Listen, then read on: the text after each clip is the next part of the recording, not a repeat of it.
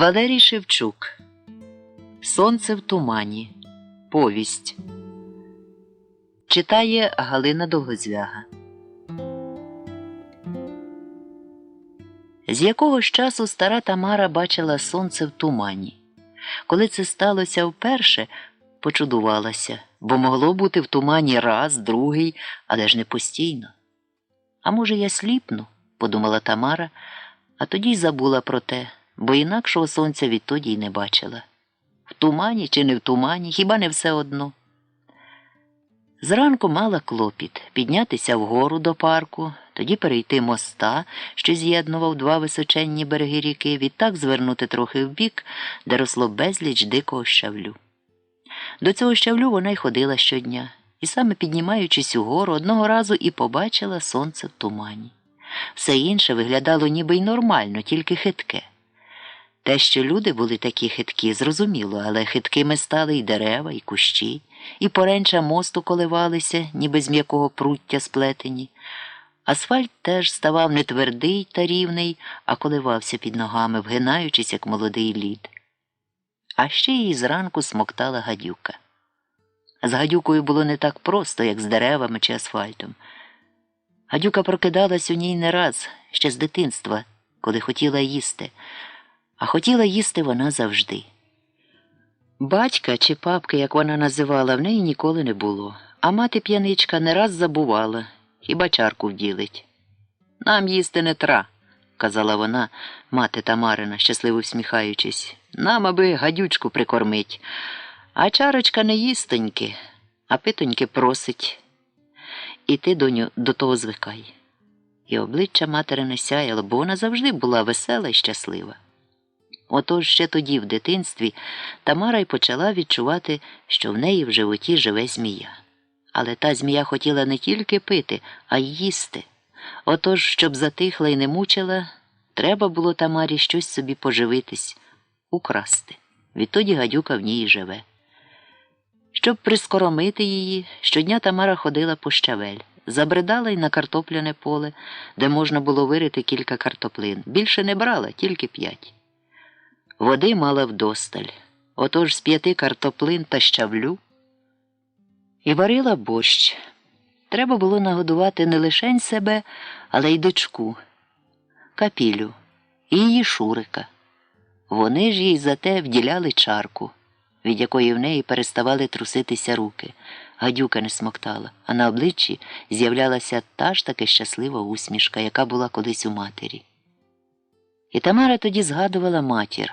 Власне, не так згадувала, як відчувала в собі, ніби мати, коли померла, зовсім і не померла, а переселилася жити до неї внутро. Часом вона думала, що змія, котра смокче її, це і є її давно померла мати. Навіть лице на собі відчувала материне. І не тільки щасливу усмішку, а й очі, і лоба, і губи. Все у ній було материне. Отаке чудне думала, підіймаючись на 5 приступок до свого ганку і несучи в руці стару, потріскану, з давно зіпсованим замком сумку, в якої ручки мали цілком стерту дермантинову плівку, а в сумці тій було щавлю на 1 борщ і 5 картоплин. Пірнула в темного коридорчика, в якому лампочка перегоріла років 10 тому і досі стриміла в патроні, але ніхто її і не гадав міняти, бо й навіщо? Тоді налапала дверну ручку і потрапила в маленьку кімнатку, де стояло залізне ліжко, якому років із 50. На тому ліжкові лежав, високо закинувши ноги на бильце, Шурик, і в роті в нього стриміла збита набік цигарка. Неподалік сиділа на низенькому ослінці Капіля. Лице мала брунатно-чорне, очі круглі і без жоднісінької віїни. Сухі, шарудяві вуста стискались у ворочок, довкола нього колом розходилися зморшки. І це тому, що від пародонтозу в Капілі випали майже всі зуби, хоч і не була вона ще така стара. Волосся мала сіре, сухе, стягнуте дозаду і зав'язане шнурком, від якого звисали 2 брудні розтріпи. Одягнена в сіру хламиду, що, здається, мало коли пралася. Хламида зсунулась із колін, тож витиналися костомаща ніг. Литки в Капілі заросли таким же сірим, як на голові, волоссям, а ноги взуті в подобу туфель, потрісканих і розбитих, але не розлізлих. О, мама прийшла, сказала Капіля байдужно. І щавельцю принесла, і 5 картошек, показав зуби Шурик. Шурик зуби мав, але стирчали вони в різнобіч і видавалося, ніби покриті пліснявою. Що б ви їли, коли б не принесла, верескливо мовила Тамара. Да, мама в нас кормилиця, сказав Шурик, випускаючи з рота дим. Хороша в нас мама. Щось зобразив? Спитала Тамара, бо ще коли ступила на першу сходинку ганочка, в ній прокинулася гадюка і почала смоктати серце. Отак приліпилася, як п'явка писком, і помаленьку пила, похлинаючись її Тамарину крівцю. Шурик дума, сказала Капіля, показуючи беззубі ясна. Не мішай йому, мама, бо в ньому мислі розбіжаться. То я варитиму борщ, мовила Тамара і почала викладати на стола щавель. Стіл нічим не покритий, фанерна поверхня збрижилася і де-не-де здіймалася горбами. Стояла тут порожня пляшка, біля якої лежав капроновий корок, побіч 3 гранчасті чарки, одна з яких надщерблена. Да, трудно стало жить, сказав Шурик, випускаючи хмарку диму. Ума не приложу, що сьогодні делать і що сьогодні придумать. Тамара сіла на другого низького ослінця, взяла ножика з майже злизаним лезом, від чого лезо мало глибоку заглибину, і почала щищати з картоплі шкірочку. Картопля ще молода. Плохо щавель миєте, мама, сказав Шурик. Вчора пісочок хрумтєл. Ситіший будеш, сказала Капіля і розтулила в усміхові рота. При цьому він виявився напрочуд широкий. Смійся, паяц, сказав Шурик. Фразу цю любив повторювати. Но как засмієшся, коли я нічого не придумаю? Коли нічого не придумаєш, нащо ти нам здався? Ошкірилася раптом Капіля, якщо можна ошкіритися, не маючи зубів. А хто тебе тоді шурувать буде? Мовив добродушно Шурик. Маму свою шуруй, вигукнула Капіля. Постіснявся б. Не сваріться, сказала Тамара, обчищаючи шкірку з картоплі. Жили до цього, поживем і дальше. Времена пошли херові, сказав Шурик. Усьо на мільйони. Ума не приложу, де такі мільйони достать? А ти не тріпайся, а думай, мирніше сказала Капіля. Шурик придумає, сказала Тамара, він у тебе вумний. Може, на роботу десь устроїться. Що ви такое говорите, мама? Обурено сів на ліжкові Шурик. Це щоб я вкалував? Знаєте, я вже вкалував. А що заробив? Нє, вже вкалувати не пойду. Ви ж знаєте, що в мене больні ноги. Язик у тебе больний, незворушно сказала Капіля. Не придумаєш, то катись до своєї мамочки. Щось сьогодні, Лілечка, ти словно з цепа спустилась, сказав Шурик. Хороша вона женщина, а іноді невозможно жить. Только мисля подойдет, а вона мені мозги чистить. Ти, Лілечка, лучше успокойся. Не чіпай його, доцю, репливо озвалася Тамара. Хай думає. Капіля засопла, але нічого не сказала. Я, мама, чоловік умственного труда, все ще не міг заспокоїтися Шурик. Разві, мама, мало ви моїх по 100 грам випили? Що випили, витекло, сказала Капіля. Ти про сьогодні думай. Тоді не мішайте, наказав Шурик. Создайте условия для умственного труда. Не чіпай його, доню, репливо сказала Тамара. Вода є? Принесла, відповіла Капіля. Може, скочу до Людки чи до Вальки? Ну, скочиш. Ну, позичиш іще раз, невдоволено озвався Шурик. Тут треба щось особенне придумать. Я вже почти придумав. Так Лілечка своїми придирками мислі мені розігнала. Капіля блиснула блискавкою з-під безвіїх повік, але промовчала. Тамара налила у миску води і почала мити щавель. Викладала його просто на фанеру стола, від зелені розтікалися тонкі, здавалося, також зелені потічки. Тут таки на столі почала краяти щавель. Неакуратна би, мама, хоч я вас і уважаю, сказав Шурик. Разві у вас дощечки нема, що на столі режете? Ю, здивувалася Тамара, та я ж сіда на столі різала.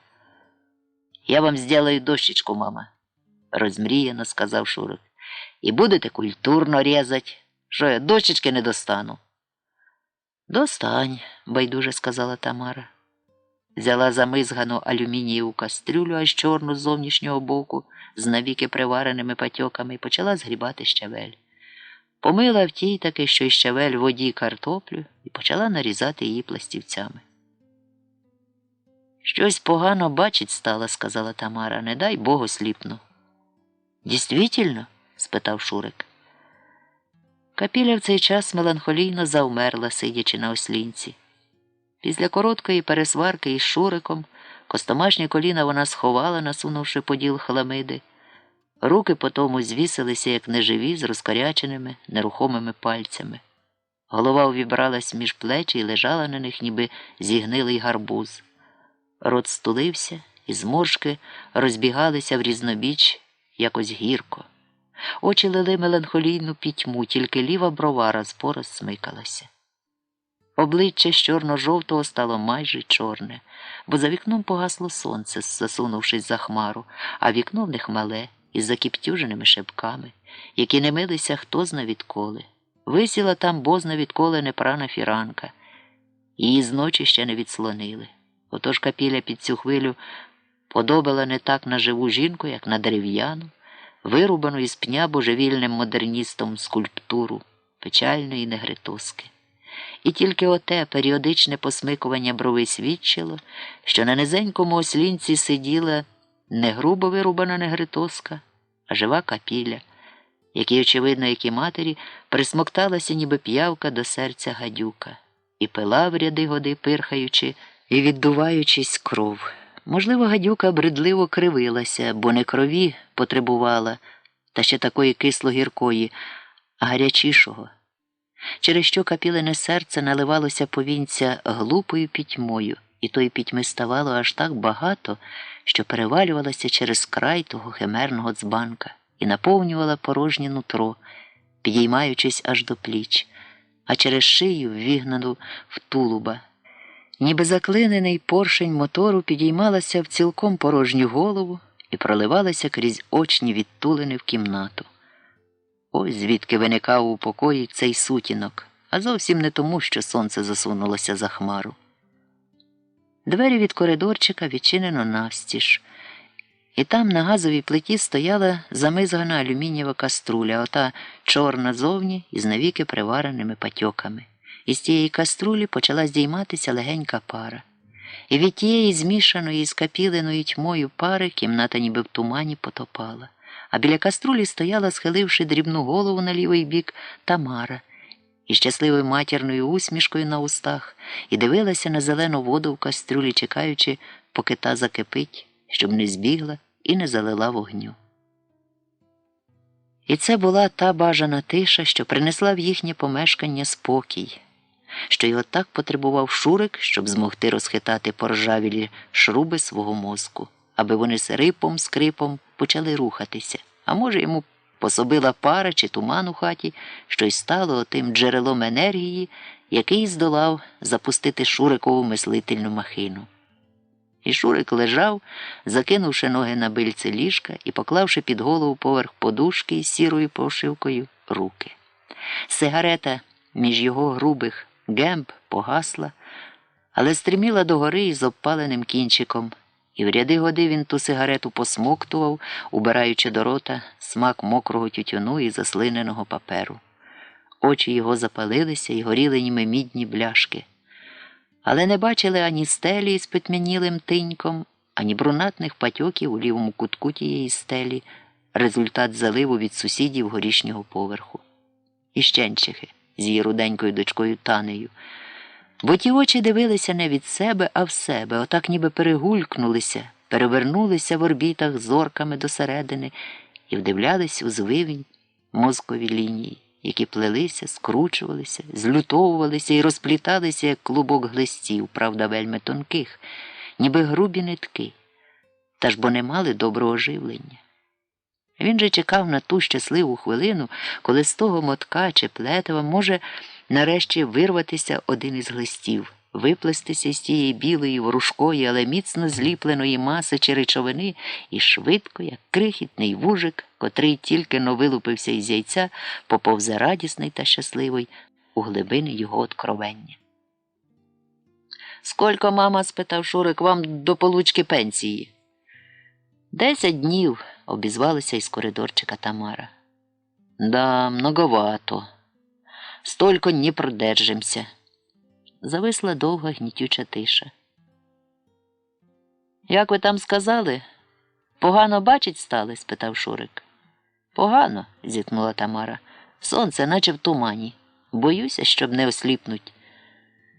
Так это ж хорошо, мама, вийняв руки з-під голови і радісно ошкірився Шурик. Що ти мелеш? Ошкірилася до нього Капіля. Це хорошо, що мама осліпне. Не перебивай мені мислі, сказав Шурик. Дай-но прикурить. Знову заклав руки під голову і повернув сигарету в бік Капілі. Сам не закуриш. Спічки кончились, ділай, що тобі кажуть. Мисля заработала. Мам, кинь сюди спічки, сказала Капіля. Тамара кинула сірники,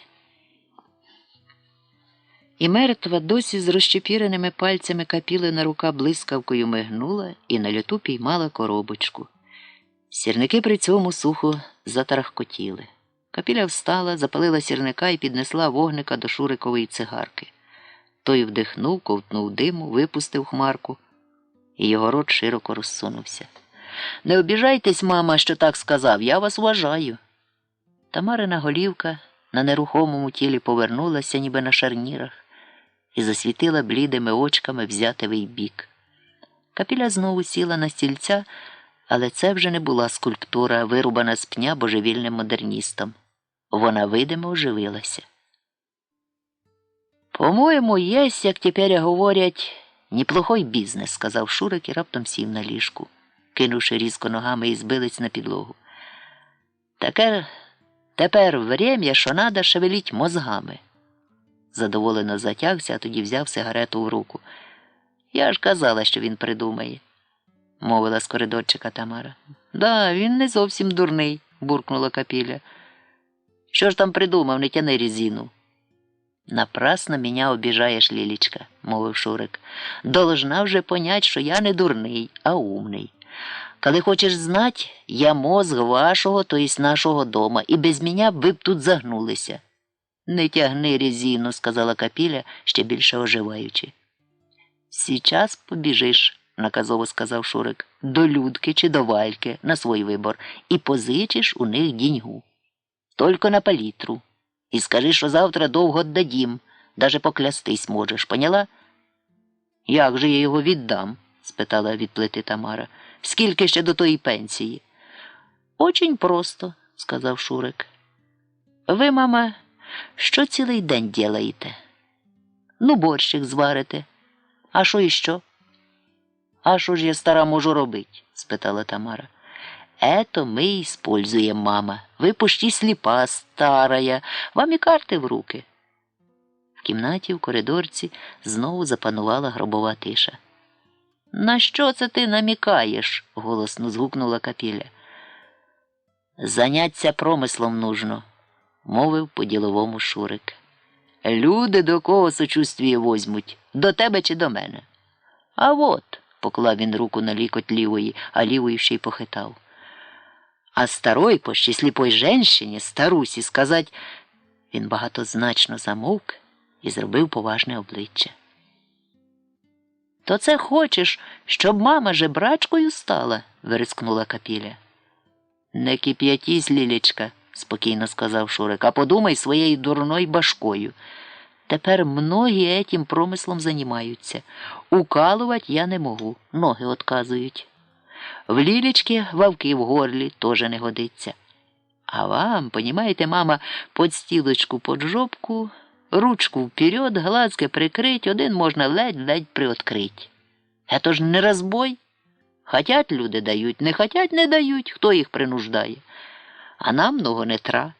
На палітру в день. Сума невелика. Чи хотіте, щоб я на розбой пішов, кури крав, як Свинціцький? Не, на розбой я не піду, коли можна головою поработать. Думайте, это ж бізнес, многі тепер так делають. Времена тяжолі, міліція таких не трогає, ніякої опасності і палітра в кармані. І знову зависла в коридорчику та кімнаті гробова тиша. Капіля звузила очі, як розлючена кішка, і дивилася на Шурика пронизливо. Той же широко всміхався, потягуючи дим із майже допаленої сигарети. Тамара кинула оком на каструлю, там вирувала зелена юшка, викидаючи догори білі пластівці картоплі. Прикрутила газ. «Я не позволю гнать маму на жебри», – знову верескнула Капіля. «Лілечка, тебе голосно кричать вредно, вавки в горлі заболять», – ніжно сказав Шурик. Тамара йшла з коридорчика в кімнату маленькими крочками, ледь-ледь пересуваючи не так капцями, як підрями. «То ти оце кажеш?» – несміливо почала вона і стала. «Ну да, мама, ви женщина пожила і плохо видите», – приязно сказав Шурик. «І кажеш, можна зібрати на палітру?» – спитала тихо Тамара. «Даже больше», – мовив Шурик. «А чого так кажу, знаєте Зіньку?» «Хто ж її не знає», – сказала втомлено Капіля. «Ну так я став з нею вчора поразговарювати», – мовив Шурик. «І говорить, є в неї, каже, знакома. Жить, говорить, нема за що. Ну, говорить, попробую. Не то, що, каже, навсігда попробувати. И мама тоже попробовать може. Нет так нет. На нет суда нет. Я не принуждаю. Боже сохрани. Всегда уважав і уважать буду маму. І знаєте, скільки собрала в день? Скільки? В один голос спитали мати з дочкою. 10 лімонів. А тепер вона на постоянний, так сказать. 10 лімонів? Спитала жадібно Капіля. Пусть мама попробує. По великосвітському всміхнувся Шурик. Нет так нет, на нет кажу сюда, кажу нет. То як, доню? Несміливо озвалася Тамара. Не знаю, мам, сердито сказала Капіля. Тобі просить, то сама й рішай. Тоді Тамара сіла на низького ослінця і заплакала. Не знаю, що його й робить, мовила, втираючи очі. А може, спробувати? Тобі просить, то сама й рішай, сердито повторила Капіля і відвернулася. Ви у мене вумнічки обоє, сказав тепло усміхаючись Шурик. Поэтому я вас і люблю, так сказать. Особенно ви у нас замечательна мама. Та й Лілечка неплоха, так сказать, дійсно. Капіля двинула виконувати Шурикове повеління. Коли був такий діловий та активний, їй приємно було його слухатися. Окрім того, допікала гадюка, яку конче треба було заспокоїти.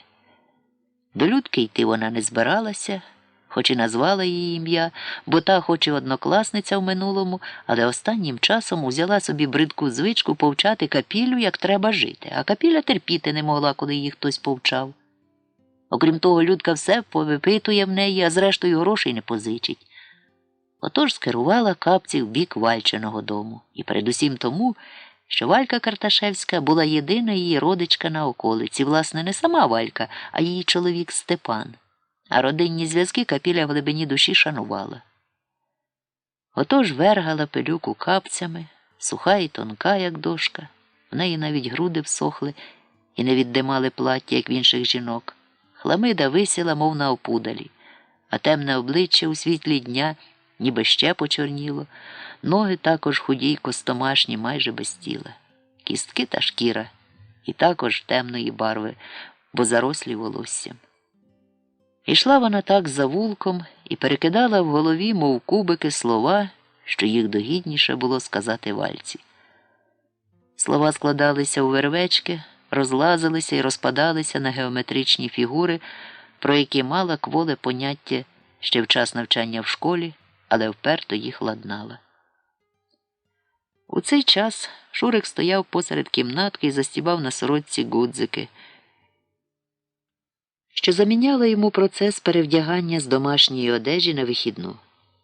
«Кудись ідеш?» – спитала Тамара, стоячи біля каструлі, в якій варився борщ, і пильно дивлячись, як бурунить зелена вода. «Да, мама», – енергійно сказав Шурик. «Когда будем только лежать, чорта лисого чого доб'єшся». «Що ж ти хочеш добитися?» – сумирно спитала Тамара. «Кое-какие вещи для вас устроить, мама», – сказав Шурик. инструкции, как себя вести. Потом, а сейчас піду на розвідку. Що ж ти розвідувати хочеш? Сумирно спитала Тамара. Место нужно вам подискать, мовив Шурик, і рекетьора порядочного. Якого ще лекетьора? Щудувалася Тамара. Не лекетьора, а рекетьора, поняли, мама? Поправив Шурик. Чи ви хотіте, щоб вам деньги забрали, а ще й духа дали? Що це ти таке кажеш? Скрикнула, майже верескнула Тамара. Везде, мама, є свій порядок, поважно мовив Шурик.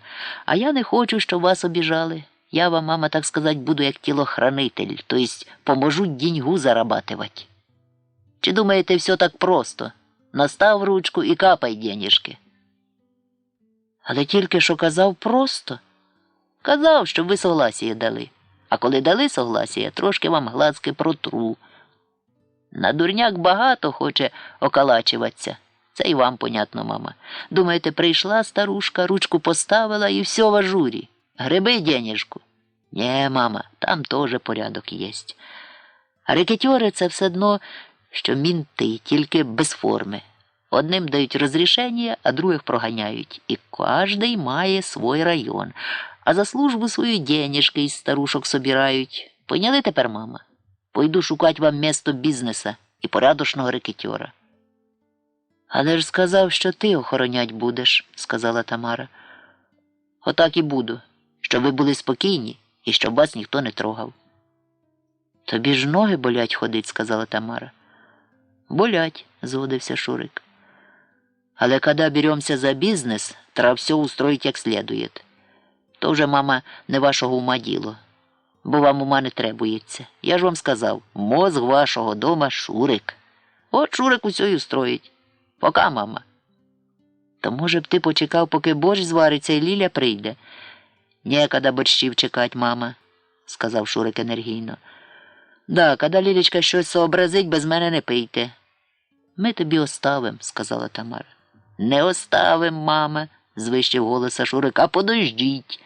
Вместе отпразднуємо начало нашого нового бізнеса, поняли? Не знаю, сказала невпевнено Тамара, чи ж витримаємо. Так воно в душі смокче. Я довго не буду, пообіцяв Шурик.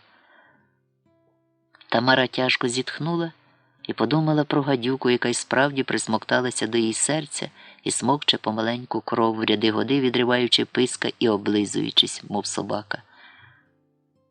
Не барись, сказала скрушно, бо коли Ліля, сам знаєш. Да, женщини слабий сосуд, сказав Шурик і двигнув якось дивно переступаючи. Застоялись мої ножки і не несуть, но ми їх разомнем. Капіля ж у цей час підступала до Вальчиного обійстя, так і не встигши збудувати жодної споруди в голові. Подумала, коли Валька сидить на ослінці серед двору біля заростей жоржин, які ще не цвіли, але вже вигнались угору, вона добріша, бо милується на власні жоржини, і тоді в неї душа м'якне. І треба ще, подумала Капіля, щоб була сама. Бо коли плеще язиком із котроюсь із сусідок, то діло не вигорить. У такі хвилини із Валькою ліпше ділових розмов не провадити. Це вже знає із досвіду. Тому вона зупинилася і, ставши навшпиньки, зазирнула у двір. Чи не стримить з-поміж нерозквітлих іще жоржин Вальчина голова? Голова стриміла, ніби одна із жоржин розцвіла, кругла така, як м'яч чи кавун, з роздутими від товщу щоками і з погідно заокругленим підгарлом. Зверху на тій дивній квітці, чи м'ячі, чи кавуні, було трошки волосся, так щільно притуленого до голови, ніби воно приклеєне посередині ж, розділене рівнесеньким проділом. Валька таки була сама, і Капіля наповнилася сподівань. «О, Ліля!» – сказала голова квітка, чи м'яч, чи кавун. «Чого це ти стала і не заходиш?» «Не хочу мішать», – сказала скромно Капіля. «А в чому мішать?» – сказала голова. «Вже попрала і віддихаю. Такі хороші в мене сей год горгинії, розцвітуть, красота буде». «Да, в тебе вони красиві, ні в кого таких красивих нема», – підхлібила Капіля, підступаючи ближче. «Сей год у мене пара нових. Вікторія Вікторівна дала. Як же це вона їх назвала?» Ну, Вікторії Вікторовни не такі красиві горгині, як твої. Це ще як сказать, скромно потупилася Валька. А що твої вавки в горлі? Болять, підступила ближче Капіля. Тепер бачила. Валька сидить на ослінці. Величезний живіт сягає коліни, майже прикриває їх, і вся вона нагадує кулю, посаджену на тонкі дерев'яні ніжки, побіч яких, мов стовпи, величезні, обв'язані бинтами ноги. А в мене ноги болять, поскаржилася Валька. Так болять, що спасу нема. Що тобі кажуть врачі? Мовила Капіля, що вони знають чи понімають? Коли припечуть і вавки водкою, то легше, а нема припекти, хоч на стіну лізь. І де вона взялася, ця халєра? Біду не кличуть. По-моєму, ти ще більше схудла. Тоді Капіля зважилася на ризикованого крока, тобто вирішила пожартувати. Це коли б Валь нас обох склеїть, а тоді розрізать, то було б якраз. І показала беззубі ясна. Дійствительно, сказала Валька і захихикала. Її могутнє тіло при цьому заколивалося, струшуючи товщ. Ти скажеш. Як там мати? Каже, їй сонце в тумані. Щось з глазами, навірно. Та воно й справді часто теперечки в тумані, мовила Валька. Тільки сонце їй у тумані. Ну да, все друге, каже, нормально бачить. То від старості, авторитетно сказала Валька. А під мухою не була? Не було з чого. Каже, коли б ковтнула, то воно, може б, той туман і пропав. Дійствительно, сказала Валька і знову захихикала, струшуючи товщем. А як там Шурик? З ногами погано, ходить як перебитий, але нічого, водку п'є. Ну, коли водку п'є, то півбіди. А на роботу не думає устраюватися? Спитала строго Валька. Момент був небезпечний. Капіля миттю відчула, як підводний риф для корабля чи скелі. Рветься, сказала серйозно. Що я, каже, буду у вас нахлєбніком, але куди йому на роботу з його ногами? Капіля зробила паузу, оглядаючи Вальчиного квітника. Замічательні в тебе квіти. Да, хороші, сказала розм'якше Валька. Цвіти я люблю, отак сядеш, дивишся, і на душі хорошо. Сходи на Лілю кухню, там на столі мисочка з кислою капустою. Мисочку потім принесеш. Конечно, принесу, мовила Капіля, рушаючи до коридорця. Чекай. Ой, у мене духа заклало. Валька витягла з величезної кишені не менш гігантського халата пластмасового пістолетика-інгалятора, приклала до рота й натисла. З пістолетика фуркнуло, і Валька перевела подиха. Там на кухні у мисці стара картопля. Вже трохи прив'яла, але, може, забереш? Чого ж, заберу, сказала Капіля. В пузі розморщиться.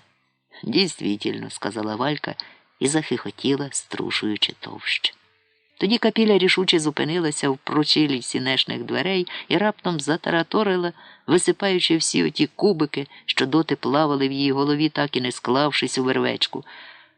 Хочу в тебе попросить, Валь, тільки нічого не думай.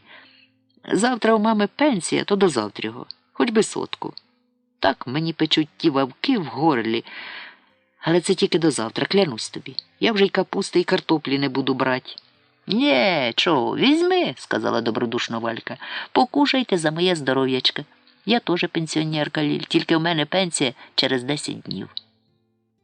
Капіля відчула, як у ній все похолонуло. Вела партію як слід, а тут спіткнулася. Виглядало, що Валька викрила її в брехні. Треба було сказати, мигнуло її в голові, що в Шурика завтра трапляється халтурка, один із варіантів вервечки, що її зв'язала в своїй голові дорогою сюди, але смикнуло ж її за язика. «Значить, не можеш?» – спитала похололими вустами. «Можу, Ліль», – заспівала солоденька Валька, «але завтра ти грошей не віддаси». «Хіба було, щоб не віддавала?» – спитала трохи жорсткіше, ніж треба було Капіля. «Не буду брехать, віддавала», – так само солодко сказала Валька, «але не тоді, коли обіцяла, а до пенсії ще траду тягти». «Хочеш, побожусь», – рішуче мовила Капіля. «Але ж ти в Бога не віриш, Ліль», – сказала Валька. «Це коли б Вікторія Вікторівна побожилася. А ти сама сказала, показилися тепер з тим Богом». «Коли не принесу завтра, ще жорсткіше проказала Капіля. Не даси більше ніколи ні копійки. Де вже ті копійки? Зітхнула Валька. Теперечки тисячі та мільйони. Не даси ані купона, поправилася Капіля. Мені позичити не жалко, знову зітхнула Валька, але завтра не принесеш, а до пенсії 10 днів. Шурик халтурку одну робить, мовила трохи помнявшись Капіля. Яку і в кого? Швидко спитала Валька. Капіля знову похолола. Добре знала, що в цей дворик і до цих жоржин сходяться кумасі з усієї вулиці. Отже Валька миттю перевірить, чи робив якусь халтурку Шурик. Не на нашій вулиці, сказала роблено спокійно. Ганок в одного фраєра завалився. Клянуся, завтра під вечір гроші тобі принесу.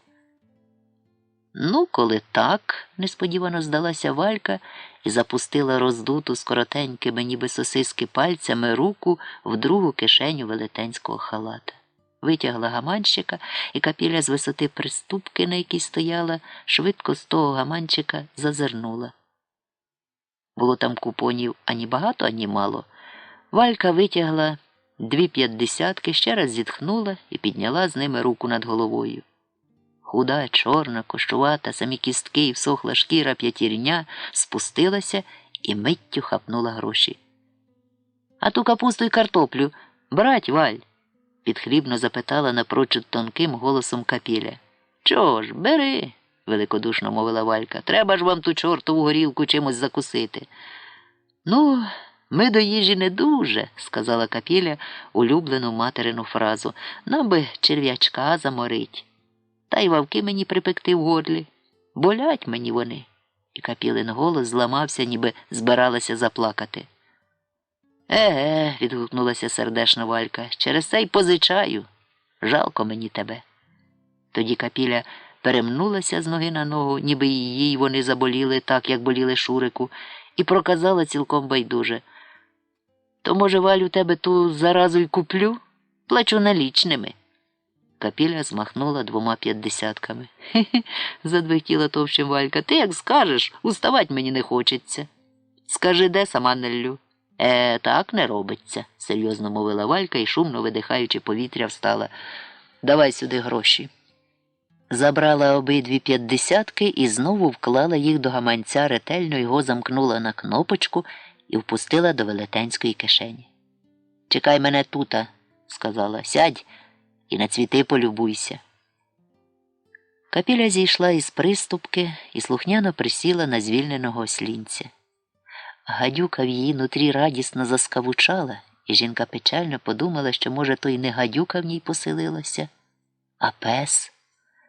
Більше схоже, що пес.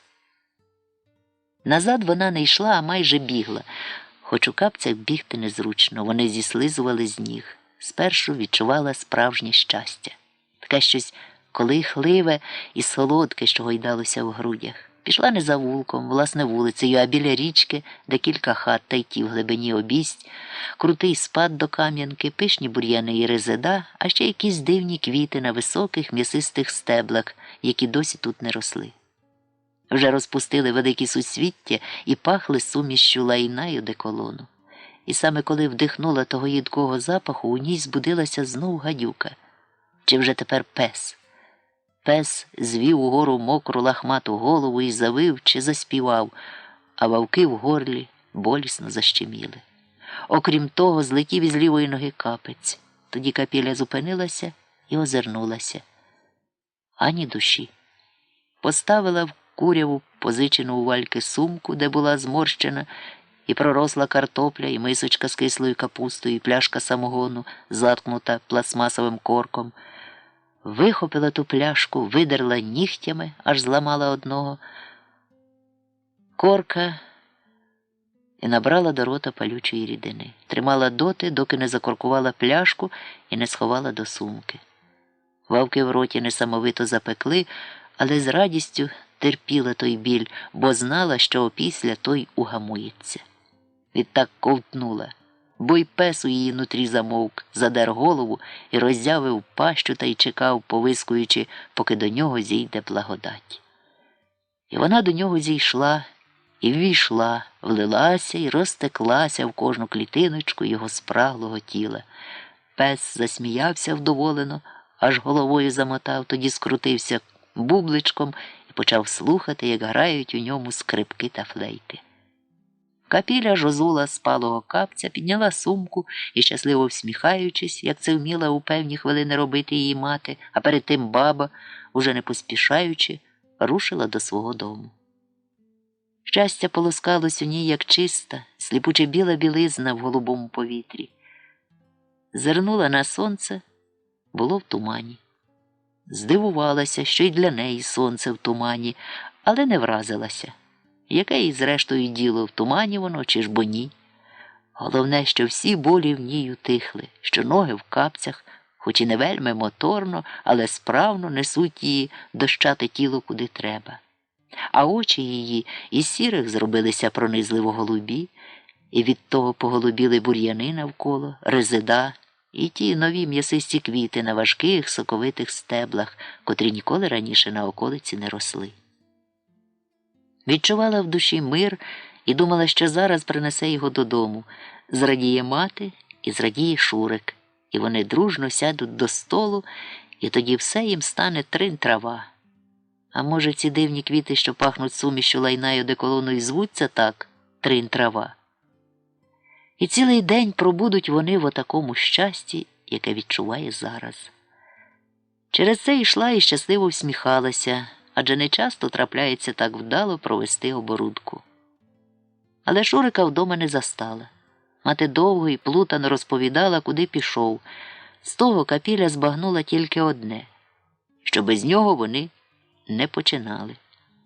Зрештою, мати безсила впоратися із словами, яких ніяк не могла зв'язати докупи, замовкла, бо погляд її прикипів до сумки, яку Капіля поставила на підлогу. «Що принесла?» – видихнула з величезним зацікавленням. «І не тільки водки, мам, а капусти і картошки», – щасливо проголосила Капіля. «А що, справді будемо його чекати?» – несміливо спитала Тамара. «Я вже ковтнула», – призналася Капіля. «Вовки дуже пекли». «То, може, і я ковтну?» – спитала Тамара. «Щось мені очі погано бачать». «Чого ж, ковтни, мам», – великодушно згодилася Капіля. «А Шурик не буде на нас кричать?» «Буде», – легковажно мовила Капіля. «То й що? Ми йому оставимо». «А він не вижене нас із хати?» – спитала обережненько Тамара. «Ну, вже ні, хата не його, а наша», – легковажно мовила Капіля. «А може, він биться почне?» «Він, як п'яний, часом б'ється, тверезий ні».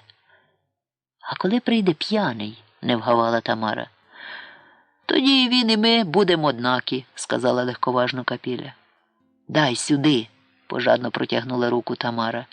Схопила кощавими, тремтливими пальцями пляшку і приклала до сухих вуст. Пила з якимсь дивним гелготом і придихом. Та й не дивно, адже це у неї сиділа внутрі гадина і крутилася, металася, билася об стінки, вимагаючи поживи. «Ти ж вижлуктиш усе, мам, дай!» – вирискнула Капіля, не зважаючи на ранки в горлі. Вихопила пляшку в матері і вчинила це вчасно, бо мати випила рівно третину. Капіля допила третину свою і рішуче заткнула корка. «Це Шурику». «Ну да», – покірливо сказала Тамара, очі в неї поступово сивіли. «Я ж казала, йому оставимо». «Ми йому й оставили, і хай йде в жопу». І вона засміялася, хитро похитуючи маленькою, майже висушеною голівкою. Шурик прийшов додому, коли вони міцно спали. Капіля на ліжку, а Тамара на дитячій розкладатці, бо вона й раніше дрібненька, з часом усохлася. Була Тамарі саме враз. Капіля лежала навзнак, долішня щелепа її відвалилася, рот розтулився, але залишався стягнений зморшками, як куряче гузно, правда розтулене. Із того гузна виривався хрепіт, клекіт та стогони. Тамара ж лежала на розкладатці, згорнена бубличком, тиха, ніби мертва, за тими звуками, що їх видавала Капіля, і дихання їй не було чутно. Шурик уступив у хату з усмішкою совєтського воїна, переможця над фашистами. Але та усмішка відразу ж погасла, власне, почала в'янути, зникати і стиратися. А оскільки ще в хату із коридорчика не ввійшов, то спершу підняв покришку на майже чорній із запеченими патьоками каструлі. Борщ був не чіпаний. Другий, що учинив, кинув оком на стола і побачив там пляшку, наповнену рівно на третину. Тоді він і закричав: «Ви що, стерви, пілі водку без мене? Я ж сказав почекать!» На той крик Капіля, ніби лялька в театрі, смикнулася і сіла прямо на ліжку. Рот у неї так і залишився відтулений, а до того ще й широко роздерлися очі. Тамара ж від того крику ані рухнулася, продовжувала лежати, наче мертва. «Чого верещиш?» – нарешті сказала, трохи прочумавшись, Капіля. «Ми твоє лишили». «Лишили, лишили!» – скрикнув Шурик. «Ви мене скоро жизні лишите. Я ж сказав, почекать». «Коли б водку достав ти, – резонно мовила Капіля, вона вже очуняла, – то й чекали б, а коли достала я, то вона й моя», – додала в Риму. «І не верещи, бо мама віддихає». «Ви мене колись угробите», – сказав розстроєно Шурик, сідаючи до столу. «Укалую, як сумасшедший, бігаю по городу з больними ногами, щоб маму красиво устроїть, а вони тут водку без мене проспивають. Буду бить тебе, Лілічка, буду бить». «Іди ти в дупу», – сказала Капіля, роздираючи в позіху беззубого рота. «Чого розкоктався? Ми тобі твоє оставили». «І борщ сожрали?» – спитав Шурик, ніби не він оце перевіряв каструлі. «Нє», – сказала Капіля, вдруге позіхаючи, – «я ще й капустки кислої принесла, й картошки». «Кого так розколола?» – вже мирніше спитав Шурик. «Людку чи Вальку?» «Людка зараз скупа стала, а на Вальку в момент упала», – мовила Капіля. Шурик відкоркував пляшку і нюхнув. Тамара при цій розмові не подала й знаку життя. «Да, самогонка Вальчина», – сказав і нюхнув удруге, затяжніше. «Как же ти її розколола?» «Пообіщала, що завтра довго віддам», – сказала Капіля, «а коли не віддам, то більше в неї не позичатиму». «Да, ти рискнула», – сказав Шурик, утретє нюхаючи самогонку, цього разу ще затяжніше. «Ну, не страшно. Завтра ти їй долг віддаси». «Та ти що?» – щудувалася Капіля. «Та вона ж лусне в доску». «Какие у тебя выражения, Лилечка», – сказав Шурик, помалесеньку наливаючи чарку гранчака. «Когда научишься культурно разговаривать?» «Лусне в доску». «Ха!» «Ага», – відгукнулася Капіля. Чарка була наповнена так, що рідина аж висіла по краях. «Розіллєш?» – стурбовано сказала Капіля. «Може, маму розбудить, хай розір'є борщ?» «Подожди зі своїм борщом», – сказав Шурик. Його обличчя наливалося світлом і ставало аж натхненне. «Хочу тобі доказати, що я не хрен з маслом». Підняв ущерть налиту чарку і повільно почав доносити її до рота. «Смотри, Лілічка, як це ділається». «Хоп!» Шурик улив горілку до рота, причому відразу ж усю, ще й так, що в роті вона не затрималася, відразу ж увійшла до горла і без булькоту там пропала. «Тобі б у цирку работать», – мовила трохи підхлібно Капіля. «Да, є то я умею», – сказав Шурик після паузи, яка була, очевидно, потрібна для того, щоб горілка допливла до шлунка. «Хорошу водку жене Валька». «По-моєму, вона туди тютюн домішує», – сказала Капіля. «Ну і хорошо, крепче получається». Випив і покурив зразу. Він розправив плечі, і його шия дивно наструнилася. «Да, неплохо», – сказав. «Може, я тебе, Лілечка, поки мама спить, трахну?» «Іди ти», – сказала Капіля, – «у тебе все одно не получиться». «Ні, я сьогодні в формі, Лілечка, бо сьогодні в нас щасливий день. Де твоя капусточка?» «В коридорці, в мисці», – сказала Капіля. «Треба буде мисочку і сумку занести». «Завтра занесеш», – сказав Шурик, устаючи і йдучи в коридорець. «З довгом». «Думаєш, і правду віддамо?» – щудувалася друга Капіля. «Конечно», – мовив Шурик, беручи мисочку з капустою в ліву руку, а пальцями правої набираючи її і несучи до рота. «Капусточка не важна», – сказав, пожувавши, – «но сойдет». «То как щодо любові, Лілечка? Мама крепко спить». Тамара й справді не подавала ознак життя. Не сопла, ані дихала, під рядниною витинався непорушний кавальчик плоті. «Допивай свою водку, а там побачимо», – сказала ліниво Капіля. «Видиш, Лілічка», – сказав, посилаючи до рота капусту пальцями Шурик, «када я доп'ю, в мене може і не вийти. Лучше я на закуску доп'ю». «Як собі хочеш», – сказала Капіля і лягла на подушку. Шурик поставив мисочку на стіл, з губ йому звисали жовтаві смужки капусти, обтер рота і знову усміхнувся усмішкою совєтського воїна, переможця над фашистом. «Мама, ви спіте?» – спитав голосно. Від Тамари не було ані хуху, ані духу. «Та вона спить», – сказала Капіля, оголюючи свої знадності. «Ти ж знаєш, коли спить, то як мертва». Шурик підійшов до ліжка і, дивлячись на Капілині знадності, почав розтібатися. «Ти, Лілечка, настоящий Кащей. Удивительно». «Яка вже є», – сказала байдужно Капіля. «Ну то що?» «Плохі діла, Лілечка». «Я ж тобі казала», – мовила спокійно Капіля. «Може, ми разом ту водку доп'ємо?» «Ну, вже нет», – сказав Шурик, застібаючись. «Ти свою трахнула». Підійшов до стола і долив усе, що лишалося.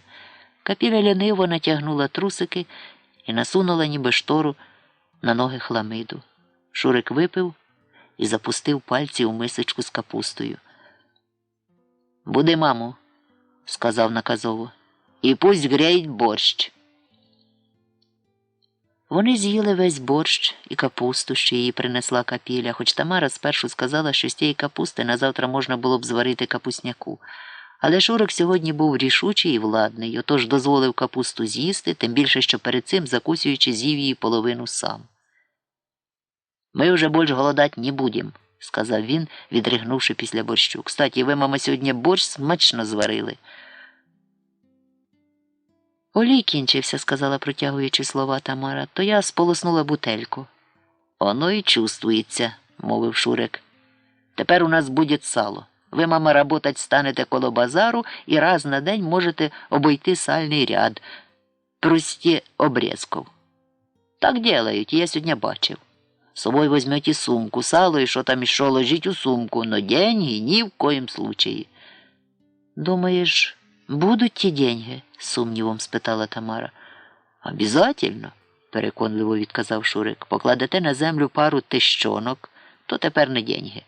А все остальное прачте за лівчик. Є у вас лівчик, мама?» Тамара подивилася на нього сторопіло. «Що ти таке стидке кажеш?» – мовила засоромлено. «На чорта мені здався той лівчик». «Тогда Лілечка вам дасть. Лілечка, даси мамі лівчика, тебе при твоїй груді он без надобності, і пришиєш мішочка. Туда в мішочок і за лівчик мама і буде класти деньги». «Було б що класти», – буркнула Тамара. «Ваше місто на ступеньках гастронома», – сказав Шурик. «Я переговорив з Мітєю одне яєчко, і він місто вам виділив». «Знаєш, Лілечка, Мітю одне яєчко?» «Це той, що в нього одне яєчко?» – наївно спитала Капіля. «Ну да, я ж кажу, Мітя одне яєчко», – мовив Шурик. «Він там на базарі начебто пірожки продають, но я то щоб глаза замазать. По-настоящему он рекетер». Сказав йому, що подихаєм з голоду, то 10 днів він розрішив без налога работать.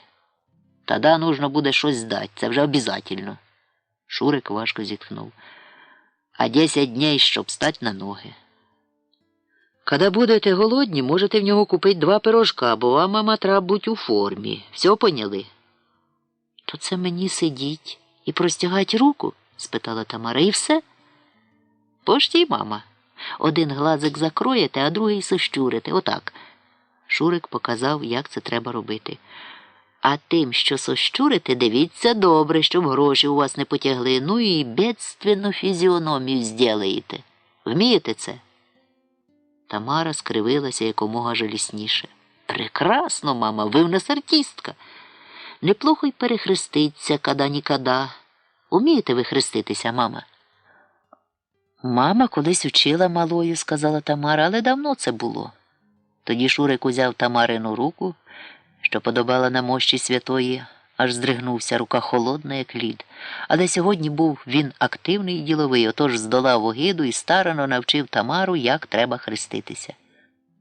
«Да, так і мама мене вчила», – радісно сказала Тамара. «Ви хороша учениця.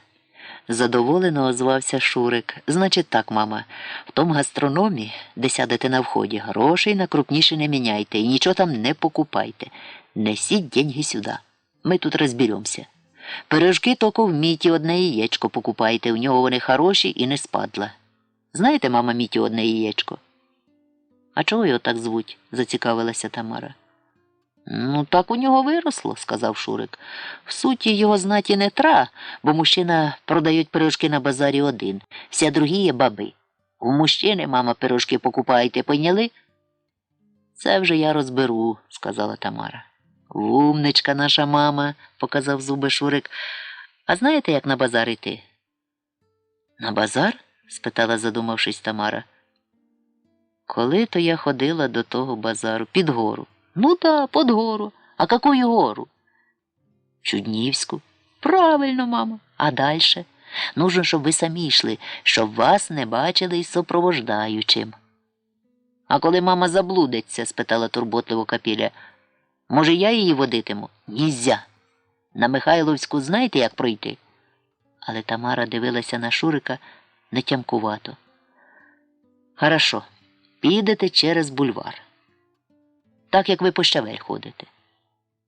І трайте через моста, зраділа Тамара, бо це була єдина дорога в місті, яку вона не забула. В обратний бок, сказав Шурик, на бульвар і прямо до трамвайної колії. То я так і раніше ходила на базар, сказала несподівано Тамара. Фу, видихнув Шурик, кажеться, дошло. А коли мамі недобре стане? Стурбовано спитала Капіля. На бульварі є лавочки, можна отдохнуть, мовив Шурик. А от трамвайної колії знаєте, як іти? Тамара знову наставила на Шурика нетямущі очі. Вліво, мама, вліво, на Московську.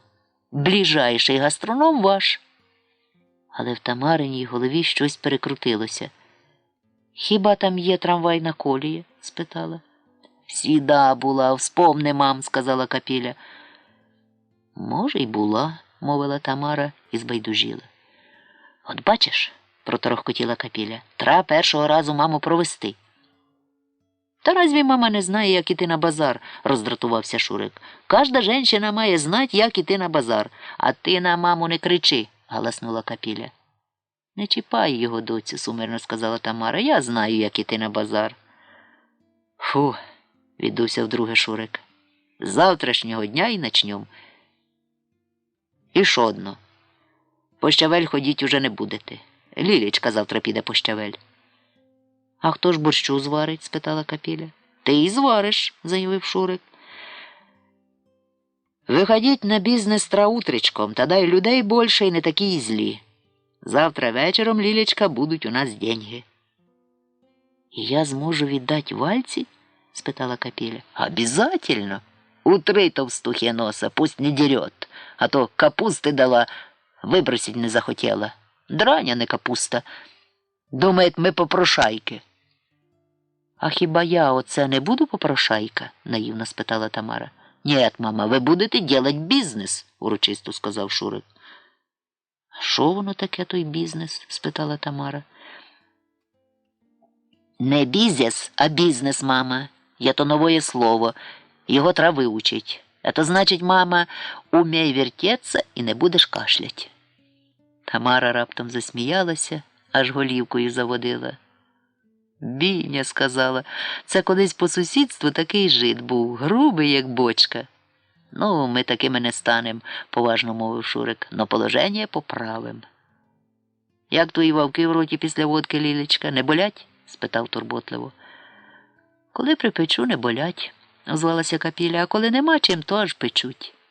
Тепер, Лілечко, майже ніжно сказав Шурик, тебе всігда буде чим вовки прополоскать. Капіля раптом розсміялася. Нє, мені цінесно глянуть завтра на Вальчину фізіономію. Біня, бурмотіла задумано Тамара, Біня чи Беня? Ні, по-моєму, Беня. Що ви там урчите, мама? Спитав Шурик. Але Тамара не відповіла, тільки похитала голівкою, розсуваючи сухі вуста. Здається, з неї ще не до кінця вивітрився хміль. Тамара встала ранесенько, як і всі старі люди, взяла сумку, в яку було всунуто під стилку, шматок старої куфайки, з вечора дбайливо вкладений Шуриком, і тихо, щоб не розбудити дочку і зятя, які любили поспати, відхилила двері до коридорчика. Двері дико зарипіли. «Уже йдете, мама?» – спитав хрипко, прокинувшись Шурик. «Та вже йду», – сказала Тамара. «Все запомніли? Не забудете?» «Не заблудите?» «Не заблужу», — сказала Тамара. «Смотрите, а то Лілечка мені голову оторвет». Його голова знову впала на подушку, на якій поруч дико гарчала у вісні капіля. Тамара вийшла на ганка, і її засліпило ранкове сонце, яке завжди на початку дня освітлювало і ганок, і вхідні двері. Було ще велике, в тумані, при тому справжньому, бо від недалечкої річки підіймалися сиві пасма. Тамара знала, що перед нею довга, як для неї, дорога, отож стала і наповнювалася сонцем, яке м'яко огріло її холодне і закоцюбле тіло, і принесло серцеві трохи тепла. Тримала в лівій руці сумку, а в правій сукувату палицю, ласкаво вирізану для неї Шуриком. Їй стало на мент світло на душі, повірила, що від сьогодні починається щось нове, адже й жила в цьому світі передусім тому, бо там у квартирі не було порожньо, а спали дочка з чоловіком, яких не знала вже, як прогодувати. І ось рушила в залитий сонцем світ, як рушала зрештою щодня, тільки тепер її шлях частково накладався на щоденний. Мала пройти береговим завулком, туди, де жили Свінціцькі, і де був пологіший вихід під гору. Вулиця ще порожня, стояла тільки біля свого обійстя ряба Надька, як це бувало також щодня, і Тамара мала ту завмерлу в ранковому серпанку постать, як межевий стовп. Дерева довкола лищали мокрим з роси листям, і Тамара наказала своїм ногам іти. Вони пішли помаленьку, ступінь за ступенем, ті ноги, ніби шруби старої заржавілої машини, які рухаються з натугою, тручись. Їй здавалося, що і в неї кістка треться об кістку і поступово стираються.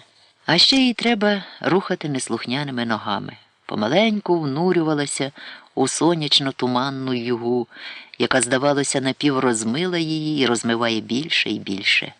Принаймні ряба Надька, котра байдуже дивилася за цим ходом, ліниво думала, що колись настане такий ранок.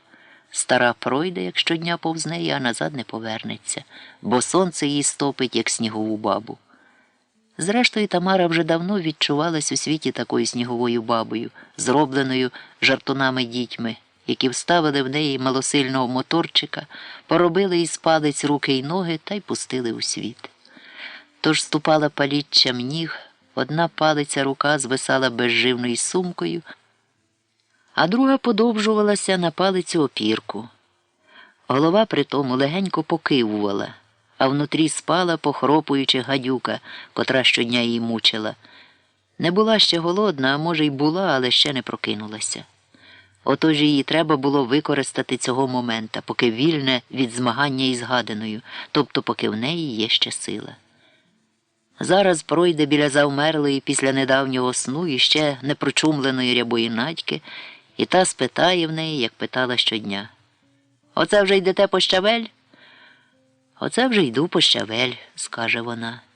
«І вам хочеться на старості літ годувати отих лоботрясів, тунеядців та п'яниць?» – спитає ряба Надька. Тоді Тамара зупиниться, ошкіриться і викине із себе гостро. «А тобі яке діло, Пащекухо? Дивись лучше в своє корито, а до мене й моїх тобі зась, не ти їх годуєш».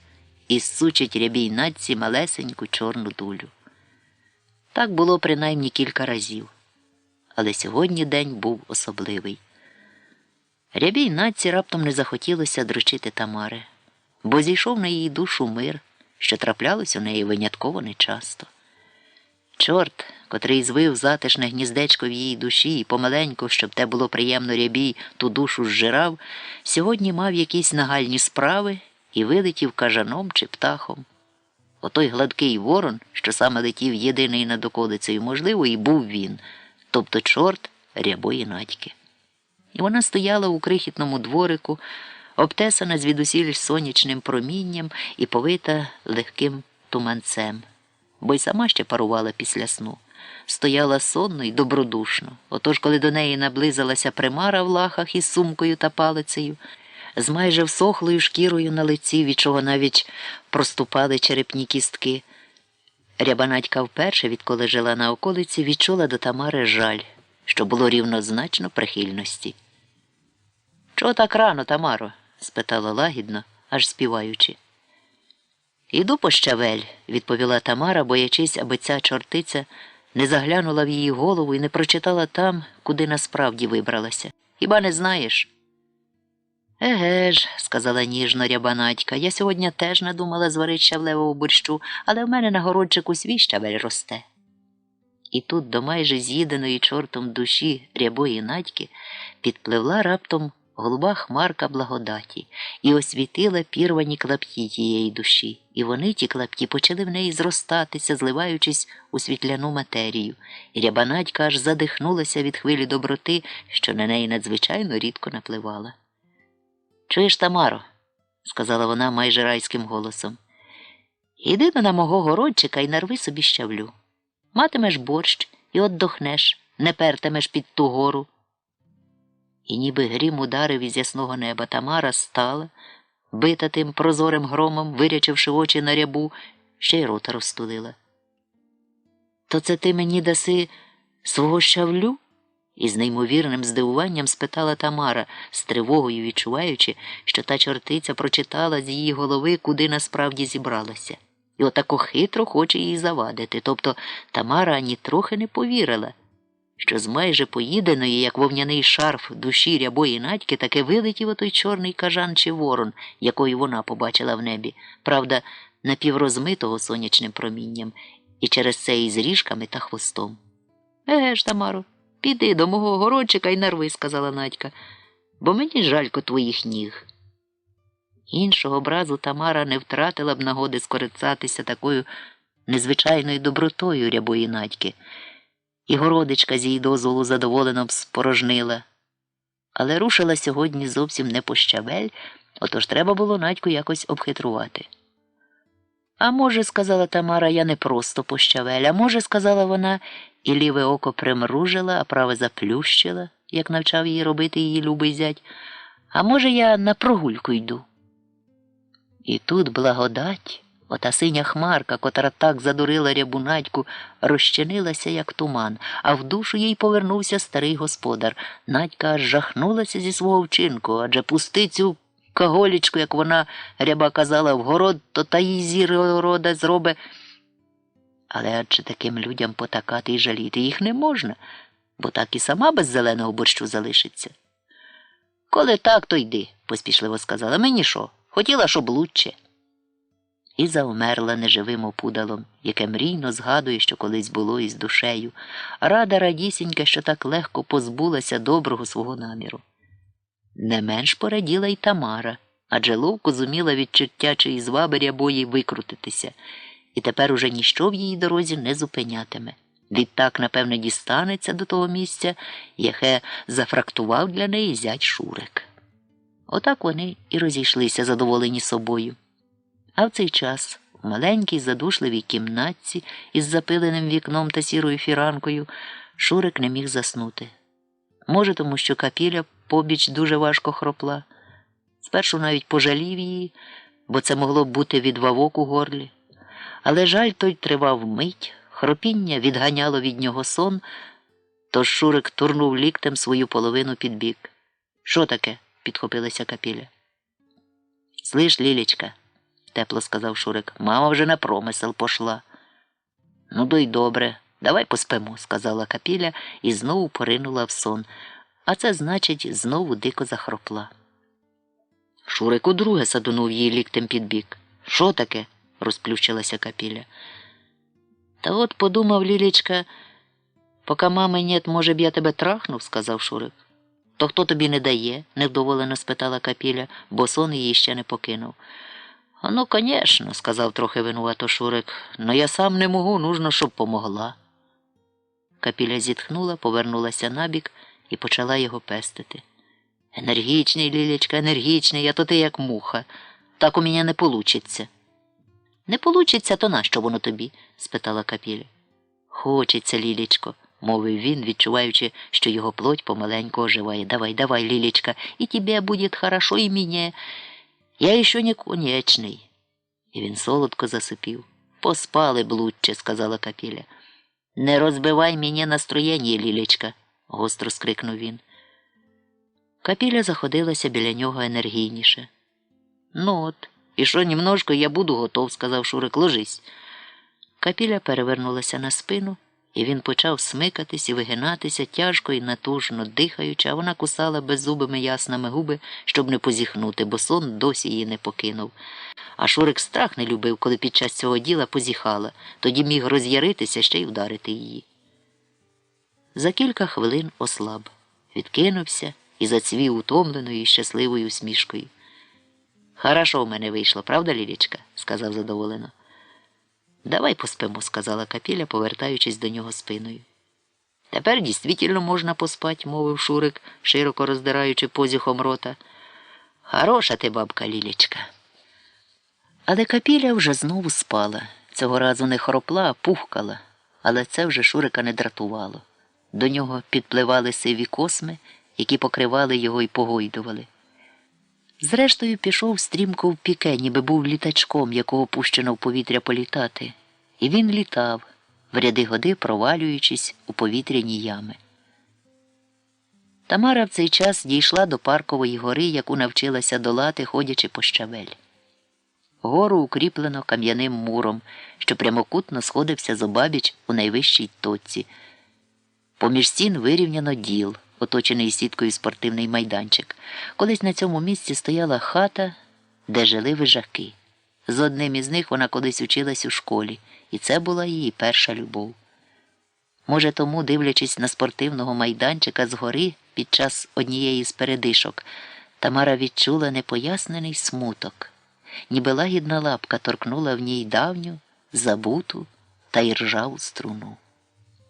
Дорога складалася з двох пологих частин, які долала без утруднень. Утруднення було, власне, одне, коли мала здолати сходи, що виводили до паркових алей. Тут Тамарі не допомагала й палиця, бо сходи круті, їй забивало при підйомі подиха й крутилася голова, тож боялася, щоб не покотитися донизу. Через це зупинялася і пильно озиралася, а коли хтось був поблизу, стояла, надчікуючи, поки перехожий піде. Коли ж хтось поблизу стояв, хоч би парочка, яка милувалася краєвидами, Тамара сідала на нижню приступку і сиділа, доки парочка зникне. І тільки коли нікого не було, опускалася на коліна і долала сходи рачки. Маршів було 2. Здолавши першого, відпочивала, а другим меншим виходила навстоячки, міцно впираючись на палицю і видибуючи на кожну приступку, де на мить зупинялася. Далі дорога йшла рівно, потім з малим підйомом, так дісталася до бульвару. На бульварі були, як казав Шурик, лавочки, і можна було трохи, пройшовши, відпочити.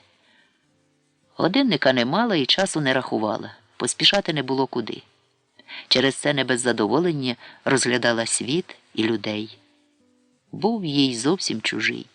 Тут уже не перестріне її жодна ряба Надька, бо нікому до неї діла, ані їй, ні до кого.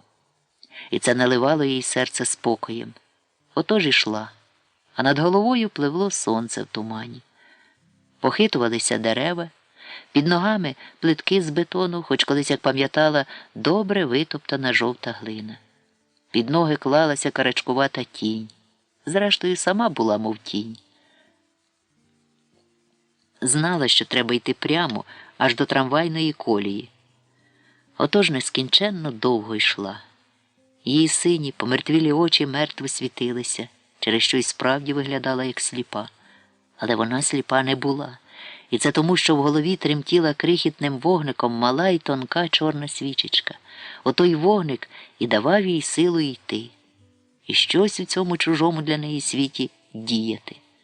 Того вогника сторожко берегла, адже твердо знала, поки має обов'язок приносити додому харч, доти тої горітиме. Через це чорна свічечка їй в голові горіла, але не стікала і не зменшувалася. Гасла тільки тоді, коли засинала. Ось чому так нечутливо і непробудно спала. Але тільки минав сон, свічечка саморушно запалювалася і горіла, поки дивилися на світ очі, бо й запалювалася від світла, що проникло до неї через ті майже мертві очі. Отож ішла та йшла, аж доки не дісталася до трамвайної колії. Тоді повернула ліворуч і побачила величезну вивіску гастроному. Підступила до його дверей. Там справді була приступка. Вийняла із сумки підстилку із старої кухвайки, простелила, сіла, заплющила праве око, а ліве примружила, як навчив її Шурик, і прохально простягла руку.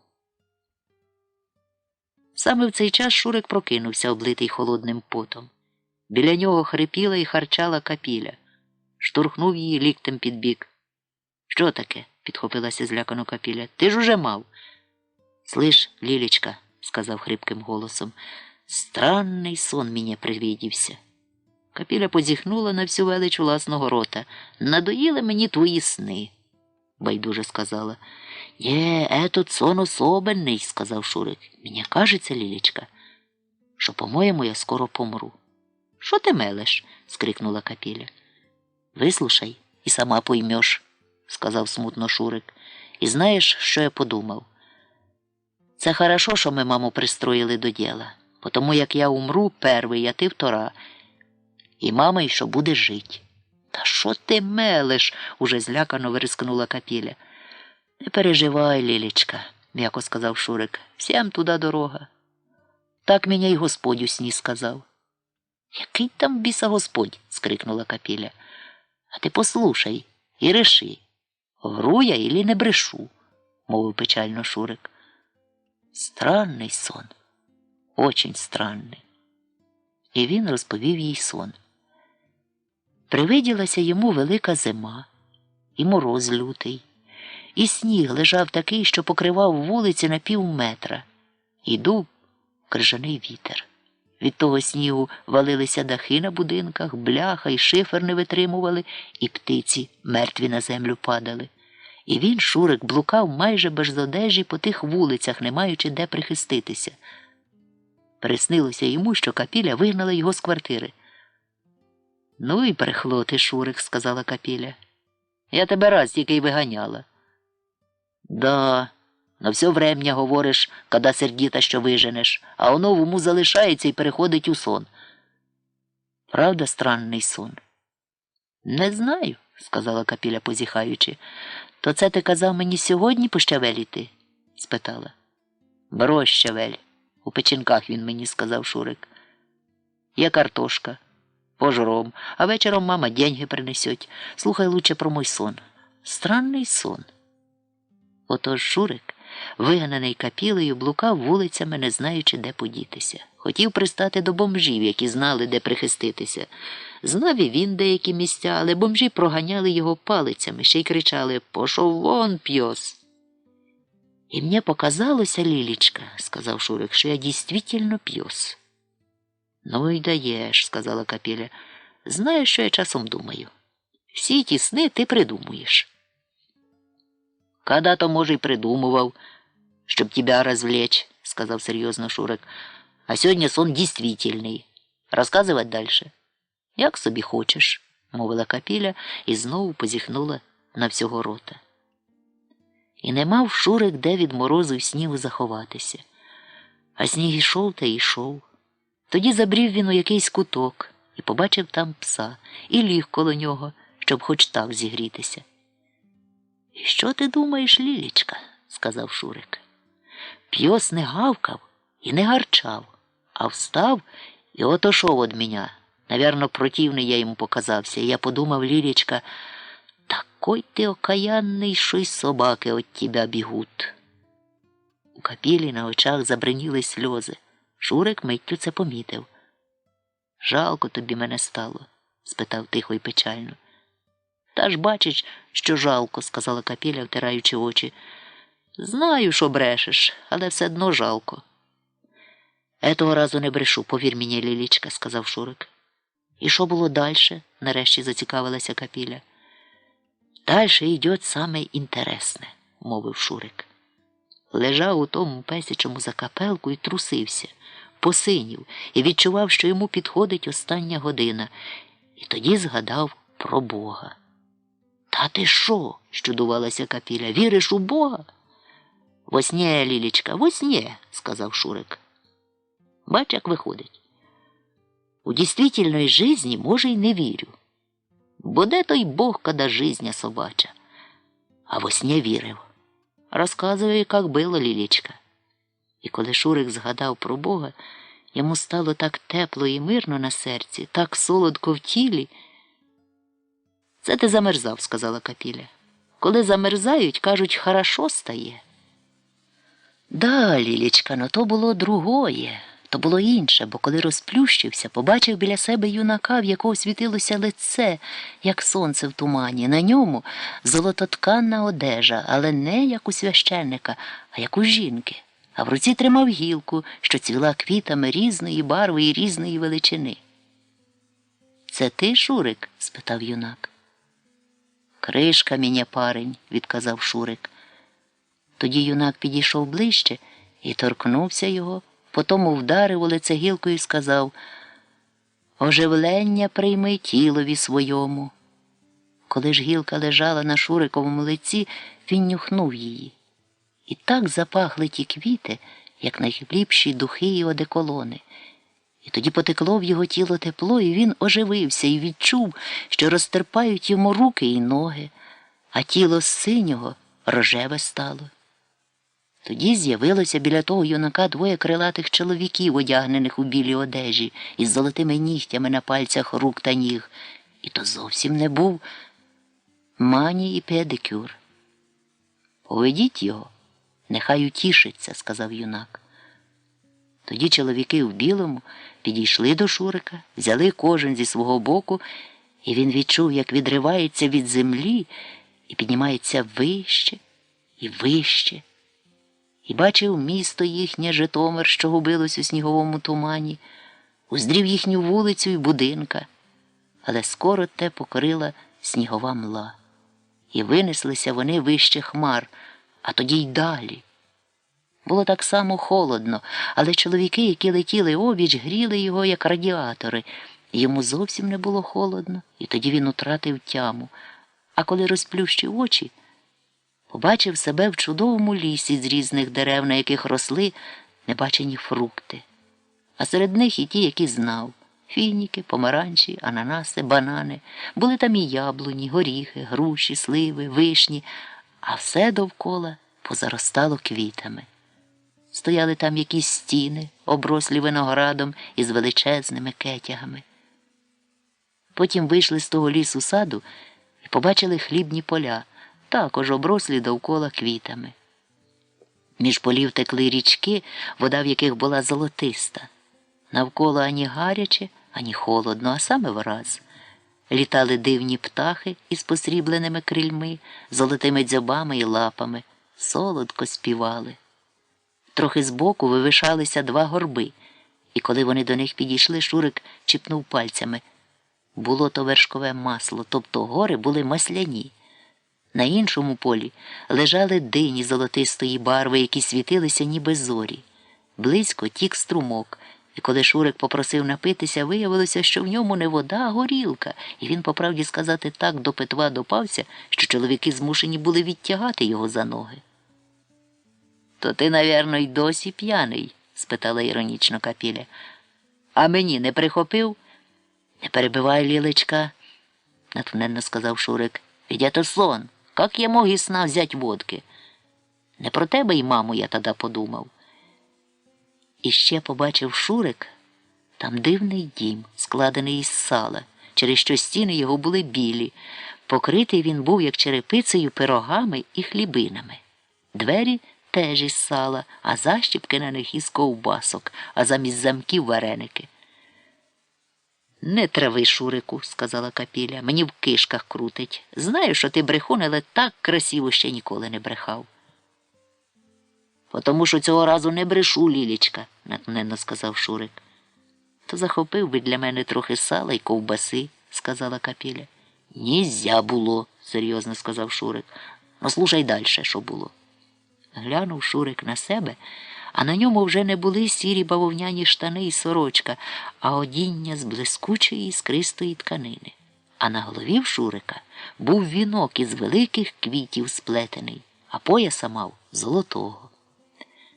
Зайшли вони ще в один гайок, і листя тут було ніби з лискучого металу зроблене, і висіли дивні плоди, і пахло ліпше, ніж французькі духи, а на кожній гілці сиділо по птаху. Один білий, другий червоний, третій зелений, четвертий синій, п'ятий жовтий, шостий пістрявий і так далі. Сиділи всі і співали людськими голосами. Аж відчув Шурик, що серце його розтоплюється в грудях. Тут також текла ріка, через яку був протягнений виноград іще більшими гронами, а вітер дихав пахом незрівнянним. І Шурик побачив великого, ніби з людського тіла зробленого, Христа. Той тягся так високо, що губився у висоті. І біля нього стояв той юнак, що збудив його гілкою з квітами. Цього разу в багряниці, а довкола Христа стояли постаті з величезними очима, які світили, ніби прожектори, і співали ту ж таки пісню, яку вели перед цим птахи. Юнак уклякнув і поцілував Христа. Тоді сказав Шурику: «Роби, як я, Шурику». І Шурик поцілував Христа. Йому здалося, що він цілує жіночу плоть, принаймні так вона пахла. «Постіснявся б, Шурик», – сказала Капіля. «Про божественне кажеш, а й там тобі баби в голові. Не мене ж ти там цілував». «Тебе, Лілечка», – віддано сказав Шурик. «Когда цілував, про тебе подумав». «От тріпач», – мовила потішена Капіля, – «бреши дальше». «Дальше ти увидиш, що не брешу», – мовив Шурик, – «бо все то как би пропало, а я как би у воздусі вишу. Ну, думаю, капець». І побачив Шурик під собою ніби морську безодню. І здалося йому, що в ту безодню падає. Але тут його підхопили руки тих таких чоловіків у білих одежах і понесли ще вище. «Не бійся», – сказали, – «належить нам ще піднятися». І дивний пломінь увійшов у Шурика. Але не опалив, тільки побачив він, що руки його і все тіло світяться дивним сяйвом. І отак летів, залитий тим світлом, і побачив якусь завісу, що блискотіла. Перед нею стояли страшні юнаки, тіло яких увесь час горіло палахкими вогниками, але не спалювало їх, а довкола безліч розставлених по цілому хмарному, блискучому від сонця полі постатей у білих одежах, але без лиць, рук та ніг. Але вони були живі, бо ворушилися. Тоді сказав Шурику юнак, котрий супроводжував його: «Як розхилиться завіса, уздриш владику Христа, поклонися престолові його». Капіля сиділа, розширивши очі і розм'якшивши беззубого рота, і вже не насміхалася над Шуриком, а зачудовано на нього зоріла. Почала раптом вірити Шуриковому сну, чи, власне, розповіді про той сон. Щось забуто дитяче прокинулось у ній, як бувало, коли слухала казки. І Шурик відчув раптом у душі небувалий трепет і невимовну радість, і заворожено дивився на завісу, чекаючи, коли та розсунеться. І тут з'явилася полум'яна рука, сама рука без тіла, яка також палахкотіла вогниками, і розсунула завісу. Тоді побачив Шурик Господа, що сидів на високому і піднесеному престолі, а кінці одежі його переповнювали храма. Ангели стояли зверху нього, по 6 крил у кожного. Двома кожен ангел закривав обличчя своє, двома покривав ноги свої, а двома літав. І погукували вони один до одного, як журавлі. Сам Господь одягнений у багряну одежу, лице ж мав присвітле, а очима позирав люб'язно на Шурика, який упав перед ним ниць.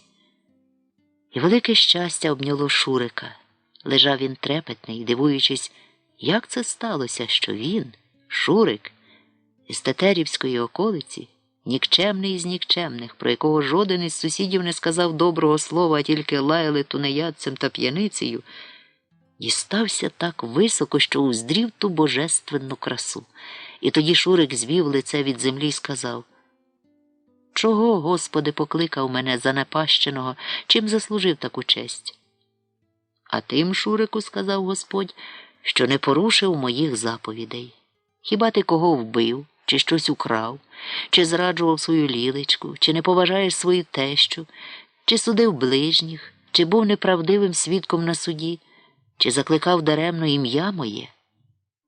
Але мене називають тунеядцем і п'яницею, Господи, – сказав Шурик. Мають мене за останнього з останніх, і ніякої користі нікому я не приніс.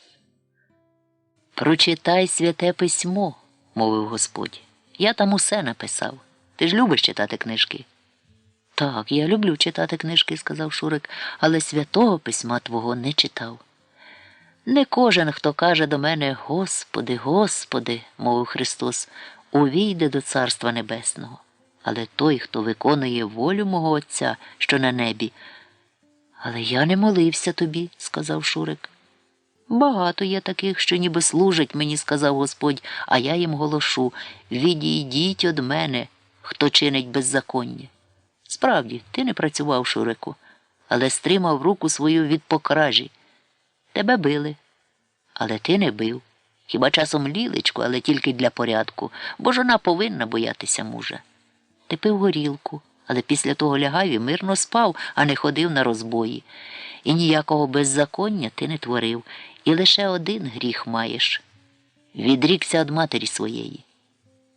Але ж нічого доброго й не творив я, Господи, – сказав Шурик, а матері я відрікся, бо не міг жити так, як це бажала вона. Коли людина не чинить лихого, вже тим вона доброносна, – сказав Господь. Чого ж покликав мене в вісні, Господи? – спитав зі сльозами в очах Шурик. Сказати, що скоро помреш, – мовив Господь.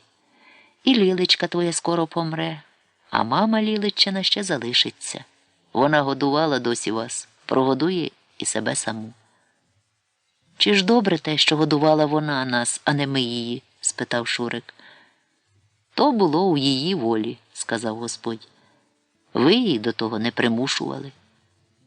І на те слово заспівали всі, котрі там стояли. І то була якась дивна пісня, що линула звідусіль, згори, знизу і з боків, покриваючи звуками все навколо, від чого серце в Шурика стало ніби віск, і розтопилось унутрі його. І Шурик там, у небі, перед престолом, заснув у сні. І йому здалося, що почав чи летіти, чи падати. Але не швидко, а ніби птах, ширяючи і знижуючись, а тоді прокинувся. Відразу з обох снів вийшовши, і побачив себе вдома на ліжкові біля своєї лілечки. І тоді йому стало страшно, і він лілечку розбудив. Капіля вражено якийсь час мовчала. «Так травиш, Шурику, – сказала нарешті, – що міг би писателем буть. Я аж заслухалася». «Я про те, когда-то думав, щоб писателем стать», – мовив не без пихи Шурик. «Но то трудне діло. Говорить-то я говорю неплохо, а писать тут, Лілечко, нужен талант». «То це ти все придумав?» – трохи розчаровано спитала Капіля. «В этот раз не, Лілечка», – сказав смутно Шурик. «Ну, може, трохи приукрасив. А коли прокинувся, мені печально стало, Лілечка. Я подумав, що дійсно скоро помру». «Не мили дурниць», – скрикнула вражено Капіля, – «бо накличеш». «Ти права, Лілечка», – мовив Шурик. «Ну, не бойся. Ми з тобою ще не одну палітру розчавим. Ми ще поживем. Бо жизнь, Лілечка, как не есть хороша, скажу тебе, штука». Капіля подивилася на Шурика запильно, а тоді розсміялася хрипко. «Чудак ти, Шурику», – мовила голосно і розверзла рота в позіху, показуючи беззубі ясна. Валька сиділа у дворику біля своїх жоржин і з нудьгою чекала, поки в їхній двір заскочить хтось із сусідок. Юшку на обід вона зварила. Сама до сусідів піти не могла, бо ноги її часом не носили останнім. Ледь-ледь дибала хатою, і найдальша дорога, яку долала, в кінець обійстя, де стояла розтріскана дощата будка нужника. Отож їй залишалося сидіти і чекати. І в тому не помилилася. Бо вулицею вже бігла до неї руденька, ще зовсім молода дівчина. Здається, перша із тих рудих, котрі почали масово на околиці плодитися, відколи з'явився там загадковий Рудько, і які перестали народжуватися, як тільки той Рудько із своїми не менш загадковими двома жінками з околиці раптово як з'явився, так і зник. Зрештою, всі інші руді були ще дітьми, а ця вже виросла. І коли б хто взявся за підрахунки, ці підрахунки свого часу зробила Людка і поділилася з ними Валькою, то виявив би, що ця перша руденька з'явилася на світ Божий ще перед тим, як Рудько поселився на околиці, принаймні років за 7. Можливо, руденька Таня, тобто та, що оце бігла зараз вулицею, стала результатом розвідувальних акцій на околиці Рудька, його першим, так би мовити, пробним каменем. І оцей перший пробний камінь здобув дивний норов. Його не цікавили молодечі забави та ігри, а більше поточні справи вулиці, отож водилася не так з ровесниками, як годилося б, а все із старшими, навіть старими жінками, тобто стала отаким собі добровільним носієм неписаних телеграм бездротового телеграфу. За цю службу їй, ясна річ, ніхто не платив, але вона віддавала їй немало енергії і діставала от того своє задоволення. Бо чого б тими вуличними справами так перейматися? Отож руденька Таня швиденько чимчикувала вулицею із розпаленим, як сонечко, лицем, із лискучими жовтими очками, із напіврозтуленими, вкритими ластовинням губенятами, і двома маленькими, як ріжки, тільки ті ріжки були не спереду, а ззаду, кісками, туго заплетеними і перев'язаними рудими поворозками. Кіски при ходічі бігу енергійно стріпувалися.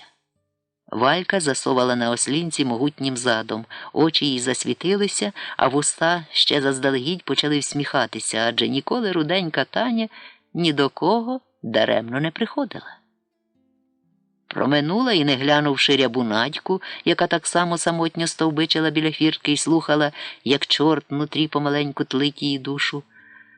Ряба розчаровано провела Таню оком, бо все-таки сподівалася, руденька зупиниться і вони перекинуться словом. Але Таня різко завернула праворуч і подалася вниз стежкою, яка могла вести тільки до Вальки. А з Валькою ряба Надька була посварена. Отож цей заворот руденької додав їй ще більшого жалю, хоч і збудив немалий інтерес. Щось у себе на хвості ота руда сорока Вальці таки, напевне, несла. Валька ж уже побачила руденьку, побачила, як та зневажила рябу Надьку, і солодка втіха ворухнулася в її просторих грудях. Водночас вона і схвилювалася, через що запустила руку в кишеню халата, витягла пістолетика-інгалятора і вдихнула випухнуті ліки. Дихати стало легше, і вона пильно стежила, як Таня збігала з гірки, потім різко завернула до Вальчиної фіртки, звичним рухом запустила до засуву руку, відчинила і метнулася, забувши зачинити, під 3 сходинки, а тоді побігла доріжкою, вимощеною Вальчиним чоловіком Степаном, просто туди, де монументально, як гора, вивищувалася на ослінці Валька. «Здрасті, тьотю», – сказала задихано Таня і змаху спинилася, ніби добре натренована конячка. Тоді повела туди-сюди голівкою з настовбурченими кісками і додала: «Красиві у вас георгіни, тьоть». «Да, красиві», – сказала Валька. «Тільки цієї весни тяжко мені було їх садить, на колінах повзала, а так і посадила». «Треба було покликати мене», – енергійно сказала руденька. «Так люблю цвіти, а в нас їх ніде садить». «Сідай на ганочку, Тань», – добродушно припросила Валька. На ганку була простелена повстина, спеціально призначена для посиденьок. «Нє, я постою», – сказала руденька. «Знаєте про вашу родичку Тамару?» «Нічого не знаю», – здивовано протягла Валька. «О, це кіно. Енергійно струснула кісками Таня. Я б, може, й не прийшла цього сказати, але це ж ваша родичка, да? Ну, така родичка, сказала Валька, 10-та вода на киселі. Це Степанова родичка. Все одно своячка, сказала Руденька. А знаєте, що вона стала жебрачкою? Та ти що? Щудувалася Валька. Ну та, сидить біля гастроному на базарі. Вже до того допилась, сказала Валька. Вона ж має пенсію. Теперечки такі пенсії, що прожить трудно, енергійно сказала Руденька, а їм ще випить трай то щодня і накормить тих лобурів, Капілю з Шуриком. Ні, ви бачили таке? Послали матір руку простягать. Це Шурик таке придумав. Капіля не хотіла, а Шурик її уговорив. А ти звідки знаєш, здивувалася Валька. Ну, у мене свої методи, я ж над ними живу. І чуєш, що вони говорять внизу? Ще більше здивувалася Валька. У мене слух хороший, тьоть. А вони хіба говорять? Вони, тьоть, кричать, не говорять. О, чого Капіля обіщала отдать гроші, сказала Валька. Позичали їй гроші? Швидко спитала Таня. 100 тисяч, сказала Валька. Казала, завтра принесе. А те завтра було вчора. Я знала, що не принесе. Вона отдасть, але не точно. Я ж їй кажу, не принесеш завтра, то єсть учора, більше не позичу. То я довольна, вчора не приходила. Теперечки можу більше не позичать. Вона не винувата, тьоть, переконано сказала Руденька. Тамара прийшла пізно. Потім вони рахували гроші і дуже кричали. Потім Капіля побігла по водку. Потім вони пили. А вони, коли п'ють, лягають спать. І були гроші? Обережно спитала Валька. А скільки ви думаєте? Хитренько примружила жовте очко Таня. Знаєш, скільки? Спитала Валька. В них була? Нє, в мене свої методи, мовила Руденька. Пошті 10 лімонів, додала урочисто. А коли сказати точно, 9 лімонів і 563 тисячі, от. Та не може бути, жахом вигукнула Валька. Та це і я стільки не маю. А вони мають, сказала урочисто і не без задоволення Таня. Чого ти стоїш, Тань, сядь, ще раз запросила Валька. Ніколи сидіти. Теперечки вона у вас грошей позичать не буде, от. Баба з воза, сказала Валька. В неї не від чому зіпсувався настрій. Нє, подумати тільки. Отако, моргнула очком Руденька. А знаєте, що вона й сала принесла? Сала? З жахом спитала Валька. Да, вижебрала по сальних рядах. Шурик ходить петухом. Тепер у нас, каже, є випіть і закусіть. Даже Капіля не така чорна на морді стала. О, щасливі люди. Ну, ти й розказала, похитала круглою головою Валька. А як же взнала, скільки нажебрала? В мене свої методи, сказала Таня. Вони так кричали, що й глухий би почув. Сварилися? Обережно підійшла Валька. Нє, з радості кричали. Везеш таким загепаним. Шурик, правда, кричав, що вони потіше і щоб суму тримали в секреті, але вони не можуть потіше. Капіля плакала з радості і казала, що їй не страшні тепер вавки в роті, бо буде чим постоянно припікати. А Шурик бахвалився, що це він таке придумав, і вони повинні його уважати, бо він їхній мозговий центр. По-моєму, не мозговий, а лайновий центр. Руденька замовкла, покліпуючи жовтими очками. Руденьке личко її при цьому сяяло, але було серйозне. Оце так сказала, заквоктала Валька, ловко сказала. Ви, тьоть, не признавайтеся, що від мене знаєте, бо вони мені устроять тяжолу жисть. А на що воно мені здалося? Ну, ти ж мене знаєш. Через те й кажу, що знаю.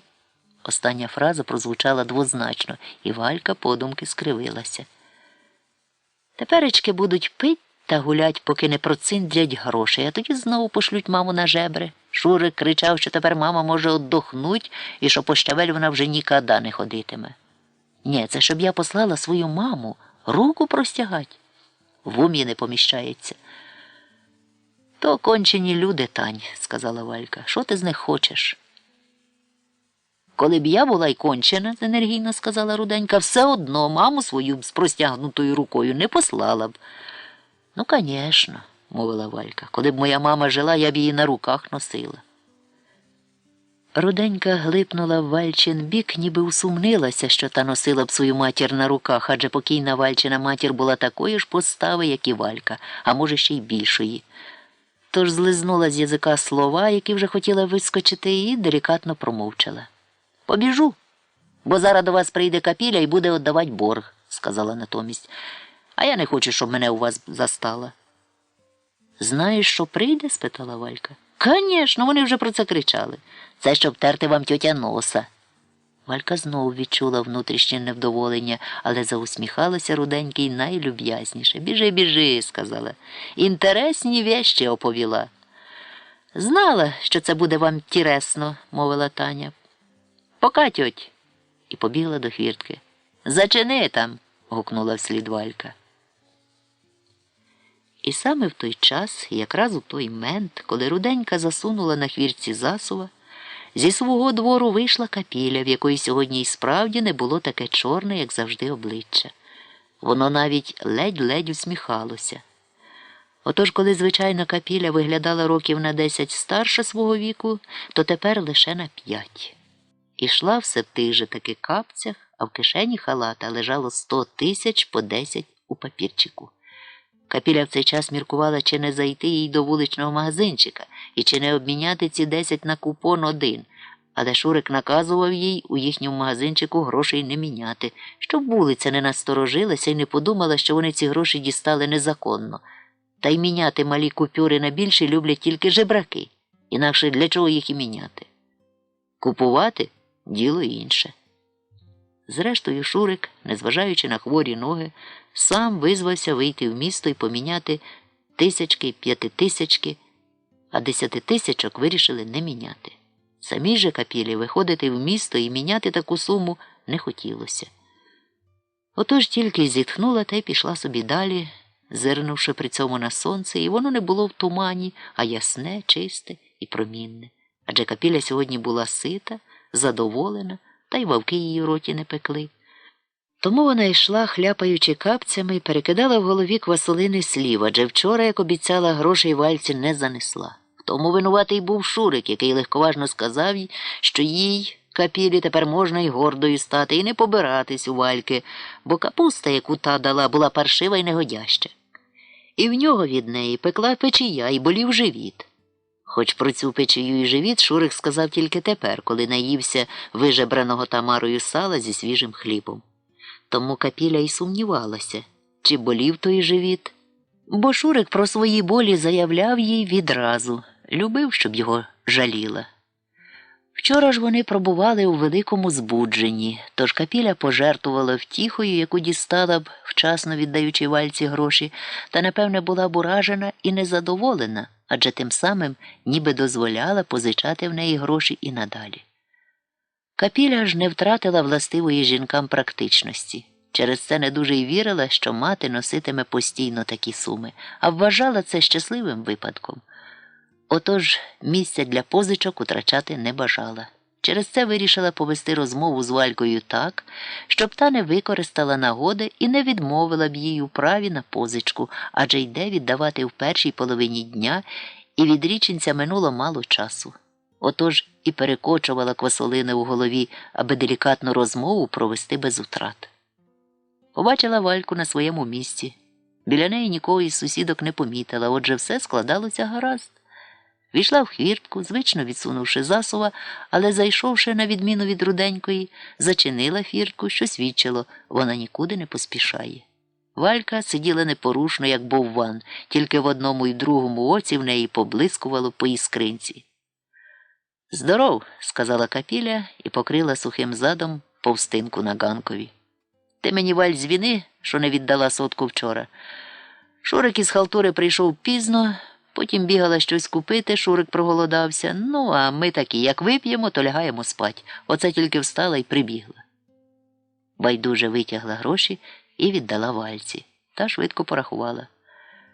«Все правильно», – сказала, – «а чо такими мелкими?» «Дали Шурику пачку таких мелких», – сказала Капіля незворушно. Я йому так і сказала, чо брав такі мелкі, а він каже, так воно удобніє, удобніє.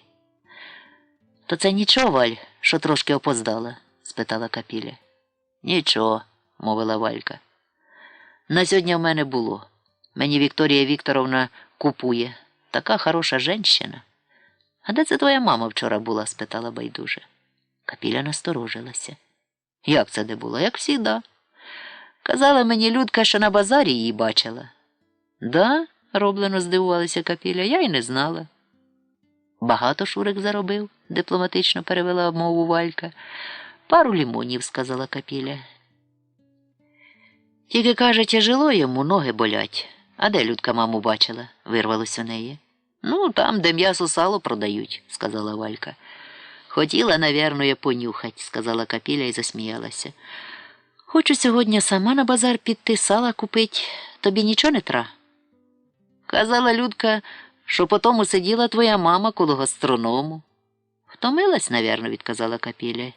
Їй вже тяжело ходить. Де бачить, там і сіда. Конечно, сказала Валька. Як тобі була моя капустка? Хороша капустка, спасибі, сказала Капіля. Давно такої вкусної не їла. Да, в мене капустка хороша, сказала Валька.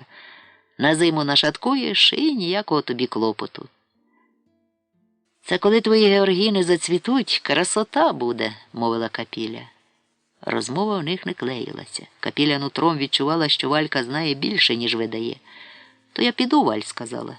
Ще раз дзвіни, що вчора не прийшла. Нічого, заходь, мовила Валька, і Капіля побачила в її очах маленьких захованих чортиків. Вийшла за фіртку, забувши зачинити на засува, і Валька не гукала це вчинити, як робила звичайно. Вона тріумфувала, бо в цьому словесному поєдинку із захованими гачками, якого провели, перевага у віч виявилася на Вальчиному боці. Капіля відчула це цілком не відразу, а трохи відійшовши. Хутко перетасувала, як карти, сказані Валькою слова, і до решти переконалася. Валька про те, що її мати почала жебрати, чудово знала і тільки гралася з нею, як з дурочкою. Крім того, залишила її Капілю оганьбленою, хоч у віч нічого не сказала. Отож не Капіля торжествувала над Валькою, як того сподівалася, утерла Вальці носа, як визначив Шурик, а навпаки, це вона йде з утертим носом, навіть розтертим носом, ще й з поворотом за каблука. І Капіля, тамуючи сльози в очах, ринула додому, бо їй чомусь стало вельми паскудно на душі, бо та товстуха-пащикуха повелася з нею, як пані скріпачкою, а Капіля теж мала свою гордість.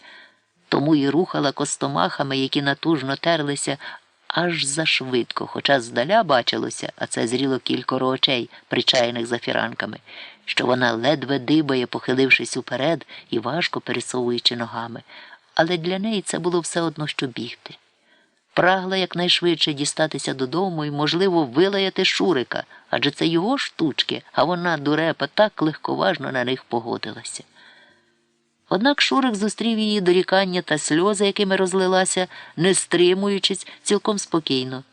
«Не нервіруйся, Лілечка», – сказав, пускаючи дим із доброї, тобто дорогої сигарети. «Знає ти що? Все равно скоро всі будуть знать, ніде не скроїшся.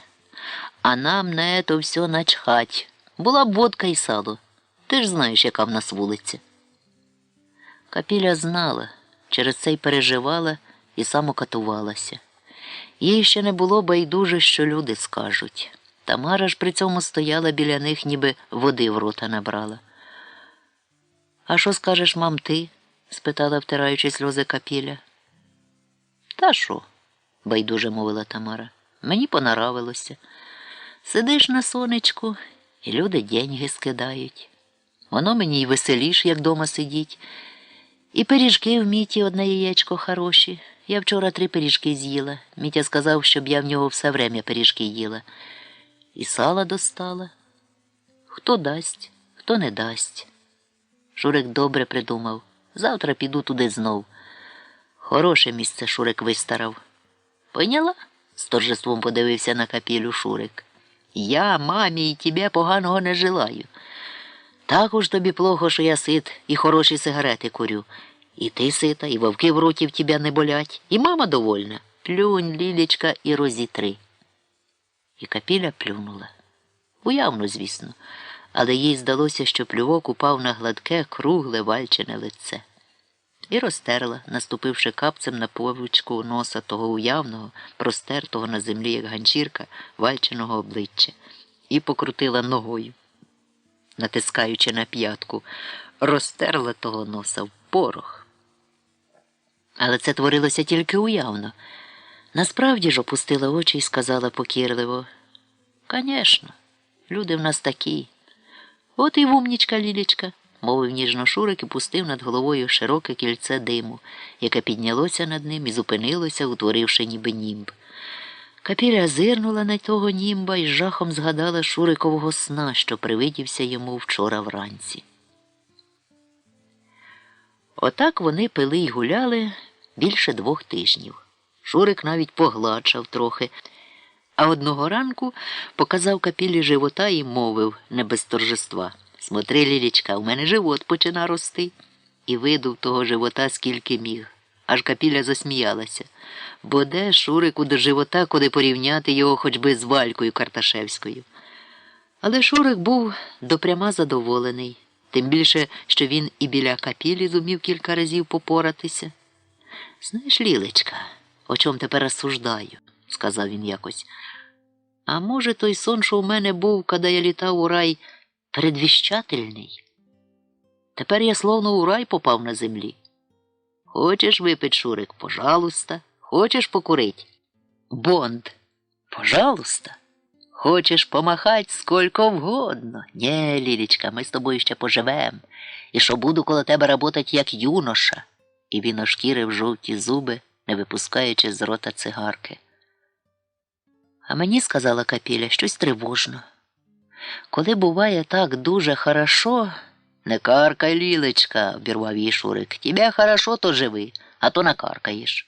Женщинам нельзя плохое говорить». «Лілечка, бо так вони сатану в мір випускають, і що в Писанні сказано: женщина – сосуд диявола». «І це таке мені кажеш», – вирискнула Капіля. «І де ти те Писання читав?» «Я, Лілечка, Писання не читав», – чесно признався Шурик. «А другі книги читав. І читаю, сама знаєш. А там іноді Писання цитірується». Шурик книги справді читав. Брав їх у колишнього вчителя, якого на околиці звали Жасминовий пан, чоловіка Клари Жасминової пані, війшовши йому в довір'я, бо якось побесідував про те, як угадувати погоду, і виявив тут певні знання, які бозна де дістав. А Жасминовий пан на вгадуванні погоди був помішаний. Отож він і почав давати Шурику читати всілякі книги. А що Шурик, читаючи, обгортав їх у газетку і навіть часом руки мив, перш ніж залягти з книгою в ліжко, та й повертав учасно і незамацьореними, Жасминовий пан, хоч і не похваляв способу Шурикового життя, вирішив, що книги вплинуть на Шурика добродавчо. Відтак чтивом його наділяв. Правда, Клара, Жасминова пані, помітивши цю дивну дружбу Жасминового пана з босяком, як все називала Шурика, вельми швидко його з дому спровадила, незважаючи на просвітницькі резони свого чоловіка, притому прогнала з великими криками та зойками. Відтак вони продовжили свої зносини таємно. Жасминовий пан, ідучи на щоденну прогулянку, він був педант, ховав книжку під піджаком, і вони здибувались із Шуриком у певний день і час раз на тиждень. Жасминовий пан, як справжній учитель, не міг пройти байдуже повз людину, яка прагне знання, хоч би яка не була вона опущена, тим більше, що помітив, як бережно Шурик до книг ставиться. До речі, Шурик, чого вже Жасминовий пан і не знав, заборонив Капілі й тещі навіть торкатися тих книг, бо в них руки всіда грязні. Вони ж поставилися до Шурикового шиза, вислів Капілин, з повною толеранцією, володіючи жіночою інстинктивною мудрістю, що чоловіка можна втримати біля себе м'яко, ставлячись до його бздиків, вислів Тамари. Отож таким бздиком і було в Шурика його читання. Жасминовий пан давав йому літературу елементарну – пригоди, фантастику і любовні романи, по-педагогічному гадаючи, що згодом він Шурикову лектуру ускладнить. Жасминова ж пані, вигнавши Шурика, цілком заспокоїлася. До речі сказати, Чоловікову таємницю вона так і не викрила. А найнесподіваніше в цій ситуації було те, що ніхто із вуличних кумась їй про те не доніс. Можливо, це сталося тому, що жінки у своїх звідах більше нюшать за жінками таки, а не чоловіками. Випадок, коли нюшила за Рудьком Людка, не був винятком з цього правила, бо Рудькові таємничі операції були пов'язані таки з жінками. Отже, Рудько вступав у сферу жіночих інтересів, а стосунки Шурика із Жасминового пана ані трохи, бо нічого сексуального в тих стосунках не було. А головний інтерес у жінок-нишпорок таки сексуальний і зв'язаний з ним сімейний чи й побутовий. «То це я в тебе сосуд диявола?» – ображено спитала Капіля. «Ти мене не пойняла, Лілечка», – м'яко сказав Шурик. «Я сказав про женщин вообще, а ти, Лілечка, особенна женщина, потому берегу тебя, щоб не стала сосудом диявола». Такий резон, здається, Капілю задовольнив, але вона від того не позбулася важкого перечуття, що райське життя, яким вони несподівано зажили, дочасне, і що їх ще чекають нелегкі переживання. Через те, що Шурик усе-таки наблизив її до сосуда диявола, вона своїми передчуттями із ним уже не ділилася, але це не значить, що позбулася їх. Чомусь ніяк не могла погасити враження від того дивовижного сну, що його оповів Шурик, хоч і знала, не раз він сни вигадував, щоб розважити її. Тепер же в глибині душі вона в той сон повірила. Здається, від того й йшли її страхи. Шурик же страхів та передчуттів не мав. Він став добродушний, усміхнений і увід життям насолоджувався. Правда, не міг не помітити, що Капіля, незважаючи на кращий харч, щоденне сало і випивки, ані змінилася. Була так само суха, чорна і, здається, всихала ще й більше. «Хочу», – сказав він якось Капілі, – «щоб і ти почала поправлятися, як і я. А ти, Лілечка, як была Кощей, так і остаешься. Может, у тебя темные мысли?» «Не морочи мені голови», – сказала Капіля, і Шурик важко при тому зітхнув. І стояло всі ті дні над околицею якесь задимлене сонце, і хмари на тому небі були розмиті, при тому так, що країни окреслювалися, а плавку переходили в синяву. Та й синява ця була особлива, майже сіра, з голубим наблиском. Здавалося, що те небо покриває мла, і сонце не мало сили її розсіяти, бо й саме закутувалось у неї і борсалось, важко дихаючи, як зловлена риба, єдина риба на цілий безмірний океан. І від того стояла над землею вогка спека, і хоч була вогка, земля від тієї спеки перетворювалась у порох. Вітер розвіював той порох, через що на зубах у перехожих хрумтіли піщини. І люди ставали в своїх рухах заповільнені, а очі в усіх робилися сірі, навіть у циган.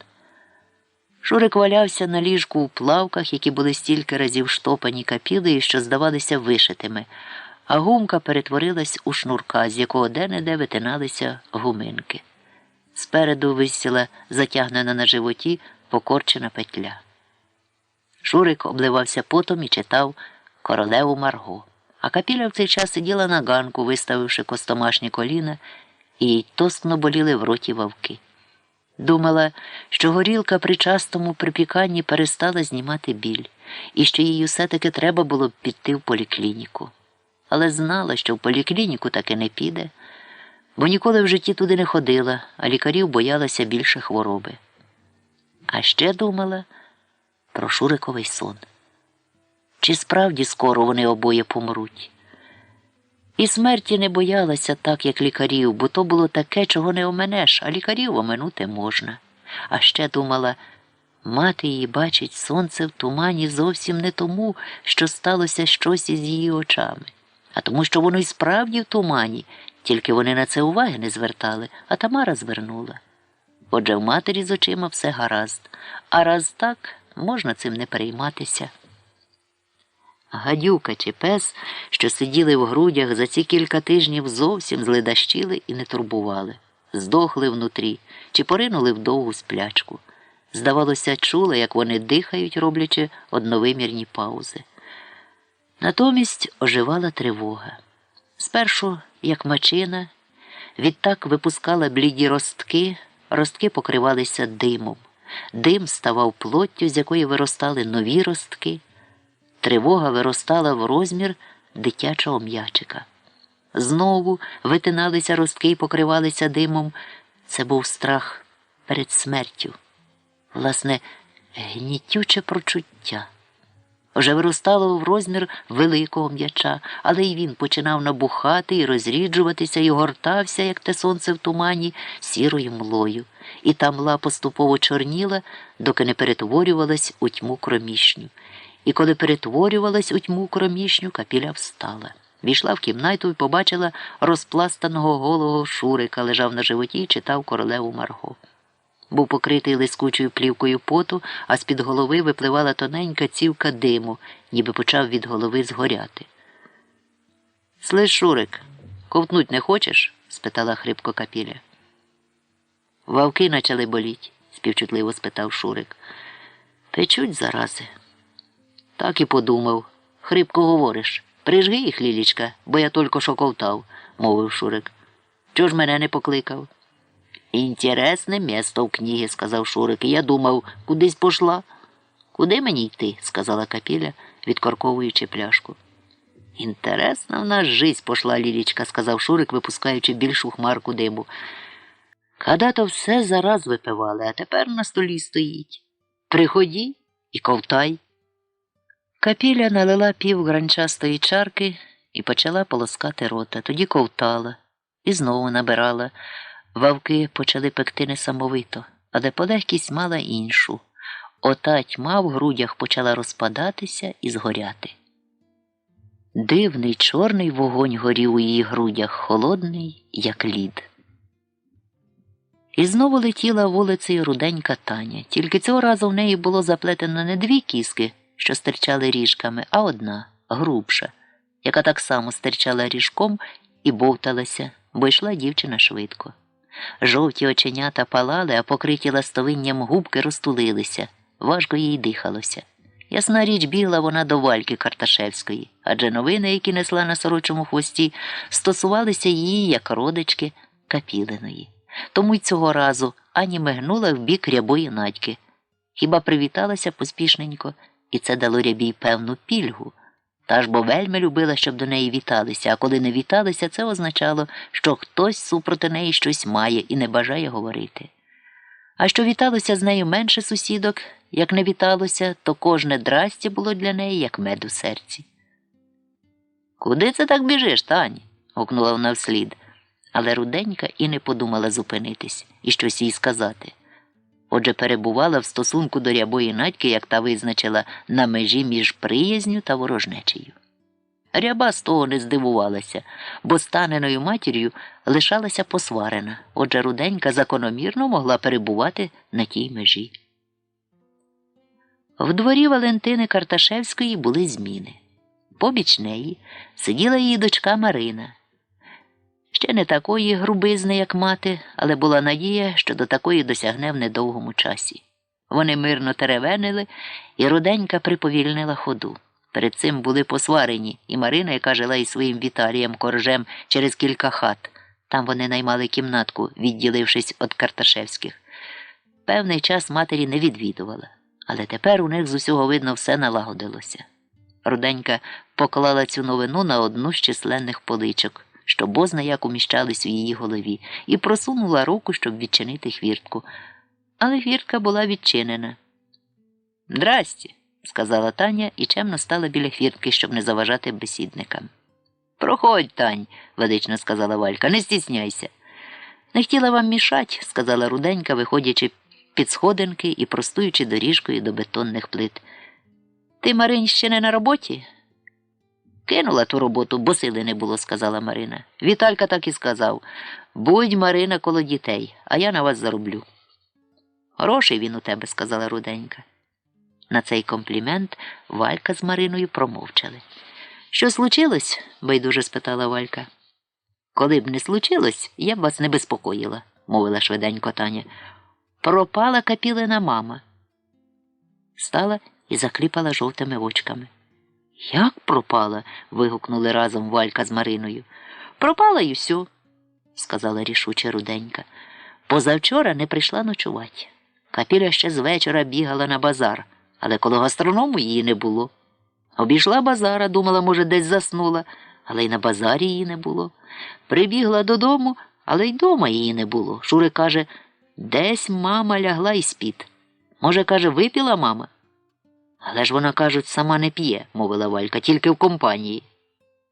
Да, дійсно, Капіля так Шурику й сказала, а Шурик говорить, привички у всіх ламаються. А коли Тамара лягає, то спить, і тоді її ніщо не може розбудити. То, може, і справді? Спитала спокійно Марина. Конечно, енергійно мовила Руденька.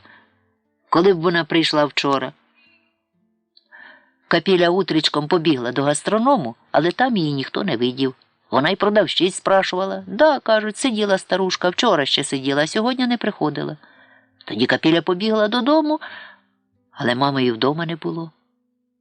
Так і не прийшла? Спитала вражена Валька. В тому то й діло, тріпнула кіскою Руденька. Капіля прибігла додому, а мами нема. Тоді Шурик рішив сам іти до Міті одне яєчко. Якого це Міті? Спитала Марина. Ти що, не знаєш? Здивувалася Валька. Того, що в нього одне яєчко. А при чому тут він? Спитала Марина. Він на базарі пирожками торгує, то, може, Капілину маму бачив, процокотіла Руденька. У нього пирожки купляла. Да, каже Мітя, одне яєчко. Вчора, каже, дійсно купляла 3 штуки. Хороші, каже, в мене пирожки. А сьогодні, каже, не бачив її. Тільки, по-моєму, щось там нечисто, загадково сказала, стишивши голоса Таня. Що ж там нечистого? Спитала Марина. Точно не скажу, бо це не. Про це лучше не говорить, бо точно не знаю. А здогадуватися можна правильно і неправильно, проторохтіла Таня. Тут всі свої, сказала Валька. Про що подумала? Що мені думать, тьоть? Ухильно мовила Руденька. Мені думать тут нічого, воно мене не касається. Але де ж вона могла дітися? Таня мовчала. Переводила руденькими очками з Вальки на Марину, ніби вивіряла, чи можна казати. Валька з дочкою сиділи, затамувавши подиха. Так думаю, а може бути і не так, нарешті сказала, витримавши належну паузу Таня. По-моєму, Мітя одне яєчко – рекетьор. І мав охоронять бабу Тамару, а другі рекетьори прийшли і забрали її у них. Там свої щоти, а може і іначе. Баба Тамара не дала Міті одне яєчко налога, от він і приказав, щоб її убрали. Убили? З жахом спитала Валька. Та ні, нащо вбивать? Мовила переконано Таня. Убрали, то й десь завезли. А баба Тамара погано теперечки орієнтується. Ну і десь теперечки лазить по городу, шука дорогу додому. Я так думаю, а як насправді, то хто зна. От тобі й легкий хліб, сказала Валька. А що Капіля? Поки прийшов Шурик, а він теперечки ледь ходить, ноги болять, то дома сиділа. Я до неї прийшла, і вона мені все розказала, ще й чаркою гостила. В них така водка, захоплено сказала Руденька, то не самогон. А що, самогон погана водка? Ображено сказала Валька, маючи на увазі свій. Всякий самогон буває, дипломатично сказала Таня. А то казьонка, і хороша. А коли прийшов Шурик, спитала Марина. Тоді Капіля дуже плакала, так плакала, що в мене серце розривалося. Наплакалася і побігла в город шукать маму. І поки я була, ще не поверталася. Діла, мовила Марина, треба було в міліцію позвонити. І я їм так сказала, енергійно струснула кіскою Руденька. Шурик міліцію дзвонив, і там йому сказали, що не знають. Не поступіло, сказали, свідєній. Де ж Капіля її в цілому місті шукатиме? Спитала Валька. Ну, Шурик наказав, щоб коло базару по вулицях пошукала, а тоді й дальше. Коли її десь завезли, так не знайдеш, переконано мовила Марина. Треба було б у больницю позвонити. У прийомний покой. Це вони не здогадалися, сказала Таня. Я їм скажу. Але, по-моєму, там її нема. Баба Тамара мала хороше здоров'я, ніколи ні про що і ні на що не жалілася, хіба трохи на очі. По-моєму, це рекетьори її десь оттарабанили. Ну, цього ніхто не знає, розважливо мовила Валька.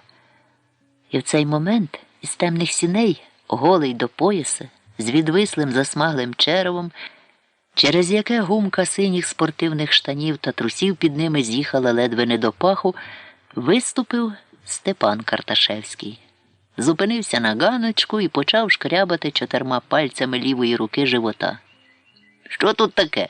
– спитав, дивлячись каправими очками. Здається, він спав, і ті очка ще не проспалися. «Твоя цьоця пропала», – солодко обізвалася Валька. «Це ж яка?» – спитав, роздираючи нігтями живота, Карташевський. «Тю, не проснувся.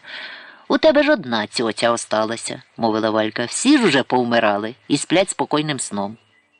«Да, дійсно», – сказав Степан, а Марина при тому захихикала. «А де ж вона пропала?»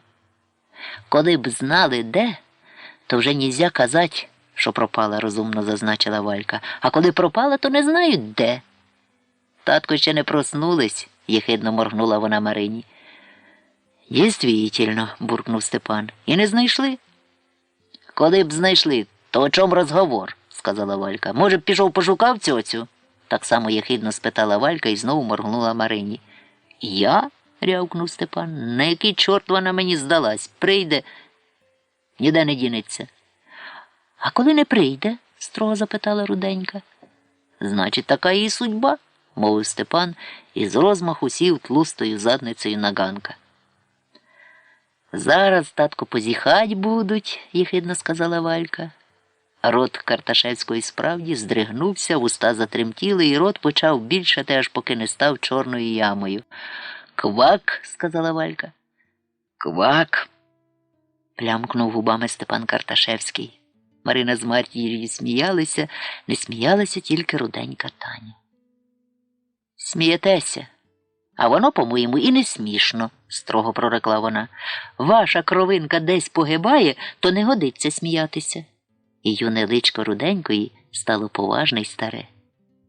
«Дійсно», – сказав Степан, чухмарячи живота, і його очка ніби стали тямковитіші. «То що воно там з тією п'яницею сталося?» «Ти що, не чув?» – обурилася Валька. «Пропала». «Да?» – почухмарив п'ятірнею розпатлене волосся Степан. «То хай її капіля шукає. Вже ноги збила шукаючи», – строго сказала Руденька. «Діла», – мовив Карташевський і ніби вперше зауважив Руденьку. «Це ти їм розказала?» «Я», – відказала Руденька і задерла гордо носика, густо покритого ластовинням. У розповідь Руденької коректив можна було б унести небагато. Таня пліткарське діло своє знала досконало. З неї виявився несогрішний звідун від самої Людки, про що Людка якось і сказала їй: «Те все одно, як моя учениця», і при цьому навчила Руденьку деяких звідунських секретів. Бо тепер сама Людка споважніла і зледащила, і це, мабуть, тому, що народила дитину, а потім набрала на тіло досить товщу. Яких саме секретів навчила Людку свою здібну ученицю, Валька Карташевська вибити з неї не могла. Отож вони й не будуть з'явлені в цій повісті, бо коли б Вальці те вдалося, то довідалися б усі. А яка ціна розсекречених таємниць? Автор цього писання мусить зізнатися, що деякими подібними секретами і він володіє, але розкривати їх також немає ані бажання, ані потреби. Однак корективи до розповіді Руденької таки зробити може.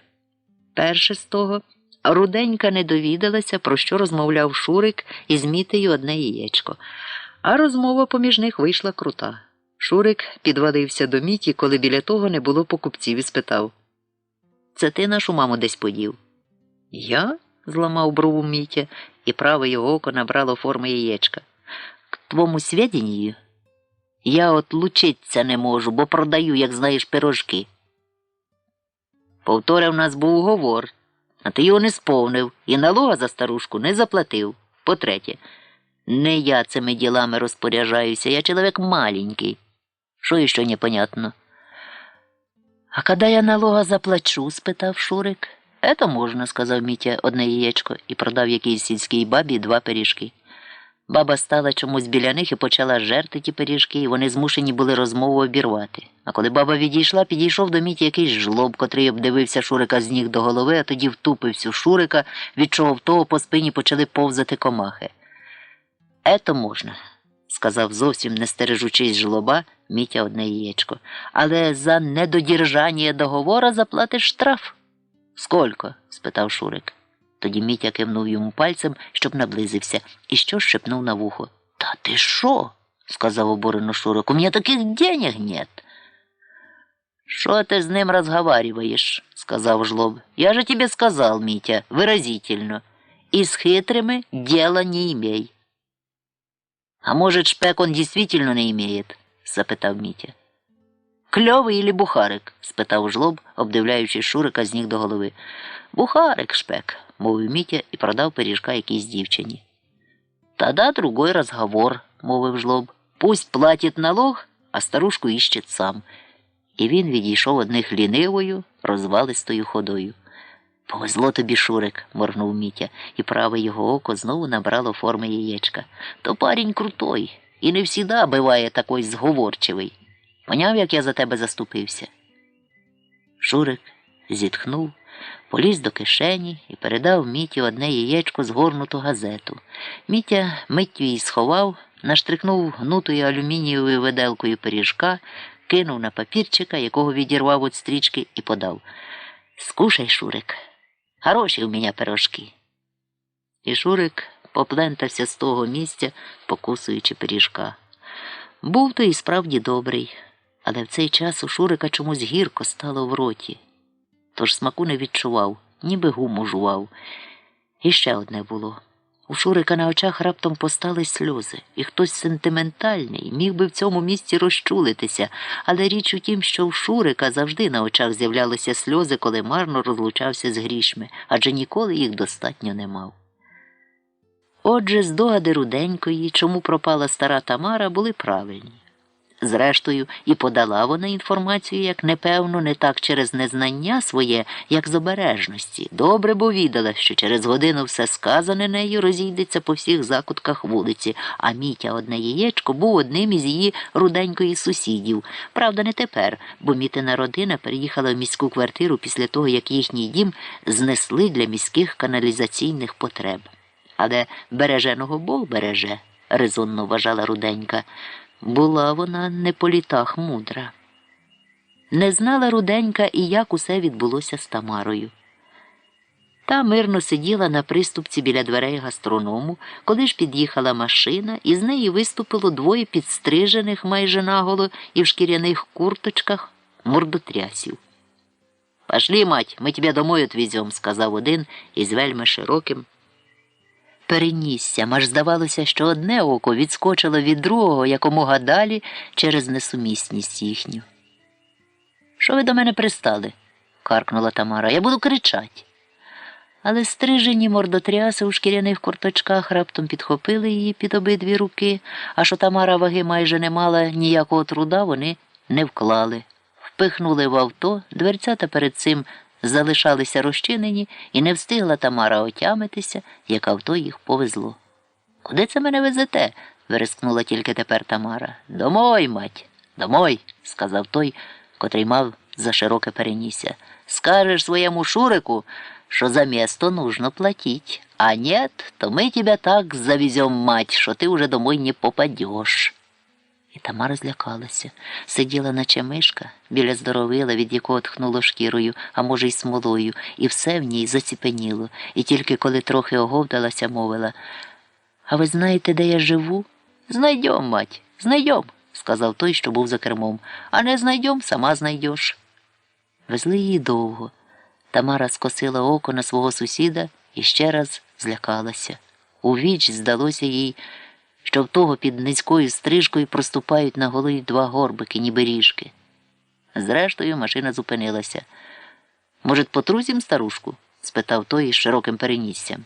«Брось мараться з падлом», – сказав той, що за кермом. «Нужны тебе ті копейки?» Мордотряс нагнувся біля Тамари, відчинив дверці з її боку, штурхнув, і вона вивалилася на асфальт. Машина рвонула з місця і зникла. Тамара звелась із землі. При падінні розбила коліно, тож нога їй сильно боліла. Подибала на хідника і тільки тут роззирнулася. Довкола вивишалися незнайомі бетонні будинки. Вулиця майже порожня, тільки де-не-де бовваніли постаті, де-не-де стояли торгові кіоски із чужомовними написами на склі, заставлені іноземними пляшками, шоколадками, кавою, пачками печива та жувальної гумки, бляшанками з пивом, сигаретами. Все також з іноземними написами, пачками із соком, високими пластмасовими пляшками із жовтою та брунатною рідиною. З кожної будки визирала схожа на песячу фізіономія. Тамара звела голову. В небі стояло сонце в тумані. Їй раптом здалося, що вписане воно в трикутника і має форму ока, яке пильно на неї дивиться.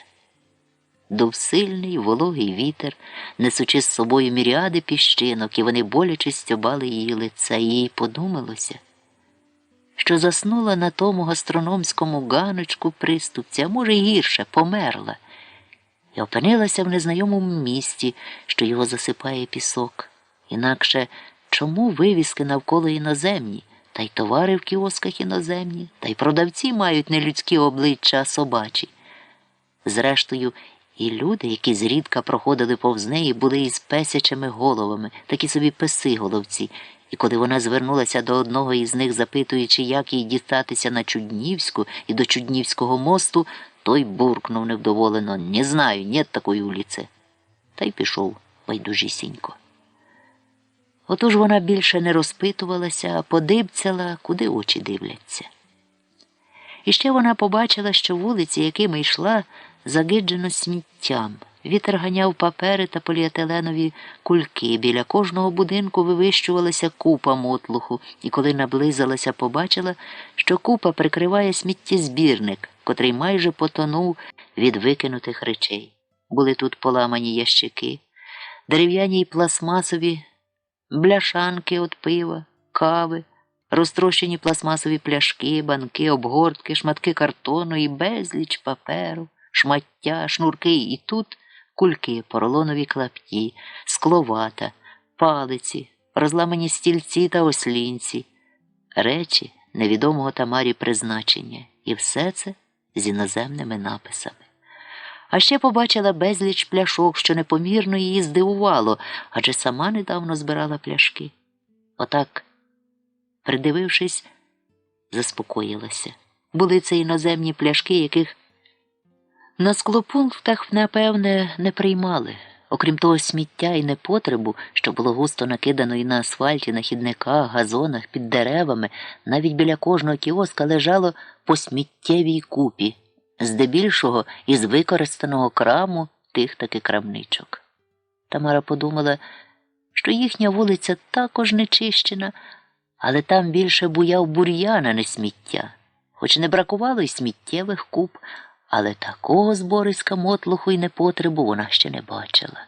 Отож мусила йти обережно, обходячи бляшанки, і банки, і пляшки, але наступаючи на кульки і розстелені вітром газети.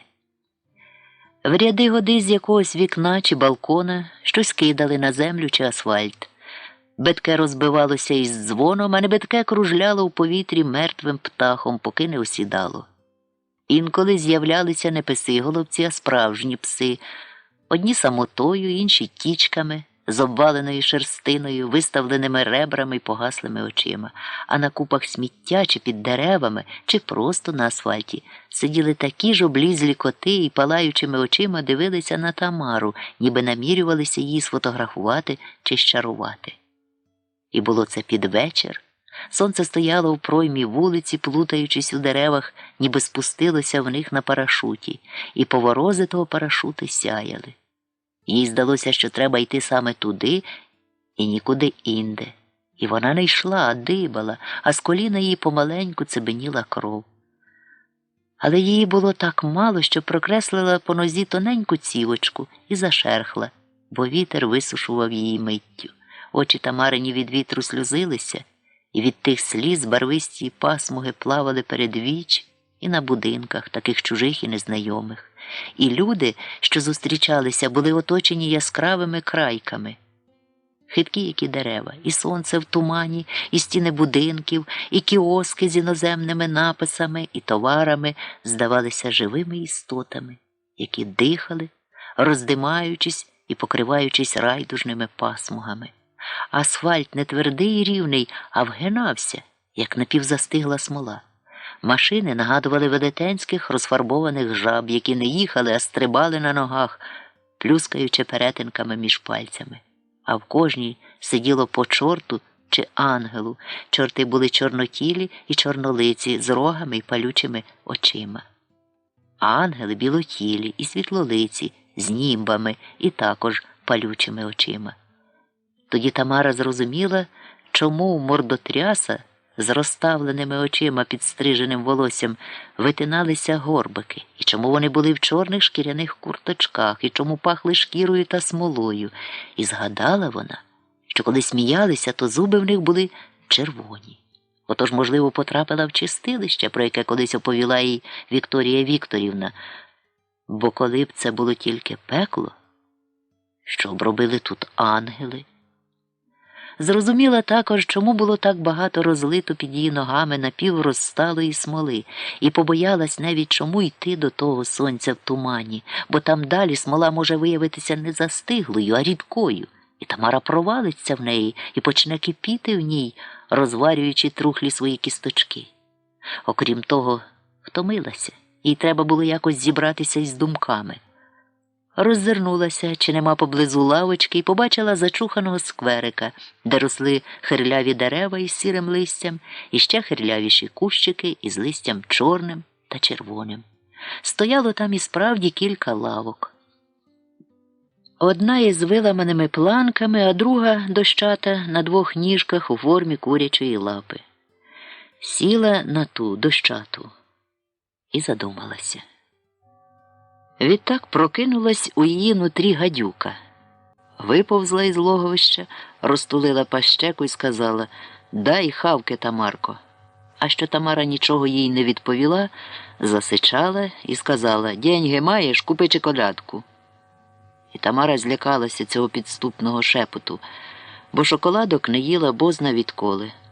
Та й що сказав би Шурик, коли б вона почала тринькати гроші на шоколадки? Але нею тепер володіло щось інше, сильніше, тож запустила руку в пазуху і витягла жмут грошей, та й почала їх рахувати. «Ого», – сказала гадюка, – «тут і на палітру стачить». І щось запекло її. Запекло, бо сьогодні нічого рідкого, а тим більш палючого до рота не брала. А коли не ковтне, то навряд чи з цього іншого, чужого міста і світу зможе вибиратися. Тому стала, затиснувши в долоні гроші, і подибала до найближчого кіоска із іноземними написами, у віконечку якого стриміла песяча фізіономія. Але дорогою до буди побачила раптом Мітю одне яєчко, правда, ніби не того з базару, але й того. Тоді в ній прокинулося сумління, бо, уздрівши Мітю, миттю згадала Шурика, як і те, що він її за марнотратство не похвалить. Шоколадки та горілки не велів купувати, а тільки пиріжки. Цей же другий Мітя одне яєчко стояв біля ящика на колесиках і продавав саме пиріжки. Отож підступила до нього і почала пильно пиріжечника розглядати. «Чого тебе, бабка?» – спитав незадоволено той ніби Мітя. «А ти часом не Мітя одне яєчко?» – спитала обережненько.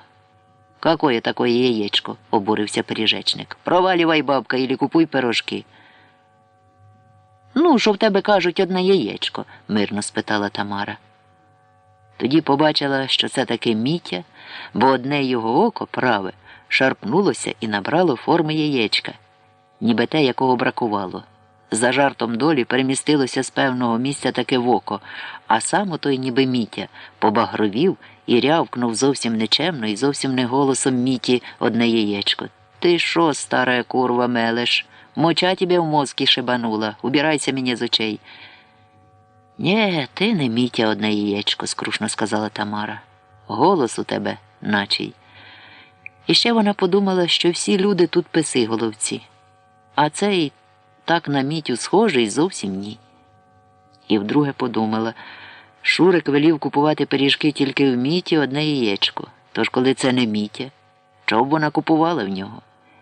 І Тамара від отого фальшивого Міті спокійно відійшла, хоч він, стоячи за своїм ящиком на колесиках, щось іще шипів пінячись, і щось вигукнув, а тоді пирхнув, ніби кіт, бозна чого обурювався. Відтак Тамара підійшла до кіоска, з якого стриміла песяча фізіономія, і спитала лагідненько: «А водка у вас є?» «Є. Для того, у кого деньги», – сказала песяча фізіономія. «Проходи, бабка». «А коли в мене є деньги?» – спитала Тамара. «Тогда другой разговор», – сказала фізіономія. «Бренді, віскі, віно і номарок». «Мені треба водка», – сказала Тамара. «Наша. І чоколядку». 300 тисяч, сказала фізіономія. Відтак Тамара поклала на прилавка свої гроші, здебільшого тисячки й двотисячки, і почала рахувати, слинячи пальця. «Що ти мені такий мусор даєш, бабка?» – сказав пес. «Не мусор, а деньги», – ушкірилася Тамара. «І тепер такі деньги всі беруть, бо нема на здачу. А коли не хочеш, до іншого піду, у вас тут, слава Богу, хватає».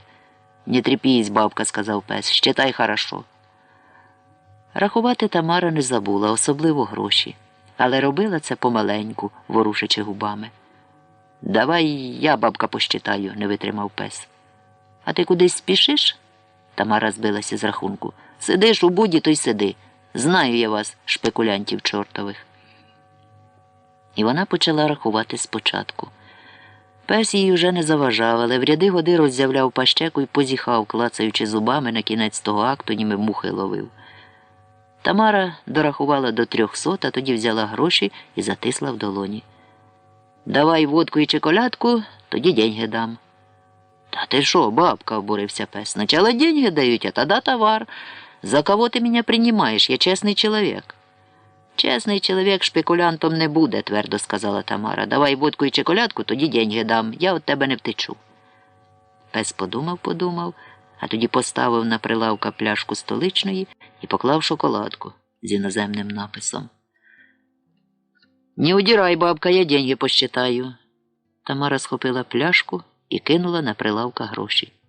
Тоді так само прудко забрала шоколадку. Пес перерахував гроші у миг ока, аж банкноти замиготіли. «Все в порядку, бабка, п'яй на здоров'я». «А вона без стекла, ця водка?» – спитала Тамара. «Для тебя, бабка, без стекла. А когда и есть стекло, то лучше для желудка. Тебе не повредить». Тамара подивилася пляшку на світло. Там плавали, як дрібненькі рибки, лискучі тільця. Але вона не втомилася ще сперечатися. «Поміняй», – сказала. «Труїте тут людей». «Та що ти, бабка, така капризна?» – обурився пес. «Все равно скоро отойдеш. Отсюда скоро отходять». «Одійду, але не від твоєї водки. Я чисту водку п'ю, міняй або покличу міліціонера». «Ну, у нас з міліції свої, що ти», – сказав пес. «Отчалівай, бабка». «Поміняй, бо розіб'ю тобі вітрини, шпекулянська морда», – грізно сказала Тамара, беручись рукою за горличко пляшки. «Сумасшедша ти, бабка». «На!» – пес із стуком поставив нову пляшку. Тамара взяла, поставивши першу, і зирнула на світло. Лискучих тілець тут і справді не було. І саме тоді вона втомилася. Гадюка внутрі танцювала на хвості від радості, ще й облизувалася, бо прочувала бенкета, а Тамара дибала зморено порожнім хідником до скверика. Вологий вітер так само бив їй в обличчя, обсипаючи піском, а сонця в деревах, ані його парашута з лискучими поворозами вже не було. Його пожирала помаленьку розмита по краях і густа в животі хмара. Готувалося воно вже заскочити за окоєм. Тамара сіла на лавку, відкоркувала пляшку і ковтнула. Тоді почала смоктати відламану дольку шоколадки. І хоч добре знала, коли вип'є, додому вже, напевне, сьогодні не дійде, на душу їй спустився мир. Злила трохи горілки на розбите коліно, і їй солодко запекло. Тоді вона ковтнула ще раз і знову з'їла дольку шоколадки, а коли шоколадки не стало, здивовано побачила, що з-поміж бетонних будинків починають виходити якісь постаті. Зліва чорні, а справа світлі. І ті постаті підійшли до неї близенько і поставали один біля одного, як хор, коли готуються співати, але стояли кожна лава осібно. І злинула раптом від тих світлих висока і прекрасна мелодія, аж у Тамари сльоза вибилася на правому оці. Відтак заспівали й чорні, але щось низьке і басами бу-бу-бу-бу. І в Тамари з лівого ока виповзла чорна сльоза. І знову високо знеслася мелодія від світлих, а чорні понадували щоки, як жаби, і зробили непристойний звук, ніби всі разом і водночас зіпсували повітря. І від того густо запахло лайном. Водночас зазвучала висока і чиста мелодія, і від неї запахло найкращими духами чи одеколонами. І згадала Тамара квіти, які віднедавна почали рости в них на околиці, великі, з важкими суцвіттями і високостеблі. Пахли ті квіти так само. Тоді Тамара ніжно згадала Капілю та Шурика, заткнула корка в плясці, викинула під ноги обгортку шоколадки і почала моститися на лавці, бо сон уже до неї приходив. Теплий і добрий сон без сновидінь, який принесе їй нарешті спочинок і звільнить від цих наслань, цих мідь одне яєчко, цих писиголовців у кіосках та на вулицях, і цих хорів, що й досі натхненно співали кожен на свій лад. І втретє летіла вулицею руденька Таня, але цього разу волосся її не було заплетене ані в дві, ані в одну косичку, а вільно метляло над плечима, ніби вогонь палахкотів. Хоч і зачисане було так, ніби руденька почала заплітатися, але не встигла, бо нагла потреба погнала її до Валентини Карташевської. Цього разу конопате личко їй світилося радістю, а не смутком, як у попередні рази, що вельми здивувало рябу Надьку, яка стояла на своєму звичному місці. Руденька привіталася, і ряба заспівала до неї солодким голоском: «Така ти красива сьогодні, Тань, тобі лучше кіски не заплітать». «Ну, це вже моє діло, тьоть», – сказала Руденька. «Хочу – заплітаю, не хочу – не заплітаю». Ряба Надька зраділа. Руденька таки вступила з нею в балачку. «Конечно», – сказала вона, – «кожен заплітається, як собі хоче. Кажу, що мені нравиться твоя нова зачіска». Але ряба Надька трохи перечислилася. Надто здалеку захотіла вкрутити Руденьку в розмову. Та ж біля неї не зупинилася, а проказала свої слова на ходу. А коли свої промовила й Надька, то Руденька круто від неї завернула і подалася на стежку, що вела до Карташевських. Сьогодні Тані дуже не хотілося, щоб був у дворі Степан, бо той вайлуватою байдужістю її дратував. Бог послухав її моління, бо Валентина сиділа на ослінці у дворику, хоч і не сама була там Людка, але Степаном і не пахло. Людка ж, як її навчителька у завідунському ремеслі, була руденька й приємна, тож можна було висловлюватися невимушено. «Здрасте», – сказала, труснувши розпущеним волоссям. «Слава Богу, Капеліна мама знайшлася». «І», – сказали в один голос Валентина і Людка. «Капіля вибігала півміста», – сказала Руденька, – «та й Шурик безпокоївся». Ніколи не бачила, щоб він так безпокоївся. Він же їй, можна сказати, і не родня. «Ну да», – мовила спокійно Людка, – «вони ж з Капілою не розписані». «Я понімаю, чого він безпокоївся», – сказала Таня. «Як би вони без неї жили?» «Де ж її знайшли?» – спитала Валька. «А де би думали?» – спитала хитренько Таня, її жовті очка засвітилися. «Може, в больниці?» – спитала Людка. «Ну, у вас, люди, нюх, таке в больниці». «Скоро її підібрала?» – спитала Валька. «Чого б скоро?» – енергійно мовила Руденька. «Баба Тамара не боліє». «А як же вона туди попала?» – спитала Людка. «Рекетьори завезли», – мовила притишеним голосом, ще й озирнулася Руденька. «В больницю?» – здивувала Валька. «Ні, не в больницю, але казала баба Тамара в другий город. Я думаю, на Польову її завезли. А дороги додому їй ніхто не зміг показати. Кажуть, нема в Житомирі такої вулиці, Чуднівська. Ні, ви чули таке?» «Бо вона не Чуднівська, а якогось Черняховського», – сказала Людка. «Тоже перейменували. Чуднівська то на Чуднів, а Черняховська мала б на Черняхів іти. Це щоб людям голови запутать». «По-моєму, це через воєнні секрети», – сказала Валька. «Бо за Корбутівською колись воєнні стояли. То як же вона попала в больницю?» «Тинялася там, в другому городі», – сказала Руденька. «Гроші мала, то й купувала водку і шоколадку в будочках, бо пирожки там продає таке чучло, що вона боялася їсти їх. А баба Тамара, як вип'є, то зразу спить, як мертва. Тож подумали, мертва, і завезли її в больницю, я так думаю». «Скоро завезла?» – спитала Валька. «Ну, це незвісно, бо баба Тамара не помнить. Думаю, що не скоро, бо скоро розібралася б, що п'яна, а не мертва. А вони п'яних не возять. Але чого не знаю, то не знаю. Хтось її туди завіз. І поклали її в больницю? Спитала Валька. Хто б її туди клав? Побачили, що п'яний, потурили, мовила Людка. Точно, Люд, ви як у воду дивитеся. Думаю, привезли її в прийомний покой, а тоді витурили. Отож і тинялася по больниці, на кухні, і в людей жебрала. Її нагодують і проженуть. І Люда їй не розказала, як дістатися до Чуднівської, спитала Валька. У другому городі не знали, бо там всі пришляки, не житомирські. Переконано, витарахкотіла Руденька. А в больниці різні люди бувають. Але баба Тамара боялася сідати у тролейбуса, бо ще чого доброго казала, в якийсь інший другий город завезе.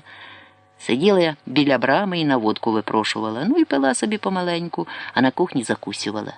На неї вже ніхто і манія не повращав. А спала на землі? Спитала Валька. Ну ж, ви знаєте, тьоть, коли вона спить, то їй все одно. Вона тоді безчувственна. І Капіля її там знайшла? Спитала Людка.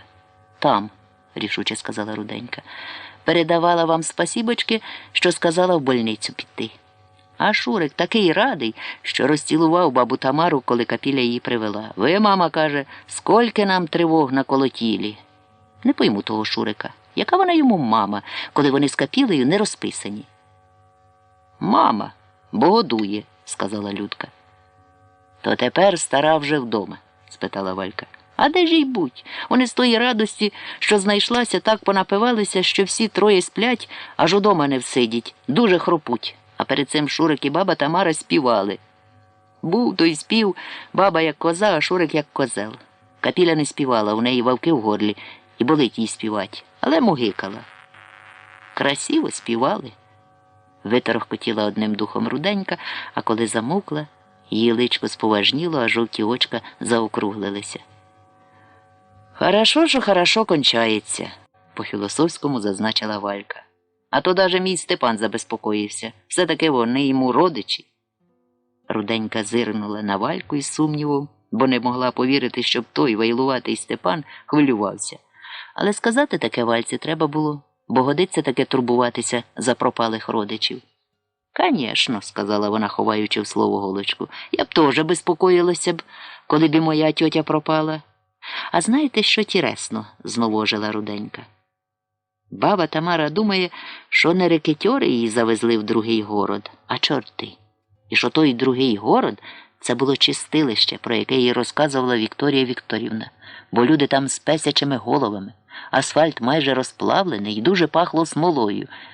Це значить, що пекло було поблизості. «А може, то й пекло було?» – спитала Валька. «Нє, чистилище», – переконано мовила Руденька, бо не тільки чортів бачила баба Тамара, але й ангелів. І, каже, зібралися коло неї і так красиво співали, що тепер їй все врем'я співати хочеться. «А може, в неї була біла гарячка?» – спитала Людка. «Я теж так подумала», – мовила переконано Руденька. «Ніхто в пеклі горілку і чоколядки продавати не буде. Це рекетьори її на польову завезли». Каже баба Тамара, коли таке чистилище, то ще можна жити. Я б, каже, вже там і осталася. І вони всі троє засміялися. Руденька тоненько, Людка заливисто, а Валька бухаючи й коливаючи товщем по цілому тілі. Від того сміху їй забило подиха, тож витягла інгалятора й дихнула. «Так мені сьогодні ноги болять», – поскаржилася. «Ну, кожен тобі суставчик виламує». «Мабуть, на дощ», – мовила Людка. «Мене в городі все поскручувалося, а земля як порох». І вони всі разом зирнули на небо, в якому стояло повите туманом сонце. І було якесь ніби неживе те сонце. І хмарки в небі порозпливалися і порозкладалися, ніби повмирали, і гнили собі помаленьку. І текла з того неба суха енергія, начебто пісок, засипаючи тим піском усе живе й суще. Хати, городи, сади, бур'яни, річку, горби, людей, тварин, птахів. І кожного на околиці долала млосна знемога. Тож усі, хто був на той час у хатах, чи в дворах, чи в садках, чи збирав колорадського жука, якого цього року наплодилося понікуди, чи на вулиці, раптом зупинилися всі разом та водночас позіхнули. Так само вчинили і троє співрозмовниць у Вальчиному дворі. Листя на деревах поопускалося, ніби прив'яли. Так само й зелень на городах, і бур'яни, за винятком тих нових, які ніколи раніше на околиці не росли. Квітів на грубих, високих і м'ясистих стеблах, що пахли сумішчю лайна і одеколону, і Чорнобилю, котрий цього року ріс як ніколи, буйний, високий, соковитий, темно-зелений, ніби він один, разом з тими новими квітами у рослинному царстві царював. Не їла його тля. Цього року густо обсипала кріп, а петрушка так і не зійшла. Не їли й клопи черепашки, що їх розплодилося невидимо, особливо густо пообсідали кущі ревеню, обприскуючи їх сморідкою рідиною, аж ті ніби ворушилися. Не їла й плодожерка, що прокушувала сливки, і ті дружно падали з дерев, лягаючи зеленим колом по морщині й зелені. Не їла й гусінь, що густо поплітала яблуні, цього року зовсім без плоду. Та гусінь, як і личинки колорадського жука, виладновувалася одна побіч іншої по 5 у рівний ряд, і такими дружніми рядами, як колись за комуністів піонери, жерли листя, дірявлячи його й тлячі. І Людка, Валька та руденька Таня на мить завмерли в якійсь глибокій, може, трохи й містичній задумі, ніби вимкнулись зі світу і вдивилися не так у світ довколишній, як у себе. Адже і в кожній з них сиділи невидимі гусениці й пожирали їх. Хвороби та думки їхні. «Інтересно виходить», – сказав Шурик, прокинувшись. Був покритий липкою плівкою поту, ніби слизом. До речі, коли прокидався, обов'язково будив Капілю, торкаючись її сокровенного місця і погладжуючи. «Мама побувала у чистилищі, а я в раю». «К чому би ето, Лілічка? Как ти думаєш?» «А що воно таке, чистилище?» – спитала Капіля.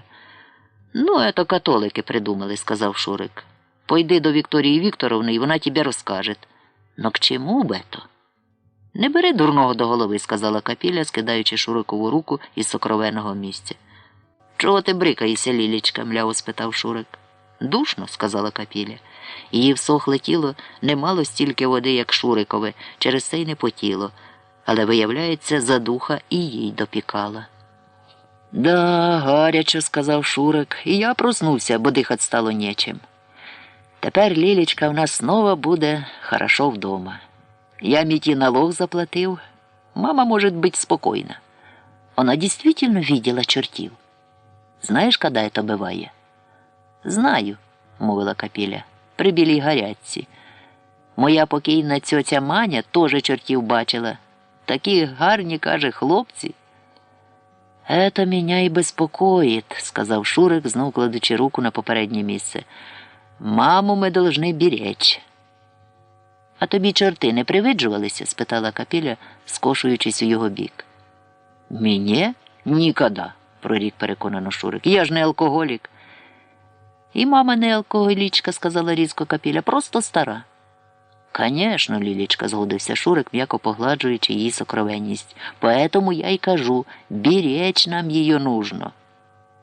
«Як же ти її будеш берегти?» – спитала Капіля, вдруге відкидаючи його руку. «Любіть друг друга должны», – переконано мовив Шурик, повертаючи руку на попереднє місце. «Ти мене, а я тебя. Мама нас, а ми маму. Тоді все хорошо буде». «Ну да», – сказала байдуже Капіля й позіхнула. Був бо саме той момент, коли позіхала вся вулиця. Від того позіху роздерло рота й Шурику, притому так, що ледве не заклинило щелеп.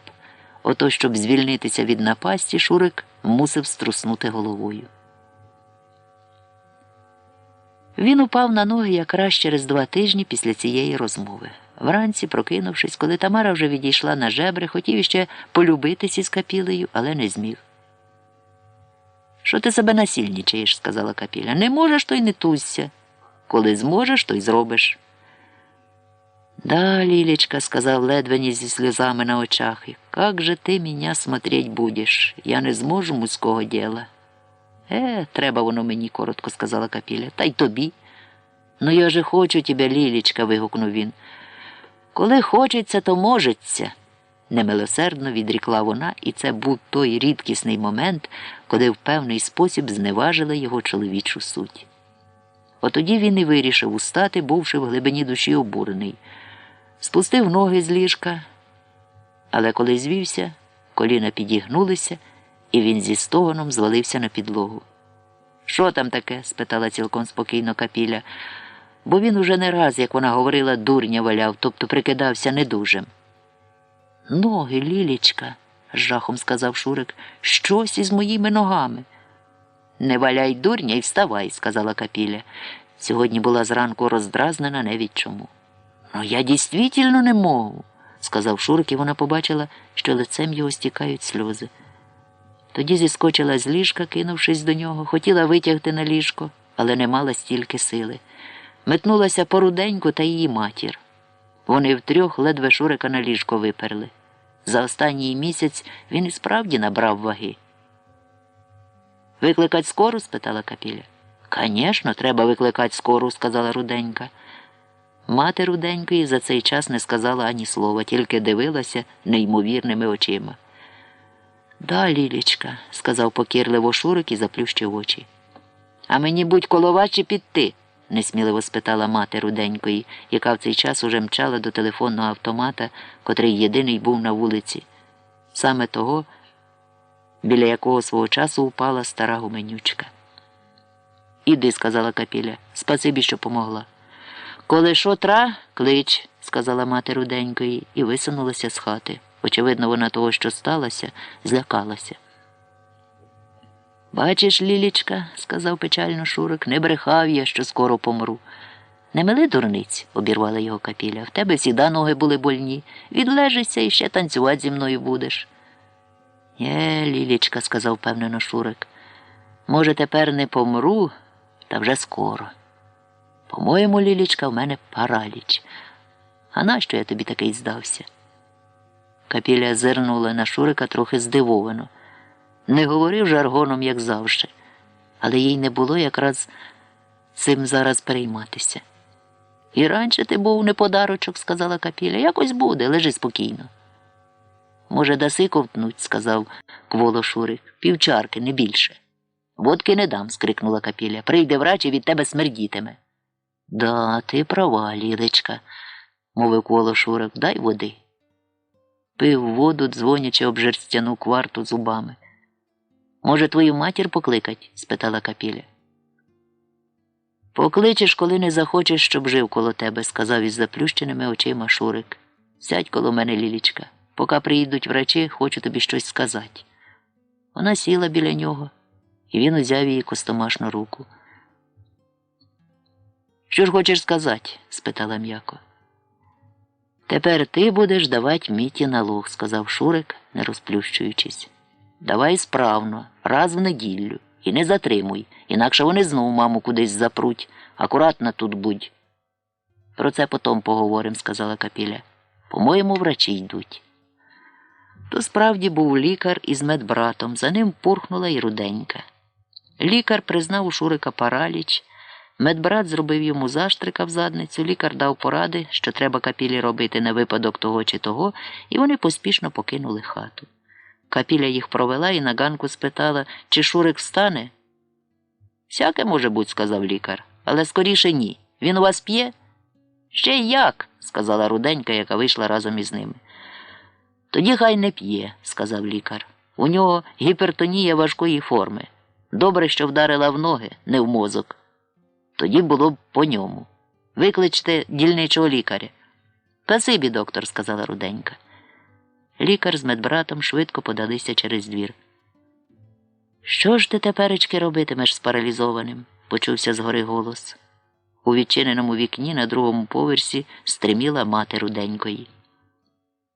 «А що робить?» – сказала Руденька. «Глядіть буде». «Він уже не встане», – не без схованого задоволення сказала Іщенчиха, тобто мати Руденької. «З такого не встають». Капіля сіла на ганку і заплакала. «Він, Тань, чувствував, що так станеться», – сказала. «Ну, коли чувствував, то мало статись», – мовила з вікна Іщенчиха. «Це вже судьба. Лучше б було б, коли б помер зразу. Паралізовані такі капризні». «Мам, студи рота!» – скрикнула Руденька, а тоді проказала ніжно Капілі. «Не плач, Ліль. Може, ще встане?» «Не встане», – сказала з вікна Іщенчиха. «У мене була знакома, Що вона вже намучилась зі своїм паралізованим? Це ж він і на горшка не сяде, і недержання часто буває. Не повезло тобі. Мам, заткни пельку, не зовсім чемно крикнула Руденька. А що я погане кажу? Стоїчно мовила Іщенчиха. Кажу, що є, бо він уже не встане, і їй треба буде привикати. Я її приготовляю, бо ще вона з ним намучиться. Розказувала мені знакома. Мам, тебе заціпить чи ні? Верескнула Руденька. Як ти до матері говориш, щеня? Звищила голос Іщенчиха. Ти, Ліль, теперечки до його матері піди. Нащо тобі срач під нього прибирать? Намучишся. Розказувала мені знакома, що 3 года так мучилася, поки Бог не прибрав. Це не твоє діло, змучено сказала Капіля, встаючи. Ну да, спокійно сказала Іщенчиха, то діло твоє. Хочу, щоб було налучче, тому й совєтую. А що він не встане, то це вже можеш не сумніватися. Обличчя Іщенчихи було мирне і майже нерухоме, як у Будди. Іди, Ліль, Шурик кличе, сказала Руденька.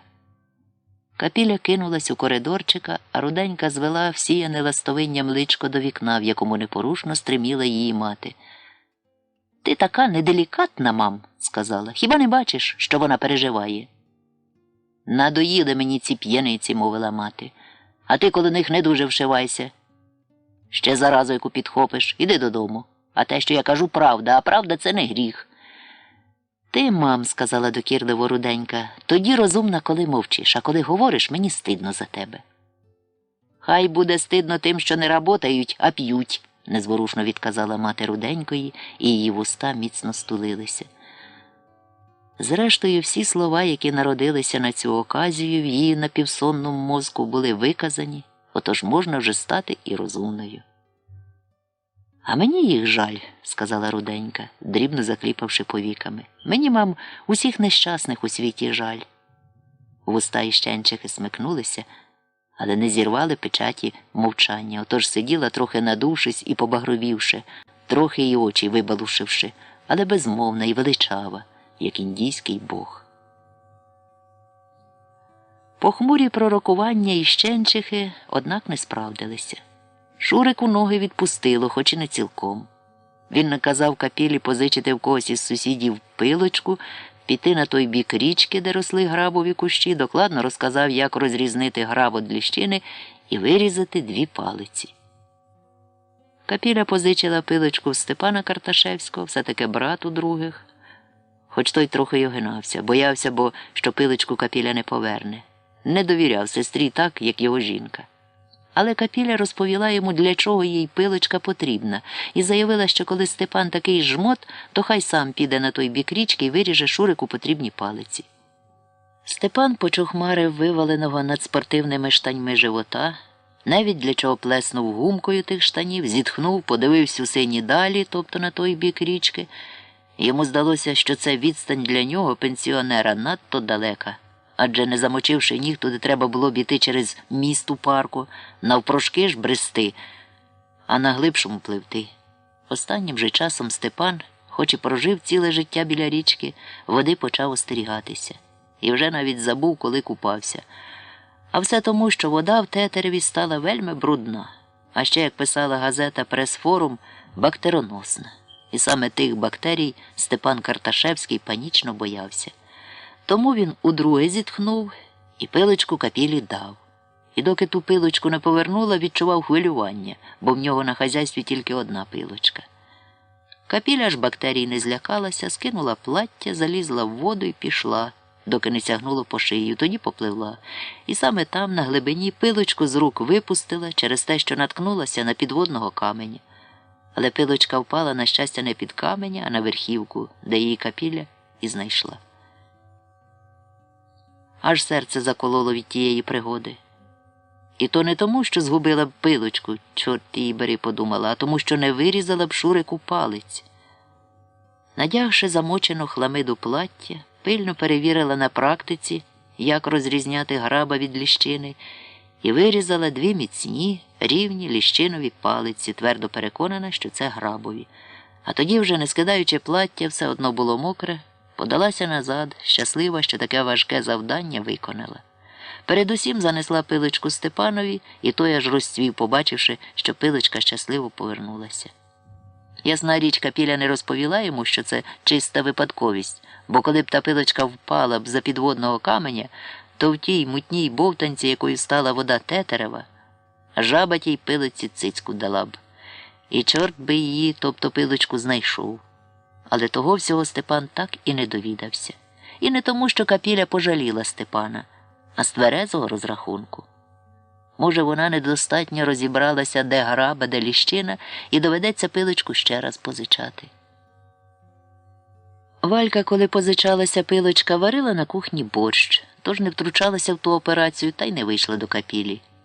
Але коли та повертала пилочку, вже сиділа на звичайному місці, на ослінці біля нерозквітлих півповністю, але вже розпукнутими суцвіттями жоржин. «Як там Шурик?» – спитала. «Очухується?» «Помаленьку», – відказала Капіля. «Ось у палиці вирізала. Хоче двігатися». «То слава Богу», – сказала Валька, – «а то мала б клопіт, не позавидуєш». «А що, його мати так і не приходила?» «Не приходила, бо Шурик не захотів їй казати», – мовила Капіля. «Вона його вигнала, а він гордий. Я, каже, її всіда уважав. Грубого, каже, слова ніколи, каже, не сказав, а коли, каже, я їй не нужний, то й не надо. Не буду, каже, їй мішать у лічної житті». «Думаєш, вона ще не взнала?» «А звідки її взнати?» – сказала Капіля. «Вона ж не на нашій вулиці живе, а десь в городі, а там безпроволочного телеграфу нема». «Ну, це ще як сказать», – мовила Валька. «Новості вони, як пташки, у воздуху літають». «А нужду він сам справлять може?» «Може», – сказала Капіля. «Шурик щодо цього акуратний». «Нема гірше», – скрушно зітхнула Валька, коли больний не може нужди як слідує справить. «Це хорошо, що він хоче ходить. Таким, як він, трат двігаться побільше». «Да, і врачиха так сказала», – мовила Капіля. «А як мама?» «А що мама, як всігда. Я їй скільки сказала, щоб не ходила, сама, понімаєш, не вперлася й не перепреш. Мені, каже, так інтересніше жить. Людей, каже, повно. Чого мені, каже, дома сидіть? Надоїло, каже, сидіть, а там їй і розвлічення, і пирожки, каже, вкусні, Мітя одне яєчко продає, такі, каже, вкусні пирожки, що з'їси 2-3 і цілий день їсти не хочеться». Шурик теж їй казав: «Отдихайте, мама», а вона мені, каже, лучше на свіжому воздухі. Я й махнула рукою. Якось воно не то, звісно. Да коли їй примандюрилося... «Да», – сказала, пильно ховаючи чортиків в очах Валька, – «старі люди, вони як діти». «Побігла я», – схаменулася Капіля, – «бо Шурик мені цими палками голову проїв». «А як у нього з випивкою? Употребляє? Кажуть, що при цій хоробі нізя». «Ну, це як сказать», – мовила Капіля. «Нізя, коли вредно, а коли не вредно, трошки можна. Я йому не давала. То кричав і сварився, а я ні в каку. А він каже: «Не даси, Лілечка, сам встану й возьму». «А встань», кажу, «встань і возьми». І перед носом йому бутелькою побовтала. «Здіваєшся», каже Лілечка. «Не здіваюсь», кажу, «а хочу, щоб ти встав». Тоді він і встав. Ми такі раді були. Більше чарки в день не випиває, а я йому сама ніколи не даю. «Хочеш», кажу, «вставай». Ну, він і встає. Трудно йому, але двігаться тра. Так і врачиха сказала. «Чудеса», – мовила Валька. «Спершу я боялася», – сказала Капіля, – «а тоді думаю, коли людина нічого не хоче, хана йому, а коли чогось хоче, то й карти в руки. Скрипить, скрипить, а тягнеться. Ото він і потягся. Хуже не буде, думаю, а лучше може бути. Ну, я побігла». Вона цього разу і справді побігла. «Чув, що тут розказувала?» – спитала Валька чоловіка, який при розмові сидів на ганочку і в ряди годи почухував п'ятірнею живота. «Чого ж не чув?» – буркнув Степан. «Бреше?» «Чого це бреше?» – здивувалася Валька. «Бо ще жоден чоловік себе горілкою не вилікував. Горілка до добра не приводить». «От добре, що так думаєш», – єхидно сказала Валька. «А скільки її сам вижлуктив?» «Ну, я для компанії настроєння», – сказав Степан. «Без того не обійтись». Він промовчав з хвилю. «То, може, мені вточиш до снідання, а то вже думав, пилочка моя загула». «Яка вона не є», – охоронила Капілину честь Валька, – «а позичене віддає, правда, неакуратно». «Я й кажу». Думав, не скоро повернеться моя пилочка. То вточиш, бо настроєння якесь паршиве. Чого воно в тебе паршиве, здивувалася Валька. Вона ж повернула пилочку. Ну да, сказав Степан, але я стільки напереживався. Ну, це ще не причина, щоб я тебе споювала, церемонно підтисла губки Валька. Дай одну, захочеш другу, як смола прилипнеш. Дійствительно, сказав Степан, почухмарив живота, тоді чуприну, а наостанок скрушно зітхнув, ще й головою похитав. Шурик же, побачивши палиці, розсердився. Я же тебе казав, Лілічка, грабової вирізать, а не ліщинової. Це і є грабові, мовила Капіля. Роздивилася, як ти й казав. А вирізала ліщинові, а не грабові. Да? Здивувалася Капіля. По-моєму, хороші палки, самі лучші, які побачила. Ну й дури ці баби, не стримався Шурик. Коли я така дурна, образилася Капіля, то вставай і йди сам по свої дурні палки. Лізь у річку, пливи, лазь по кущах. Я думала, що це грабові. Ладно, Лілічка, здався Шурик і глянув на небо. Сидів на ганочку, на який видибав сам. Небо повелося млою, і в тій млі майже розчинилося сонце, перетворившись у якийсь сяючий кисіль. «Нет границ женської глупості», – прорік Шурик. «І тем они красять мир». «Що ти мелеш?» – скипіла Капіля. «Ахворизм, Лілічка. Знаєш, що таке ахворизм?» «Знаю, що таке аферист», – сказала Капіля. «На що ти намікаєш?» – звузив очі Шурик. «На мене?» І Капіля раптом розплакалася. «Доїв ти мене тими палками. Я старалася, мокла, лазила по кущах, різала, а ти мені кажеш, що вони не грабові». «Ну, вони дійсно не грабові», – сказав, завищивши голос Шурик. І я сказав, ладно, пусть будуть такі. «Но почему ти мене аферистом назвала? Що я нечесний чоловік? А я що, дурна?» «Афоризм, Лілечка», – терпляче пояснив Шурик. «Це не аферист, це умна мисль». «Дуже хвалися своїм умом», – сердито сказала Капіля. «Бо он у меня действительно есть, Лілечка», – сказав Шурик і роздивився палиці. «Може, ліщинові і правда лучші будуть, красивей?» «І я так подумала», – сказала Капіля, шморкнувши носом. «Нащо тобі криві й сучкасті?» Подивився на неї трохи неймовірно. Виходило, що зумисне вирізала ліщинові. «Да, женщина – ето тайна», – сказав. «Неси, Лілічка, сюди ножа. І ще одно. Нужно позичить молоток і достать 2 гвоздя. Середніх розмірів, щоб не розкололи палку. Достанеш?» «Де вже діться?» – мовила Капіля і знову шморгнула носом. «Молотка я вам позичу», – почувся над головою голос із Щенчихи, яка нерушно стриміла у вікні. «А гвоздів у мене нема». Відтоді Шурик перестав користуватися нічним горшком. Його, до речі, знайшла Капіля дірявого на смітнику. Дірку туго забила ганчіркою, і він став цілком придатний до вживання. Але тепер, маючи милиці, Шурик наказав горщика знову викинути на смітника, бо він уже не смердітиме вдома, а ходитиме в туалет, дощату буду, що стояла в кутку їхнього дворика. Капіля Шурику не заперечила, але горщика не викинула, бо може все статися, а засунула його під розхитану подобу шафи, в якій не зачинялися дверці, а ящики були провалені, бо обірвалися планочки, котрі їх підтримували. Тепер Шурик, коли ходив, подобав на стародавнього ящура. Передні ноги, руки з палицями, високі, а задні, властиво ноги, низькі, які він ледве переставляв, приволочуючи. Одним різнився від ящура, не мав такої довгої шиї. До нужника добирався хоч не так швидко, але цілком справно. А освоївши цей шлях, заявив, що він не проти спробувати дістатися й до магазину. І це йому треба не так для того, щоб випити пиво в чоловічому товаристві, яке там постійно збиралося біля бару, як для тренування ніг. Бо не буде ж він без кінця лазити тільки по двору, тим більше, що у вікні незмінно стерчить, тобто з'являється, поки він ходить, і Щенчиха, чи Бовдя, як вони її між себе називали, матір Руденької. Насправді ж її звали Клава, яка втюрюється в Шурика, ніби гіпнозизує, а може подумки заклинає, щоб Шурик перечепився і впав, що кілька разів і траплялося. І причину того Шурик містично бачив у Бовдиних чарах.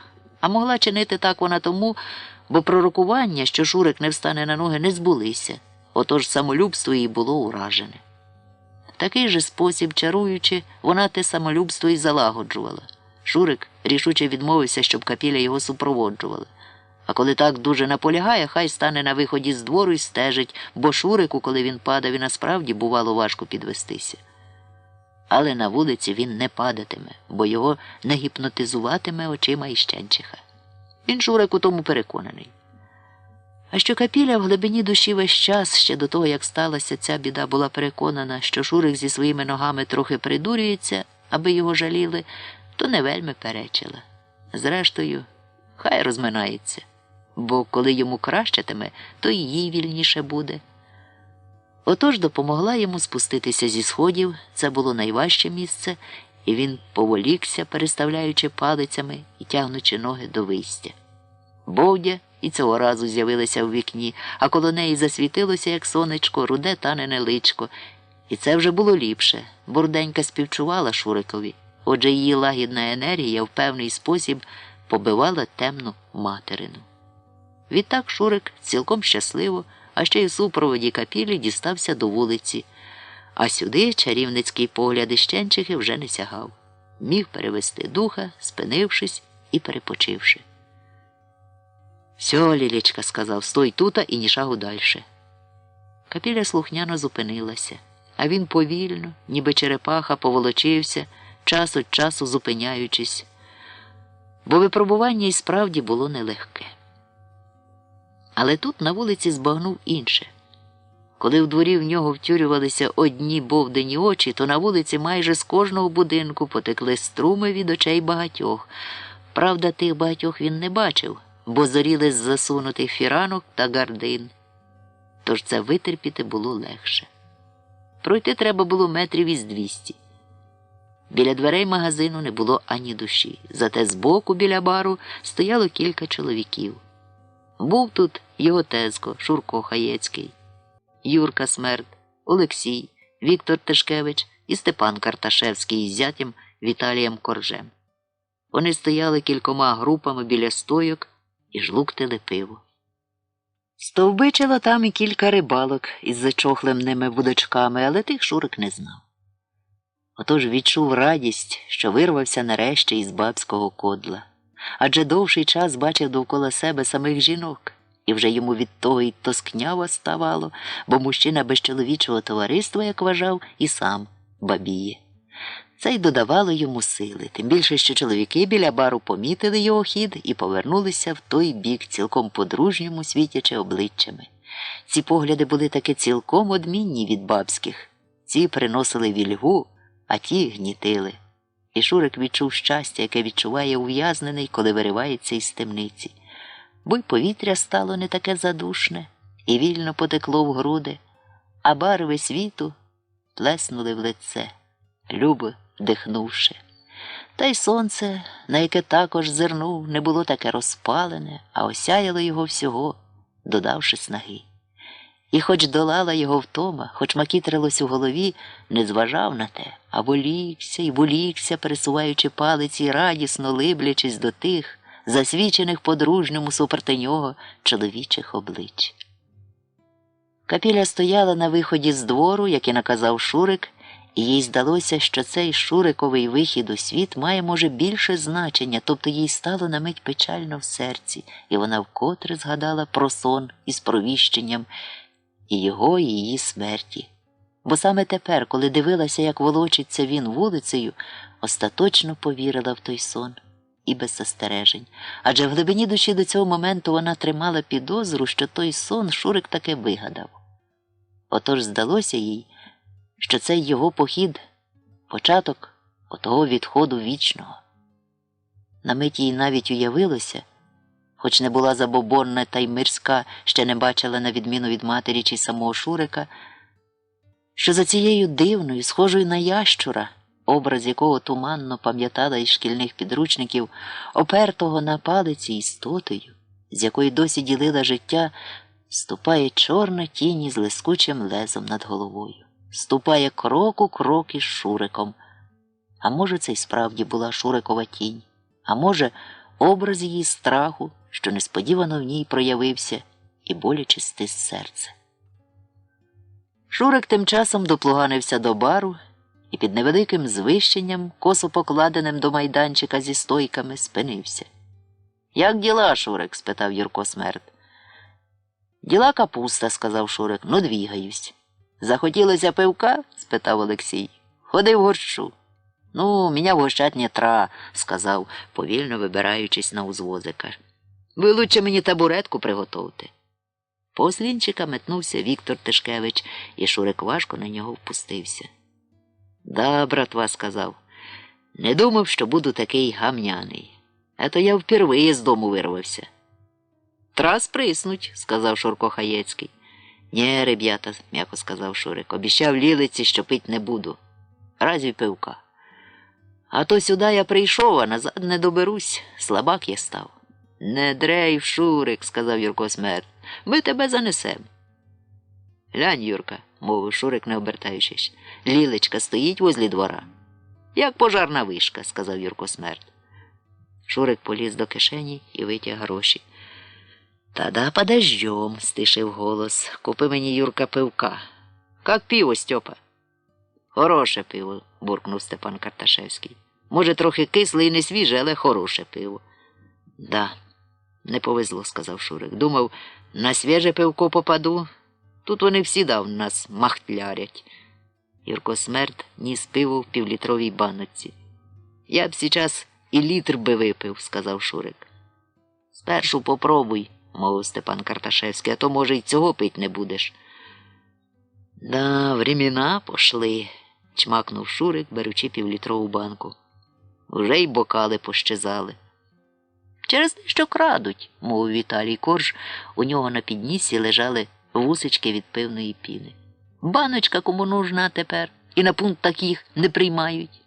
«Дійствительно», – згодився Шурик і відковтнув добряче. Пиво було кисле і несвіже, але так давно не пив, що таке посмакувало. «То як пивко, Шурик?» – спитав Олексій. «Хренове пивко», – відповів Шурик. «Ну, лучше хренове, як нікакого. Глянь, Юрка, там лілечка стоїть». «Іде сюди», – сказав Юрко Смерд. Капіля й справді йшла до бару.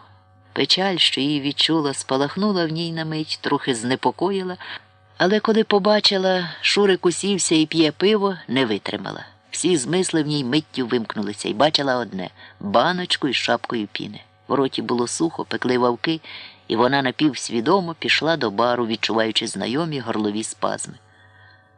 «Да, ребята», – сказав Шурик, блаженно всміхаючись після чергового ковтка, – «хотів з вами трахнуть бутелечку, но в другой раз.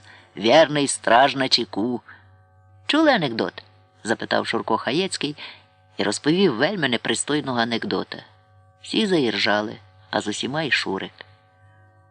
Капіля тим часом підійшла до узвозика і стала. Шурик саме допивав пиво. «Не стой там, лілечка», – сказав тепло. «Щось хотіла? Може, півка вип'єш?» «А ти як думаєш?» – спитала Капіля, не рушаючи. «Сам же п'єш?» «Тоді ходи в компанію», – мовив добродушно Шурик. «Возьми собі баночку, а мені втору. Пиво хрінове, но пить можна». Капіля швиденько вихопилася під укоса, взяла в Шурика банку і побігла до прилавка, за яким стояла невиразна істота, в якої жіночого була тільки одежа. «Закурить є, братва?» – спитав Шурик, – «бо я свої вдома забив». «Забув те, чого нема», – сказав Степан Карташевський. «То ти напрасно, Стьопа», – сказав Шурик, – «я тепер на плаву». Капіля несла пиво, на ходу цмулячи зі своєї баночки. Шурик випустив дим із позиченої сигарети. «Не спіши, лілечка», – сказав, випускаючи колечко диму, – «нам нікуди поспішать». Узяв у Капілі банку і відпив. «Лафа, братва, када є пиво, хоча й хренове, і закурить», – сказав. «Знаєте почему? Бо жисть наша, братва, тоже дим». І він солодко примружився, напустивши на очі туману, в якому заокруглювалися звивисті колечка. Капіля стояла поруч із порожньою банкою. «Жажда, лілечка?» – спитав Шурик. «Може, хочеш іщо?» Ти ж узяв собі другу, сказала Капіля. Конечно, Лілічка, згодився Шурик. Возьми вторуй собі. То що, ребята, сказав до компанії, київське «Динамо» пролетіло? Наступного дня, після Шурикового першого виходу у світ на вулицю, прикотило легкове авто, зупинилося біля двоповерхової споруди, в якій і мешкали Капіля з Шуриком. Тамари вдома вже не було, рушила, як завжди, на жебри. Не було на той мент і Капілі, пішла в магазин, а що хліба зранку на околицю не привезли, то подалася під Чуднівську гору в місто. Шурик ще лежав у ліжку, але вже збирався виповзти на двір, а може й податися до бару. З машини вийшла стара, але струнка і добре одягнена жінка із волоссям, фарбованим під блондинку та з ошатною зачіскою. Зирнула на номера будинку і рушила в двір, зіткнувшись тут із Руденькою, котра саме знамірилася бігти до Валентини Карташевської, щоб розповісти про вчорашній Шуриковий вихід у світ. Останнім часом вона стала ніби Шуриковим хронікером. При цьому цілком зневажила той факт, що цю подію бачив Степан Карташевський, який, напевне, жінці своїй про все оповів. А зневажила, бо Степан, напевне, так і стільки не розкаже Валентині, як це може Руденька. Коли ж казати по правді, то Руденька й не знала про те, що й Степан бачив ту подію. Річ у тім, що за чоловіками, осібно тими, що товклись у барі, Руденька не стежила. Вони були їй нецікаві, хіба котрий ударився в амурні зальоти, тоді б Таня виявила інтерес. Але вона чудово знала, що завсідники бару амурний інтерес виявляють тільки у формі непристойних анекдотів, а все інше в них давно і настало всохло. Так от, замислившись, Руденька ледве не втрапила в обійми цій пишній дамі, що завітала до їхнього двора. Від неї війнуло такою парфумною хмарою, що Таня ледве не вчаділа. «Скажіть», – мовила дама, – «в цьому домі живе Олександр Миколайович Соковецький?» «Хто?» – незрозуміла зачмелена духами Руденька. «Олександр Соковецький», – повторила дама, говорила вона добре поставленим голосом і літературною мовою. Руденька на мить задумалася. Здається, такого не знала. «Може, це Шурик?» – спитала невпевнено, бо це ганебно для неї. Чогось не тільки в своєму домі, але й на вулиці не знати. «Тут його кличуть Шуриком?» – тонко всміхнулася дама. «А де він живе?» Напівзаморочена Руденька показала на облуплені, навіть коли фарбовані двері. «Але Лілі нема», – сказала, – «побігла в місто по хліб. До нас сьогодні не привезли, а він, навірно, лежить, бо ще на двір не вилазив». «Що там із ним трапилося?» – люб'язно спитала дама. Руденька насторожилася. Ця жінка виглядала в їхньому дворі як опудало, тобто невідповідно, надто чиста, надто добре вдягнена, надто напарфумована. Щось тут було явно не так. «А хто ви будете, коли можна спитати?» «Бачите», – трохи знітилася дама, – «я його мати». «Ви його мати?» – з непідробним здивуванням запитала Руденька. Зрештою, вона знала, що мати в Шурика є й справді. Вони навіть говорили про це з Валентиною Карташевською. Десь вона жила в місті. Але щоб була аж така, того Руденький і в голову не могло б прийти. Босяк Шурик і така випищена мати. Це була якась справді разюча невідповідність. «А що в цьому дивного?» – спитала дама.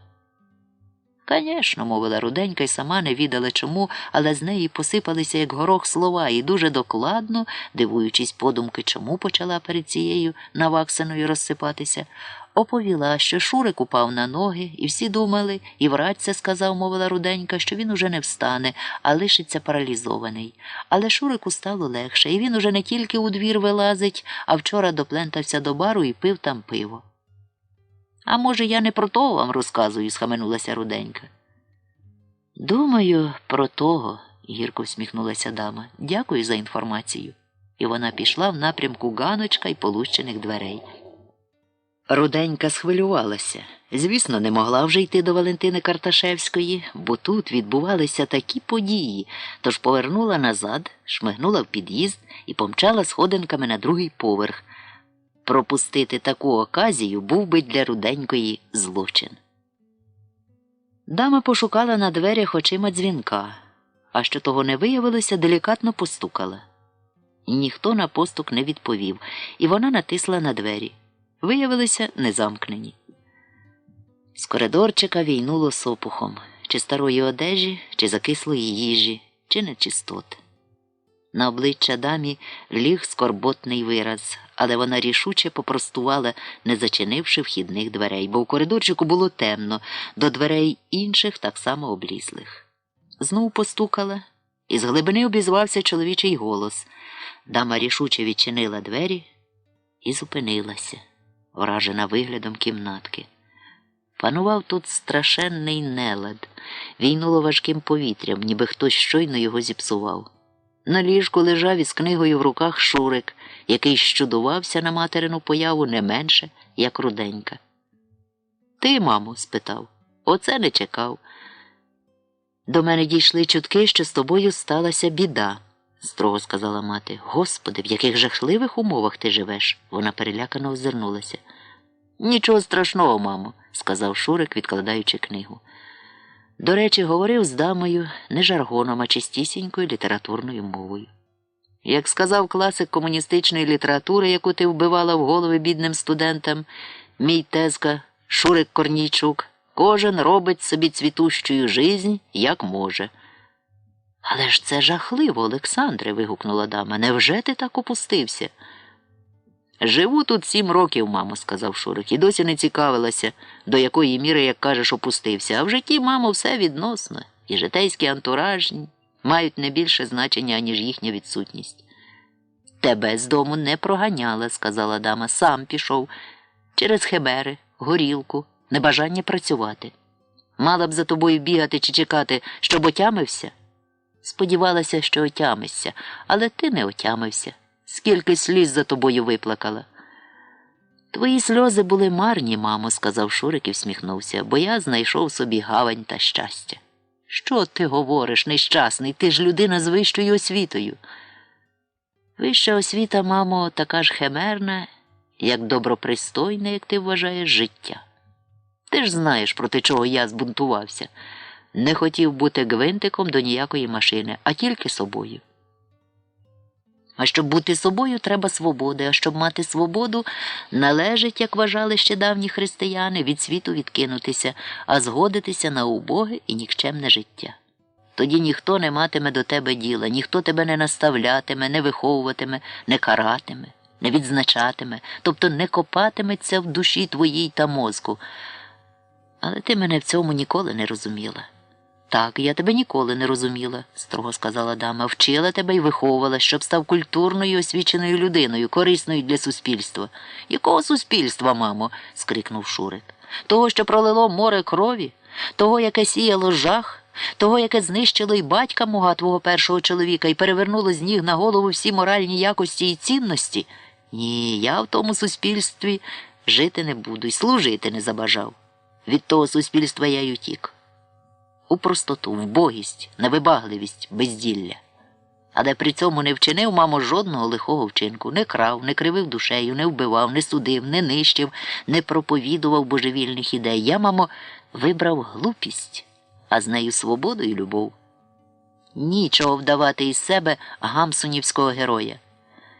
Я не гамсунівський герой, мамо, а лише нещасна жертва тоталітаризму. Жити в суспільстві так, як цього вимагала моя честь, було годі, бо те суспільство не терпіло нічого індивідуального, що виходило б за стандарт. Точніша паралель – християнські святі, якими, як пам'ятаєш, один час я зацікавився. Але одного в них не приймав – життя в догмі, бо життя в догмі – це і є тоталітарне суспільство. «Але вже того суспільства нема», – сказала мати. «Чому ж не повернувся?» «Бо нового суспільства також нема, мамо. Тільки старі правителі вдягли нові піджачки. Окрім того, мені пізно повертатися. Та й немає у мене до цього сили. Я вже кінчений і думаю про вічність, недочасність». «Хочу забрати тебе додому», – сказала мати. «Тобі треба належний догляд, якого тобі тут не можуть дати». «Тут моя родина, мамо, і я цілком задоволений», – сказав він. «І коли хочеш знати, я їх люблю». «Де та жінка, з якою живеш?» «Пішла по хліб, зараз буде», – сказав Шурик. І тут раптом досі спокійне, покрите косметичною маскою обличчя дами здригнулося, болісно скривилося, і з очей сипнули, роз'їдаючи тіні і крем сльози. І обличчя, нещодавно самовпевнене і владне, стало старе й безпомічне, бо скинуло мошкару. Мати заридала. «Кажеш, не зробив у цьому світі зла?» – мовила. «А що зробив із матір'ю, не помітив? Скільки мені горя й гризот приніс?» «Це мій гріх, мамо», – сказав зворушений Шурик, «але гріх, без якого не міг здобути собі свободи, тобто без цього гріха не міг би стати собою. Тоді спокутуй свого гріха», – мовила все ще плачучи мати, «принаймні тепер, коли немічний, я тебе поставлю на ноги, і коли не захочеш зі мною жити, знову підеш, але вже не посварений зі мною. Так більше жити не можу». І впала глуха і важка тиша, в якій чутно було материні схлипи. Шурик, може, вперше за життя так тяжко задумався, не міг байдужно пройти повз ті, він це відчув до глибини душі, щирі слова. «Бо що варте твоє добро, – подумав він, – коли одному його віддаєш, а в іншого забираєш? Що варта твоя любов, коли одного нещасного любиш, а іншого нещасним робиш?» Йому раптом стало невимовно боляче й тоскно, і він згадав свій сон, в якому до нього явився Господь, адже не була то вигадка, а щось ніби справжнє, хай і зі сну, яке давно в ньому народилося, щось откровенне і сокровенне водночас. І він жахнувся, що не знав своєї матері, а знав її вольову, неприхильну до його слабкостей, манеру, знав її як коліщатку, котре відало, як рухатись і в котрий бік, тобто, що рухатися треба саме так. Але те коліщатко, виявляється, було не із заліза, а з живої плоті, яке плаче на біль та уразу так само, як будь-яка інша жива плоть. Через це й жахом усвідомив, що його давнішній спокій щодо матері і байдужість і є отим гріхом, про який йому було сказано в вісні. Один із тих, яких так остерігався, бо, виявляється, мати ніколи не була байдужа до нього, а тільки удавала. У ній так само жила любов, яку поправ спокоєм своїм та байдужістю. Найлегше прогнати її від себе, не повірити її словам та сльозам, в її любов та живу вразливість, а продовжувати вважати. Не матір це його, а таке залізне коліщатко. Але так чинити вже не міг, був бо зламаний не лише в тілі, але й в дусі. «Гаразд, мамо», – сказав тепло, – «заспокойся. Мені дуже й дуже хочеться з тобою помиритися, але це може статися тільки тоді, коли зрозумієш мене, а я тебе». «Дуже цього хочу», – сказала мати. «Але є одна перепона, якої нам не подолати». Так само тепло продовжив він. «Не можу покинути Лілечку. Люблю і жалію її, а ти її не приймеш». «Лілечка, це та жінка?» – спитала, вимочуючи хустинкою очі мати. Її грим було зруйновано, через що обличчя виглядало страшним. «Так, мамо, це моя дружина». «Ви розписані?» «Ні», – мовив Шурик, – «не визнаю умовностей цього світу. Вона моя справжня дружина, а не формальна». «Не знаю», – вже звичним голосом сказала мати, – «я твоєї логіки ніколи не розуміла». «А варт би», – сказав він. «Щоб зрозуміти людину, треба її прийняти такою, якою є. Інакше й уже не стану, мамо, пізно мені». «Чому думаєш, що я її не прийму? Коли це добра і порядна жінка?» «Вона добра, але непорядна в твоєму розумінні. Але, по-моєму, вона йде». І справді, через коридорчика йшла стривожена Капіля. Дама різко повернулася і тихо зойкнула. На неї наступала машкара, складена із кісток та брунатної шкіри, у сірому, обстріпаному балахоні та розбитих туфлях, з яких майже злущився шкірний глянець. Із тих туфель випиналися не ноги, а знову-таки костомахи. Обличчя в Капілі майже чорне, а рот стягували зусібіч зморшки, і лежав на тому лиці вираз, котрий безумовно свідчить, що людина ця пустилася берега. І тільки одне було в цій почварі гарне – великі й печальні, трохи скісно поставлені очі, які дивилися на гостю із неймовірним зачудуванням. «Хочу, мама, тебе познакомить», – сказав Шурик, перейшовши знову на жаргон. «Это Лілечка, моя супруга. Прошу любить і жалувати». Дама у віч була шокована, зирнула на сина, В того на вустах лежала усмішечка, яку б вона не назвала насмішливою, але й доброю її не назвеш. Здається, Шурик дістав якесь незрозуміле задоволення від того разючого враження, яке справила на неї Капіля. Тож справді не могла отямитися і стояла зрештою при своєму розмитому гримі не менш страшна з обличчя від Капілі. І вона, як жінка, хоч і стара, але яка за собою пильно стежила, чудово це знала, через що зніяковіла ще більше. Захотілося раптом звідсіля втекти. Але й того не могла вчинити. Тож розгублено стовбичила, не відаючи, що сказати і як повестися. «Здрасте», – сказала Капіля, бо їй стало не від чого соромно стояти перед перестрашеними, а водночас вивідчими очима Шурикової матері. «Хочу, мама, переговорити з Лілечкою», – сказав Шурик. «Когда ти не проти, остав нас на пару минут, щоб ми обговорили, що ти сказала». «Гаразд», – сказала дама, – «мені й самій треба впорядитися. Куди мені піти?» «Куди хочеш, мама», – сказав Шурик. «Можеш по дворі погулять на свіжому воздухі». «Що це в тебе за жаргон?» – не втрималася мати. «Соответственний моєму положенню», – сказав Шурик. «Битіє определяє сознання». Здається, Шурик із матері кпив. Кинула на нього позиром. Ні, був серйозний, без тієї дурної півусмішечки. «Нам треба перемовитися, мамо», – сказав уже чистою мовою. «Ти прийшла чи приїхала?» «Приїхала», – сказала мати. «Тоді посидь, будь ласка, хвилини з 15 у машині. Боюся, що у дворику не відчуватимеш себе затишно». «Гаразд, сину», – сказала дама і пішла просто на Капілю, аж та змушена була відсторонитися. Дама минула її, наче стовпа чи щось інше бездуховне. І Капіля ледве не задихнулася, як перед цим руденька від хвилі парфумів, що повіяли на неї. «Що тут таке?» – спитала, коли дама вийшла. «І це в тебе така мама?» «Мам не вибираєм у житті, Лілічка», – сказав Шурик. «Які єсть, такі будуть». Капіля подивилася на нього широко розплющеними очима, і в них був жах чи ураза. «Що то не так, Лілічка?» – тепло спитав Шурик. «Ти до своєї мами говорив не так, як говориш до мене», – сказала Капіля повільно. «Так у нас було прийнято, Лілічка», – сказав Шурик. «А чого ти до мене по-руськи, як до собаки?» «Так у нас повелось, Лілічка», – сказав. «То не будем тірать времені, нам нужно поговорити». «Говори до мене так, як до матері», – сказала Капіля. Одна Шурикова брова піднялася вгору, а друга здивовано зламалася. «Так хочеш, Лілічка?» – спитав. «Так хочу. Досить до мене говорити, як до собаки». Це було в Капілі щось нове, і Шурик ще більше здивувався. «Чого вона сюди явилася?» – спитала гостро. «Розшукала блудного сина, Лілічко», – сказав Шурик. «Хіба не ти її сповістила?» «Ти ж казав, не ходить», – мовила Капіля. «Та й не знала, де живе». «Як же вона довідалася?» – спитав Шурик. «Не знаю», – смикнула плечем Капіля. «Ну, про це довідаємося згодом», – сказав Шурик.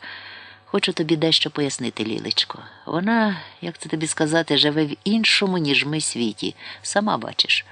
Коли ж почав випивати, з того світу змушений був піти. Я, Лілечко, як знаєш, нікому зла приносити не бажав і не бажаю. Отож, коли ми з матір'ю почали жити в інших вимірах, вона знала своє, а я своє, то вирішив. Ліпше нам розійтися.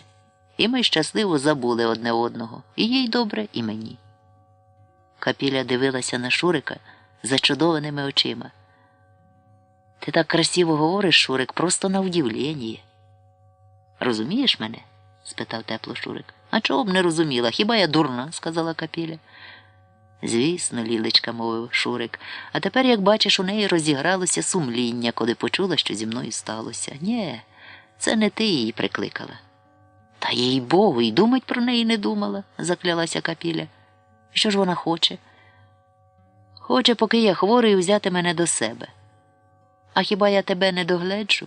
– сказала Капіля, і в неї в очах постали сльози. «Ліпше ніхто не догляне», – переконано сказав Шурик. «А ти чого стоїш? Сідай». «Постою», – смикнула плечем Капіля. «Хочеш мене покинуть і піти до неї?» «Все не так просто, Лілечко», – мовив серйозно Шурик. «На це мені був сон, і ти його знаєш. І я його таки не вигадував. Отже, є в мене на душі великий гріх, Лілечко.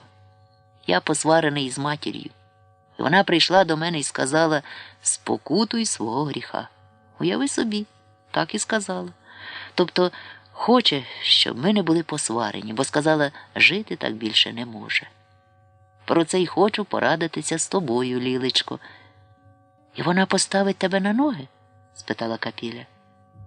Зробить усе, що може, сказав Шурик. Покличе найкращих лікарів, буде відгодовувати. Хіба ти зараз погано їси? Спитала Капіля. Сам же казав, що сильно поправився. Не скаржусь, Лілечко, і ніколи не скаржився, ти ж мене знаєш. Але не про їжу йдеться, та й не про здоров'я моє, люба моя, а щоб помиритися з матір'ю. Бо коли, Лілечко, мені сказати там, він ткнув пальцем у стелю, що маю померти, то ніякі лікарі та їжа мене не врятують. Без твоєї згоди звідси я нікуди не піду, бо з тобою зійшовся навіки. Отож я не маю вирішувати. А ти? Капіля мовчала. Чого ж мовчиш, Лілечко? Кажу тобі правду, як на духу. А як думаєш ти? Гадаю, вона має рацію, сказав Шурик. Мусимо помиритися. Бо є в мене гріх перед нею, а в неї переді мною. Моє сумління, Лілечко, волає, що до неї порушив я таке Божу заповідь і не шанував матері. Батька вже нема, забрали його і десь пропав, а її сумління, Лілечко, так само волає, бо її гріх у тому, що сина все-таки забула, і то тільки через те, що він непутящий. Да, тобі в неї лучче буде, сказала задумливо Капіля. Лучче не буде, бо я з тобою звик, а з нею одвик. Отой дух неспокійний і грішний примирити треба, Лілечко. Але з однією умовою зможу до неї піти, тимчасово, поки лікуватиме, а може, доки сам витримаю. І щоб ти могла до мене, Лілечко, приходити. Щоб і без тебе я не залишався. Може б я тебе ще разок, сама знаєш. І це тобі в голові, обурилася Капіля. Конечно, Лілечка, потому що я б тебе всегда хочу. Не говори до мене так, скрикнула Капіля. Говори красиво, як раніше. Гаразд, сказав Шурик, зітхнувши. І ще одне важливе. Коли приходитимеш, то того, звів голову і погольгав, ніби полоскав горло. Без цього мені теж не можна, вона не дасть. Буде терендіть, що мені не можна. Бо тобі не можна, сказала Капіля. Це мені ще врач із скорої сказав. Дурниці, Лілечко, мені вже нічого не зашкодить. То як вирішиш, Лілечко? Не знаю, сказала Капіля і сіла на низенького ослінця, на якому любила сидіти її мати. Нічого не знаю. Це ти мене покинеш. Клянусь Богом, що ніколи тебе не покину, урочисто сказав Шурик. Отож вирішуй. Не наравиться мені це, зітхнула Капіля. Чому ж не наравиться, Лілечко? Ніжно спитав Шурик. Не прийме вона мене, відповіла Капіля, ще й головою покивала. І це не зле, мовив Шурик. Тоді зможу з чистим сумлінням до тебе повернутися. Капіля втерла з ока сльозу. Щось мені страшно, Шурик, шепнула, дивлячись на нього широкими очима. І дарма, Лілечко. Чого боїшся, що помремо? Нє, мотнула головою Капіля. Боюся, що покинеш. Вона тебе забере, мене прожене, і я не проведу тебе в послідню путь. І в неї з очей покотилися великі сірі сльози, покотилися, наче перла, по майже чорній цері щік. Проведеш, Лілечко, проведеш. Даю тобі слово честі, що проведеш, поблажливо сказав Шурик і всміхнувся іронічно. І знову бігла, вибалушивши жовті очка руденька, притому аж настільки заполонена думками, які в її голівці літали, ніби ластівки перед дощем, що не помітила рябої Надьки, яка стояла, як завжди, в своєму дворику, виглядаючи з моря погоди, чи, точніше кажучи, милосердя від сусідок Кумасі, з якими всіма на цей час виявилася розсварена. Отож мала сподіванку тільки на цю руденьку, бо та єдина ще з нею віталася. І вона, як справжній політик, хотіла цю щілину в облозі своїй розширити, адже сталося найгірше із гіршого. Після того, як опинилася сама в обструкції, була цілковито позбавлена інформації про життя вулиці, а то для неї був сік житейський. Отож рябанатька пропадала й сохла в своєму дворику, як побіч неї пропадала й сохла невелика вишенька, єдине, що в тому дворику росло. Але руденька промчала повз рябу, як мотоцикл, безумно розігнаний шалий хвостом підлітком, і рябанатька відчула, що в серці її в'їлася голка, і ржава, і тупа, і їй забракло дихання, і поспішила в хату, щоб покласти під язика таблетку валідолу. Адже остання тріщинка, як виходила з поведенції руденької, стулилася і почала зростатися, а це значило, що облога з обструкцією стали кругові і безвиглядні. Тож думки в рябої стали теж, як ластівки, тільки не перед дощем, а як тоді, коли гнізда їхні порозвалювалися, а пташата повипадали. А на цю нагоду з'явилися гладкі й худі різної масті коти і почали щасливо пожирати тих ластів'ят. Куди було знати рябій натці, що руденька просто була надто заклопотана, надто вражена, тож у серденьку її не залишилося для рябої містечка. Ніколи було їй розглядатися. Мала перед очима пряму лінію, як поворозку, і бігла тільки по тій лінії чи поворозці, ніби циркач-клоун-канатоходець, який тільки тому тримається на линві, бо оперся в неї очима, а досить очі хоч на мить відвести, і він із линви звалиться.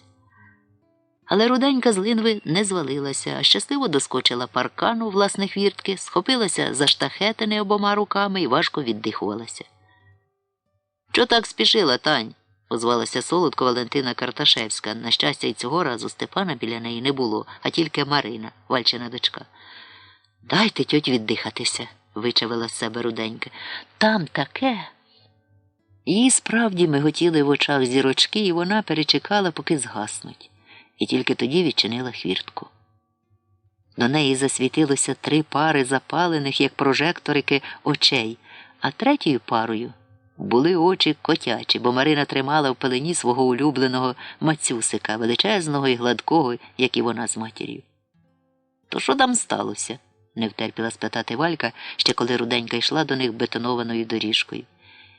«Інтересні собиті», – затарахкотіла руденька. «Приїхала до Шурика його мамка, в такій лискучій машині, в такому шикарному платті, в таких тухлях, як зеркало. Я таких і не бачила. З дорогою завівкою, а на лиці крему й помади на півпальця, і, по-моєму, в неї штучні вії. І говорить по-українському, але грамотно, як учителька чи інтелігентка». «Та ти що?» – вигукнула Марина, а її Мацюсик не від чого облизався. «Да, і від неї одіколоном смердить, що чуть не вчаділа. Але саме інтересне не те. Вона сказала, що Шурик має образування». «Та ти що?» – в один голос згукнули Валька з Мариною, аж Мацюсик перелякався і стербнув би із пелени, коли б міцні Маринині руки не притримали його.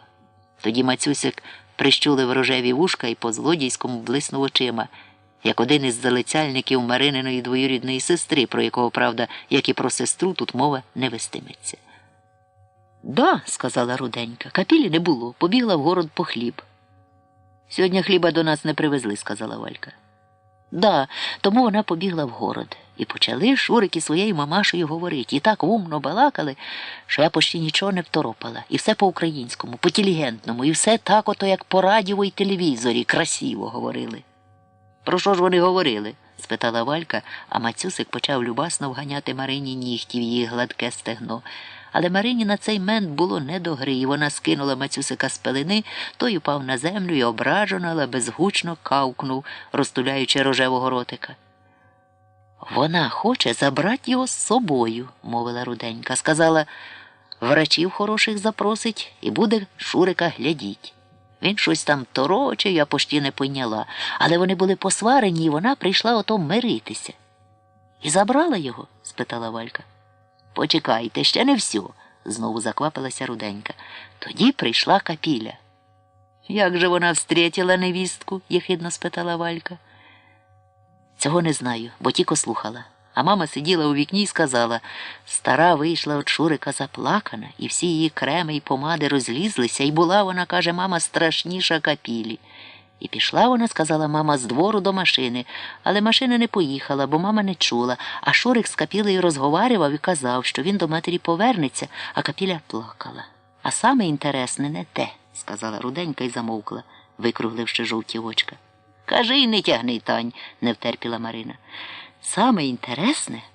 Шурик сказав, що скоро помре, і що він повернеться до матері для Блізіру, і що Капіля проведе його в послідній путь, сказав, бо він Капілю любить. То це він аж такий больний? Спокійно спитала Валька. На свої вуха чула, сказала енергійно Руденька, а мої вушка мене ніколи не підводять. І вона взялася пальцями за мочки. Да, це чересно, сказала Валька. І забрала його мати? Забрала, мовила Руденька. Мама сиділа у вікні й каже, стара повернулась до машини, і помади, креми в неї знов були в порядку. І Капіля помагала, сказала мама. Шурику спуститися із сходок, а потім хотіли обидві його вести, але він, сказала мама, не позволив, а взяв свої палки й подибав. І стара, сказала мама, заплакала. І її креми помади знову розлізлися, а Капіля, сказала мама, вже не плакала, а весь час мовчала. І пішли вони слідом за Шуриком. І мама далі не бачила. А коли я вискочила у двір, то в дворі їх уже не було. А коли я вискочила з двору, то й машини вже не було. А Капіля плакала. Я хотіла з нею поговорити, але вона не далась. Махнула рукою і сказала, щоб я її не чіпала. І я її не чіпала. Тоді Капіля здихнула тяжело і каже, піду мамі розкажу. І пішла на базар до своєї мами. Тепер він до неї не повернеться, мовила задоволено Валька. Ні, Шурик поклявся, що прийде, бо вони, сказав, договорились. Капіля до нього приходитиме. А коли Шурикова мамка її прожене, сказав, то він до неї повернеться. А вона, мамаша його, сказав Шурик, Капілю точно прожене. Я б теж її прогнала, мовила Марина і підтисла губи. Мацюсик в цей час сидів на повстяній підстилці на ганочку і облизувався, виструнчившись і ллючи жовтий вогонь погляду. Да, діла тіресні, сказала Валька, то це Шурик придурювався, що він босяк. Ні, чого ж, мовила Руденька з поважним личком, він спився. А коли хто зіп'ється, то має він образування чи не має, все одно босяк. Дійсно, сказала Валька. Певне, добре в'ївся своїй матері в печінки, що вона про нього забула. От до чого водка приводить, повчально сказала вона Марині. На кого ти намікаєш? Озлилася Марина, адже натякала Валька на її чоловіка, Віталія Коржа, якого колись сама Марині засватала, твердо переконана, що він з непетущих. Кажу, примір, озвалася добродушно Валька, вообще. А я думаю, мовила Руденька і зробила знов поважне личко, Шурик був непоганий. Сіда до Капілі, лілечка, лілечка, а вона ж кикибора, страшно глянуть. Да, лицем вона не дуже красива, делікатно поправила Таню Валька. Все-таки була Капілина родичка. Але яка б наче Шурика терпіла, він же тунеядець. Стояло в небі сонце в тумані. І хоч мряка, якою було покрите, розсівала проміння, і воно не пекло, але розсіяне, мало безліч корінців від стебла променю, які виїдали з повітря всю вологу, а з нею й кисень. Бо люди там, унизу, на грішній землі, перестали бігати чи хутко ходити. А повзали, розтуливши роти, обличчя в них понабрякали, а кільканадцять у місті хворих на серце послали душі у виш, де морочно цвів соняшник неба, і куди піднялася волога, щоб розкластися там на сиві косми. Саме такий мент вибрала Капіля, щоб одвідати матір, бо, по-перше, додому повертатися не хотіла, що б там робила. По-друге, почали боліти їй більше, ніж звичайно в роті вавки, а припікати їх у таку спеч також не бажалося. А по-третє, оті сонячні корінці не тільки з повітря спивали вологу, але й з рослин, дерев, тварин та людей. Поприлипали, як п'явки, й до сухої, як пергамент, Капілиної шкіри, і смоктали з неї животворящий сік, через що Капіля не так ішла, як плуганилася, опустивши голову, смутна і невесела, і обезволена, бо їй раптом усе стало байдуже після Шурикового від'їзду. А ще жив у ній, збившись у тугу чорну, як м'ячик, грудочку, невідомий жах, а точніше передчуття, що уклад її життя почав валитися, як дім від землетрусу, і оце вона пережила першу хвилю того трусу. Випила б зараз простої газованої, хай і теплої води, але вже кілька років, як з міста, зникли всі газавтомати, які ту воду продавали, разом із копійками, за які ту воду можна було б купити. І тепер Капіля душилася від спраги. Шурик віддав їй, від'їжджаючи, всі гроші. Бо рядив ними, навіть упавши на ноги, таки він. І Капіля, відчуваючи ті гроші за пружкою Станика, тепер вони побільшували її перса, які вже також майже всохли, здивовано подумала, що може зайти до будь-якого магазину і купити мінеральної води чи пива, чи чого їй запрагнеться. І нікому їй за ту трату не треба буде давати звіту. І це дивне відчуття свободи ще більше заповнило її смутком. Проходила саме біля кафе «Театральне», і в ніс їй ударив ванільний запах свіжих булочок, які тут таки продавалися. І вона раптом стала біля прилавка, трепетно хапаючи носом дух печеного тіста із солодкими приправами. І хоч ціни біля тих булочок були страшні, одну вона купила, а що зубів не мала, аби кусати, почала щіпати булочку і кидати шматочки до рота, від чого в шлунку з'явився дивний трепет. Адже давно, бозна як давно їла такі булочки. І вона не пішла далі, спинившись, доки не так з'їла, як виковтала маленькими ковтками ту булочку. І погляд її перекинувся через вулицю, де в кафе продавали морозиво. І вже зовсім запаморочена пішла туди і купила морозива, зовсім не вражаючись на його ціну. Сіла в кутку і посилала до рота ложечку за ложечкою, і солодкий холод її дивний спосіб оживив, хоч з другого боку розбудив гадюку внутрі чи пса, і пес сказав їй наказово: «Купи собі щось іще». І вона тут таки купила 2 тістечка, і, повернувшись до столика, почала не їсти, а глитати їх. І в ній виростало здивування, що існують іще на світі такі речі, і що їх можна вживати навіть їй, котра, здається, навіки забула про солодощі. І ще одне було дивне. І без припікання вавки перестали боліти. Тож задивилася із теплим смутком у вікно, за яким подихало, бо все покрилося пожовтілим листям якесь деревце. Листя його, однак, не світилося, як восени, а скрутилося, поржавіло, хоч літо було в розпалі. І Капілі стало ще дивніше на серці, ніби потрапила, як колись її мати, в другий город. І ще хто зна, чим той город був – чистилищем, пеклом чи раєм. І вперше відчула, що від булочки, морозива і тістечок їй у тілі з'явився хміль більший, аніж від горілки. Голова змутніла, охопила тепла млість, і так не хотілося з цього затишного кафе кудись іти, отак би сиділа й сиділа, незважаючи на зневажливі погляди, якими кидали в неї інші відвідувачі, адже вона серед цих ошатних, гладких та гарних була ніби більмо в оці. То, щоб не бути тим більмом, встала і пішла геть, думаючи посидіти у скверику. І хай солодко-печальні хвилі поколишуть її ще. Хай протриває цей дивний хміль, хай поблукає і вона по своєму іншому місці, адже добре розуміла, що все навколо і в ній, і поруч короткотривале, так само і її упоєння, і печаль, і дивні думки, що можна було б прожити життя не так, як жила, але й не так було також короткотривале і піддане тліну. Зрештою, віддавшись слабкості і споживши стільки солодкого, вона теж ніби ступила крока назустріч смерті. Тож отой чорний м'ячик у її грудях раптом розчинився, як скринька, і в скринці тій побачила вона людське око, яке дивилося на неї насмішкувато і розуміючи. Можливо, це і був образ того тоскного відчуття смерті, адже воно скрізь і повсюди, і хто зна, як можна звільнитися від того примруженого і насмішкуватого погляду. Адже деревце, яке пожовтіло в літі, вже не поверне на своє гілля зеленого листя.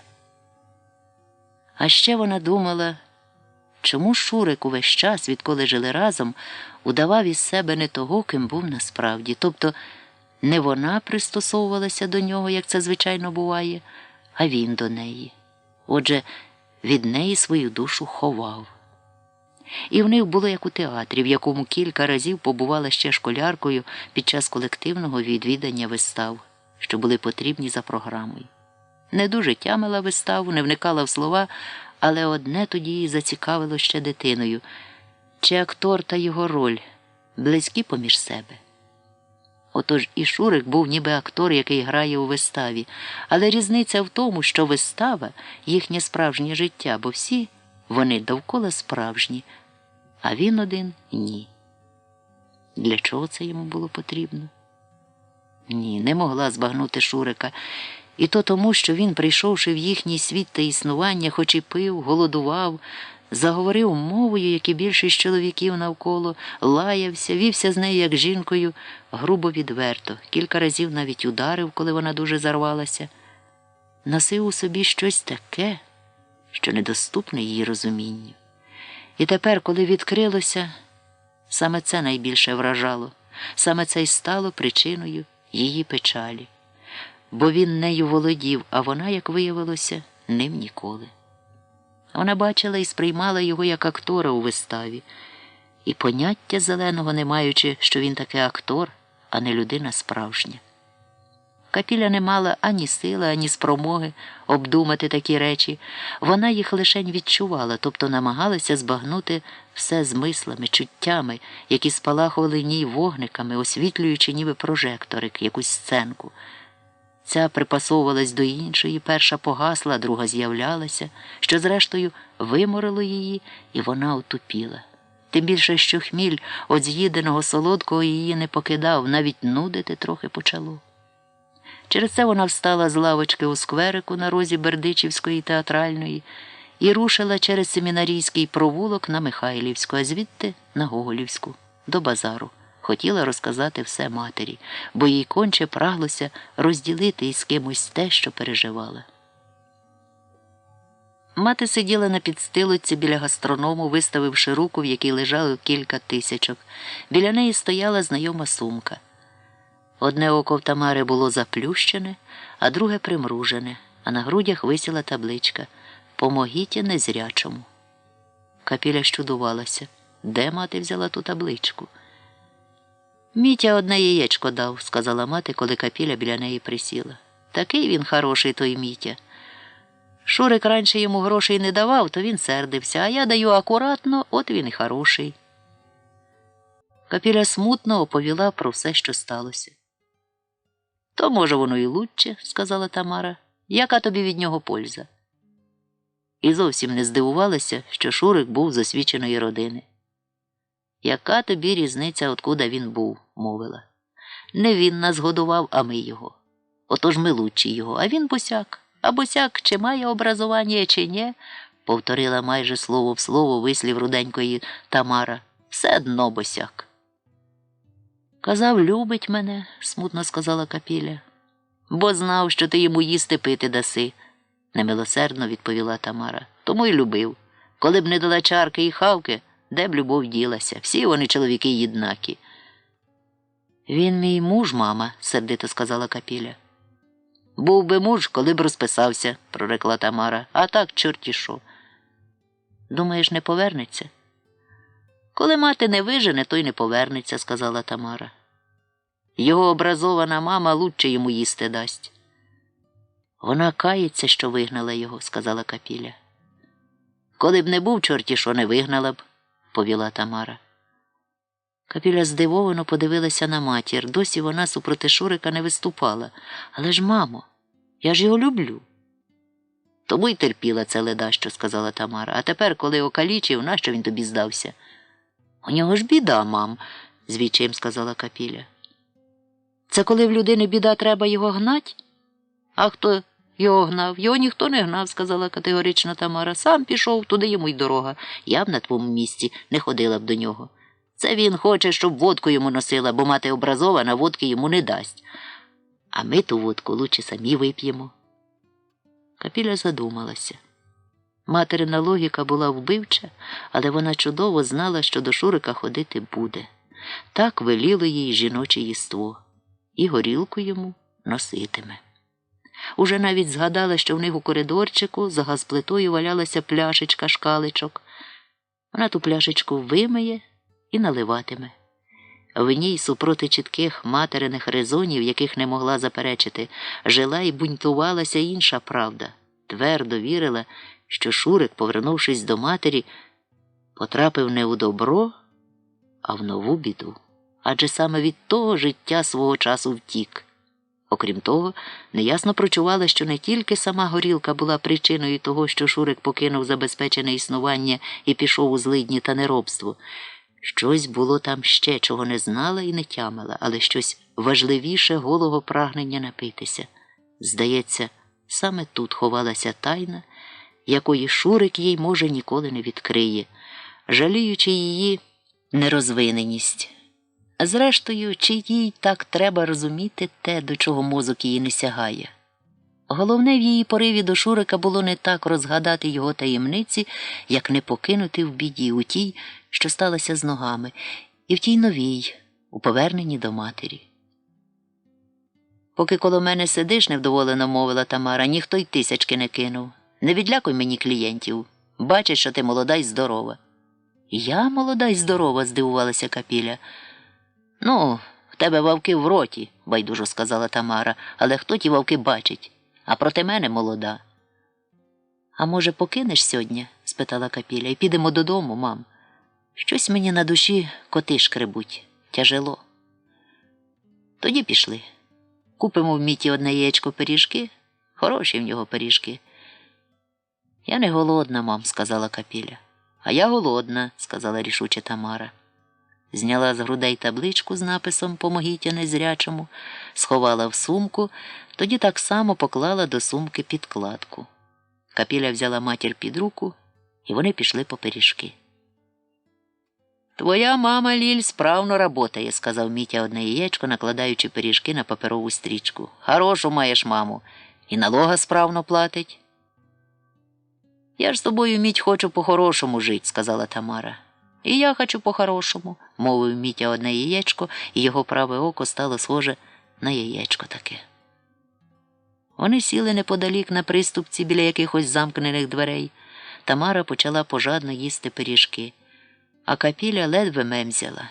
Після морозива, тістечок та ванільної булочки вони у вічі й не смакували.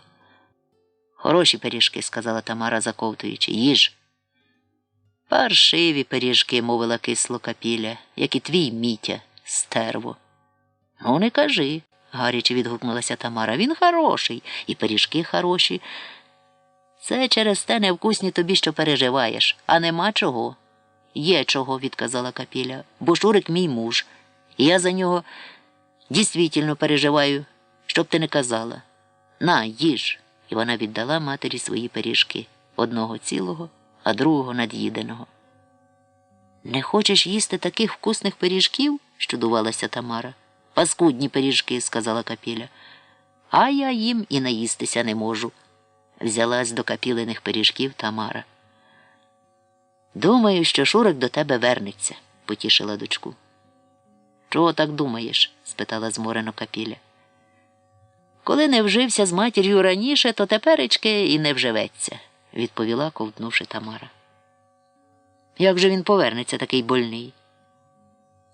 «А ти ж до нього ходитимеш», – сказала Тамара, беручись до нового пиріжка. «Ото й забереш, коли приспічить». Доїла і важко звелася. Капіля взяла її під руку. «Через Чуднівську підемо чи через парк?» – спитала. «Привикла через парк», – мовила Тамара, – «там легше дихається». Тільки тепер Капіля помітила, що мати й справді важко дихає. Але винувате в тому було сонце в тумані, яке й досі висмоктувало з повітря вологу і кисень.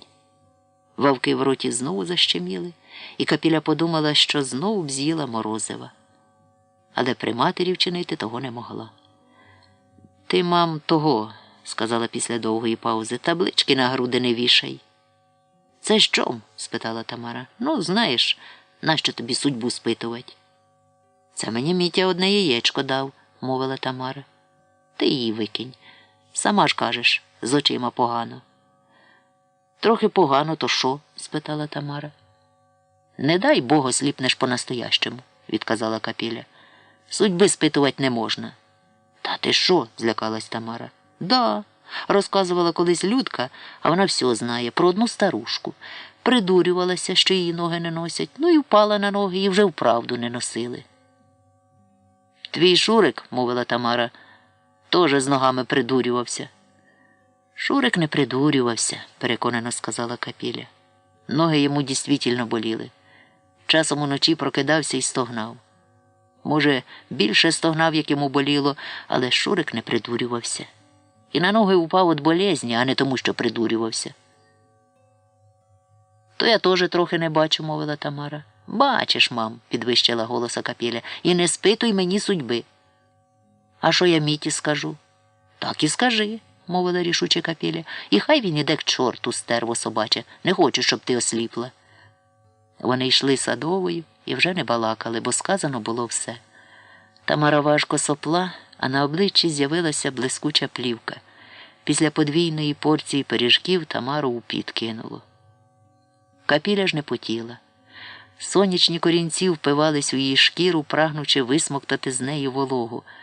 Але вологи там не було. Суха і порожня стала Капіля. І то, мабуть, через те, що внутрі в неї гуляла печаль, а чорний м'ячик на дні душі знову відчинився, як пуделко з пудрою, і звідтіля глянуло людське око, а може й не людське око. Капіля зітхнула. Не переживай, сказала спокійно крізь важкі видихи Тамара. Прийде ще коза до воза. Буде йому дармоїду дітися. І вп'яти бігла вулицею Руденька, хоч, може, й не так прудко, бо цього дня стояла нестерпуща спека. Правда, вчора, вперше за довгий час, упав на землю дощ. І напоїв нарешті спраглу і розсипану в порох землю. Чахлу рослинність на городах, адже навіть бур'яни почали пропадати. А де після дощу знову зринуло сонце в тумані, оповите димом, і кинуло розсукане на якнайтонше ниття проміння на землю. Від того, та ще зранку, засерпанилася, і налита вчора волога почала швидко випаровуватися, наповнивши повітря важкою задухою. Отож і ряба Надька не просто стояла в своєму дворі, але змушена втирати хустиною лице, бо покривалося потом, і того поту потекло так багато, що заливав їй очі, рідке волоссячко злиплося.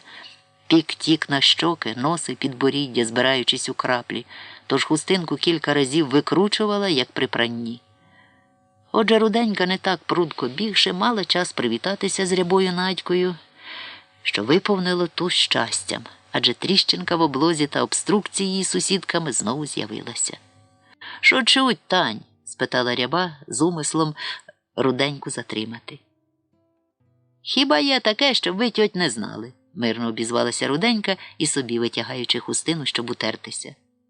«Та я нічого не знаю», – з розпачем сказала ряба Надька. «Всі чогось на мене понадувалися, і ніхто у двір не зайде». На те Руденька голосно вишмаркалась у хусточку, бо, незважаючи на спеку, незвідки причепився до неї нежить. Втерла піт і сказала поважно, по-старечому. «А це, тьоть Надь, тому що до людей треба ставитися з уваженням, бо коли, тьоть, ви людей будете судить, нікого не вважаючи, то вони вас так само». Ряба від тих повчальних слів шмаркачки миттю закипіла, і з неї піт полився ще рясніше. «То це ти, руде щеня, будеш мене вчити, як жити?» – скрикнула вона, аж у поле вдаривши. «Я не щеня, тьоть, а чоловік», – з гідністю сказала Руденька. «А коли я для вас щеня, то ви мене в дорозі не остановлюйте і не обіжайте. Я вас не чіпала, а ви всіх, тьоть, задираєте. Через те ніхто з вами, тьоть, не хоче мати діла». І вона знову вишмаркалася, а тоді втерла піт. «Гатьху на твою голову!» – скрикнула ряба Надька із серцем. «Що теперечки за молодіж пішла?» «Молодіж, тьоть, така, що не хуже вас», – сказала Руденька. Іншого образу від рябої Надьки закресали б блискавки, а з вуст ударили б перуни, і над вулицею забився б, залящав, доходячи в найдальші закапелки, її крик. І Руденькій довелося втікати від того Зевса у спідниці, спохопившись покритими ластовинням ручками за золоту голівку з кісками чи без них. До речі, сьогодні в Тані було знову заплетено 2 кіски. Але нині ряба Надька надто стекла потом, а з тим потом витекло з неї немало сили й завзяття. Отож тільки заскриготала зубами, замоталась люті головою, як туриця, і побажала від щирого серця: «А щоб ти здохло, рудещеня! Здихайте лучше ви, тьоть, бо старші!» – донісся до неї тонкий голосок, адже Руденька від рябої спішно віддалялася. «То це й ти посварилася з рябою?» Мирно і не без задоволення спитала Валентина Карташевська, коли Руденька відчинила фіртку і вже була на доріжці з бетонних плиток. Таня глипнула на ганка, і в неї аж серце приспустилося. Сьогодні й у віч не щастило, бо на повстяній підстильці сидів, смалячи самокрутку, Степан. «Така вже задьора», – сказала Руденька, – «що впаси, Господи, чортяка в ній сидить». «Оце вже, що правда, то не гріх», – сказав Степан, і зі шваркотом витяг дим із сигаретної скрутки. «А чого ви, дядь, самокрутки палите?» – спитала наївно Руденька. «Хіба нема сигарет?»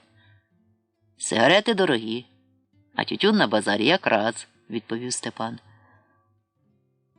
«Давно не приходила», – сказала Валька. «Ох, дихать нічим». Витягла з кишені халата інгалятора і дихнула. Руденька стояла перед ними і мовчала. І це було особливе мовчання, від якого повітря напружувалося, бо з усієї постави Руденької аж прискало, що не для мовчанки сюди прийшла. Окрім того, жовті очка її блищали потаємним блиском, а кіски стирчали ззаду, як загнуті назад роги, а вуста з конопатими плямками стислися, що знати було. Великого труда завдає собі Руденька, аби стримати їх стуленими. «Що случилось?» – роблено байдуже спитала Валька. «Коли б не случилось», – коротко реготнув Степан, показуючи жовті щербаті зуби, – «то чого б і прийшла?» «Щоб вас побачить», – церемонно сказала Руденька. «Пішов би, вибрав колорадського жука», – збагнула Валька. «Такого танця й год жука, ну просто спасу немає».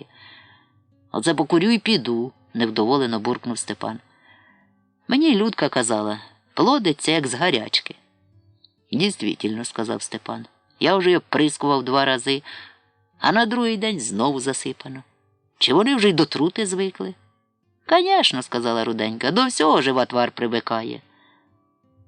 «То, може, даси на пиво?» – сказав Степан. «І я піду на жука. Жарко сьогодні».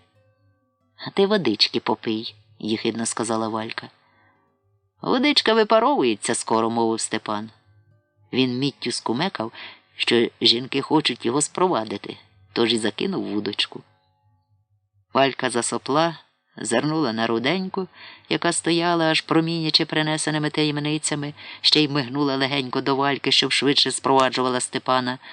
Тож Валька зітхнула, пустила у кишеню руку, витягла малесенького гаманчика і обережно вийняла звідти купона. «Здачі принесеш», – сказала невдоволено. «Ну, це другий розговор», – зраділо сказав Степан, миттю підхопився з ганочка, хапнув гроші і, щоб жінка не передумала, хутенько подався до хвіртки. «Бачила, як побіг?» – кивнула Валька Руденькій. «І чого ці чоловіки такі жадні до того пива?» «А то, що вони всі теперечка спорчені», – мовила повчально Руденька. «Вже й женщини портяться, а коли спортяться і женщини, тьоть, настане кінець світу. Це і в Святому Письмі написано». «Навірно», – проказала Валька. «Кажи вже, що там случилось». «О, тьоть!» – патетично закотила під лоба очі Руденька. «Не представляєте собі? Вернувся Шурик!» «Цього слідувало б чекать», – сказала Валька. «Ні, тьоть, це не так просто». Пішла Капіля до нього, як щодня ходила. Ну, звісно, і шкаличка понесла. А та вирвана помаджена їх і застукала, коли Шурик цмулив із шкаличка. Казала Капіля, крику було, вереску. І тоді вона, вирвана помаджена, Капілю з дому свого з тріском поперла. І Капіля прибігла додому в сльозах і каже, ніколи туди більше не піду, хай він там разом із своєю мамою перекинеться, і хай, каже, здохнуть. Вона хоча опущена, а горда лілька. Ніколи, каже, туди більше не піду, хай мене, каже, ріжуть і полосять. Ну, Шурик почекав, а тоді й пішов. Вони ж ці каголіки без водки не можуть. Як же він пішов? Спитала Валька. Машину найняв.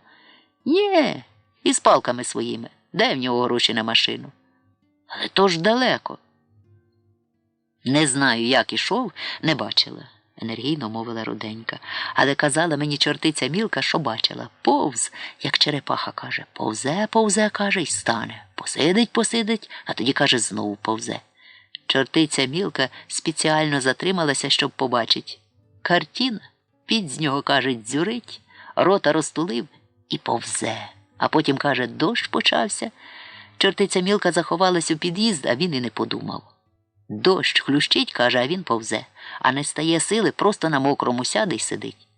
Чортиця Мілка перескакувала. Чи в під'їзд, чи в магазинчик. А він ні. Мокрий, як хлюч, а повзе. Навірно, дуже розсерджений на свою мамку був. Каже, Мілка, очі вирічені, голова без шапки, мокра, волосся на лоба змите, одежа мокра, а він повзе, тільки, каже, губи кусає. Машини повз нього їдуть, з калюж обляпують. Хто так, а хто спеціально, а він хоч би хни. Да, кіно, сказала Валька. Це не кіно, тьоть, а біда його гнала, повчально заперечила Руденька, і її конопате личко стало поважне. Який не є, а жива душа. А людей, які не є, трошки жаліть тратять. Конечно, згодилася Валентина, хіба я кажу. Це ж треба, щоб він іще й під дощ попав. А може воно лучше, поважно мовила Руденька, бо так йому, може, прохладніше було, в таку спеку, як зараз, хуже. Да, нема чим дихать, згодилася Валька і знову витягла інгалятора. Так сьогодні нехорошо чувствую. Мілці вже надоїло за ним дивитися, затараторила Руденька, бо дуже вже повільно повз, і чим далі, каже, тим частіше й надовше спинявся пересидіти. Якийсь, каже, сердобольний підійшов до нього і мовить, це Мілка чула, «Может, вам, молодой чоловік, помочь?» А він його, «Іди, дядя, і не мішайся, коли не просять». Тобто не хотів даже, щоб йому помагали. А якби той поміг, резонно спитала Валька, на плечі взяв би, чи машину найняв? Ну, мало чого, поважно мовила Руденька. Важно, що хоч один чоловік із сочувствієм підійшов. А може, подумав, йому плохо? Ну да, сказала Валька. І чортиці Мільці надоїло, каже, і вона пішла по своїх ділах, а він, каже, поповз дальше. Хоч дощ не переставав. І даже, каже, коли передихав, не шукав, де сховатися. Цілий день повз. А звідки знаєш, що цілий день? Спитала Валька. Представляю, сказала Руденька. Світ не близький. Ну, а далі вже мама побачила. Вона у вікні стирчала, коли у двір уповз. Палки, каже, йому із рук випали. Ткнувся, каже, мордою в болото і гукає капілю. Дощ і тоді не переставав. А мама моя дуже любить на дощ із вікна дивитися. Отож він гукає з лицем у болоті, а капіля, конечно, не чує. Тоді мама мені каже, бо я спитала, що там вурчить. Ну, я й побігла до капілі. І ми ледве його дотягли на ганочка, бо мама не захотіла сходити. Вона то як всядеться коло вікна, то й трактором не здвинеш. Коли ж посадили його на ганочка, а дощ тоді ще більший припустив, і ми з Капілою теж були мокрі, то Шурик і каже, «Звіни мене, Лілечка, бо це я, каже, прийшов до тебе умирать». Так і сказав, захоплено спитала Валька. Еге ж, щепательно, як у кіно. Руденька закліпала жовтими повіками. Так бідолашка й сказав. Тоді й Капіля заплакала і спитала, чого ж ти не подождав? Я б машину найняла б. А він каже, «Када ж, Лілечка, мама тебе прогнала, і ти, Лілечка, до мене, каже, уже не прийшла б. А я пообіщав тобі, каже, Лілечка, що проведеш мене в останню путь». А мама моя з вікна каже, «Уберіть його з дощу, бо він весь мокрий». А ми про дощ, коли таке говорив, і позабували. Ну й потягли його в хату. І я оттуда пішла, бо Капіля мала його перевдягти. А баба Тамара була? Нє, пішла зранку на базар. Ще дощ не почався. Діла, мовила Валька. Це він, навірно, довго не протягне. Казала мама, що люди чувствують свою смерть, бо вона їм тоді являється і вони бачать. Отож, сказала мама, у нас скоро будуть похорони. Може, ще викарабкається? Сказала мама, що ні. Той, хто побачив смерть, сказала, той уже з нею довжен піти. І ніякі, каже, врачі не поможуть. І люди, що вмирають, каже, бачать її костомашною з косою. Через це її так і малюють, бо вона дійсно така.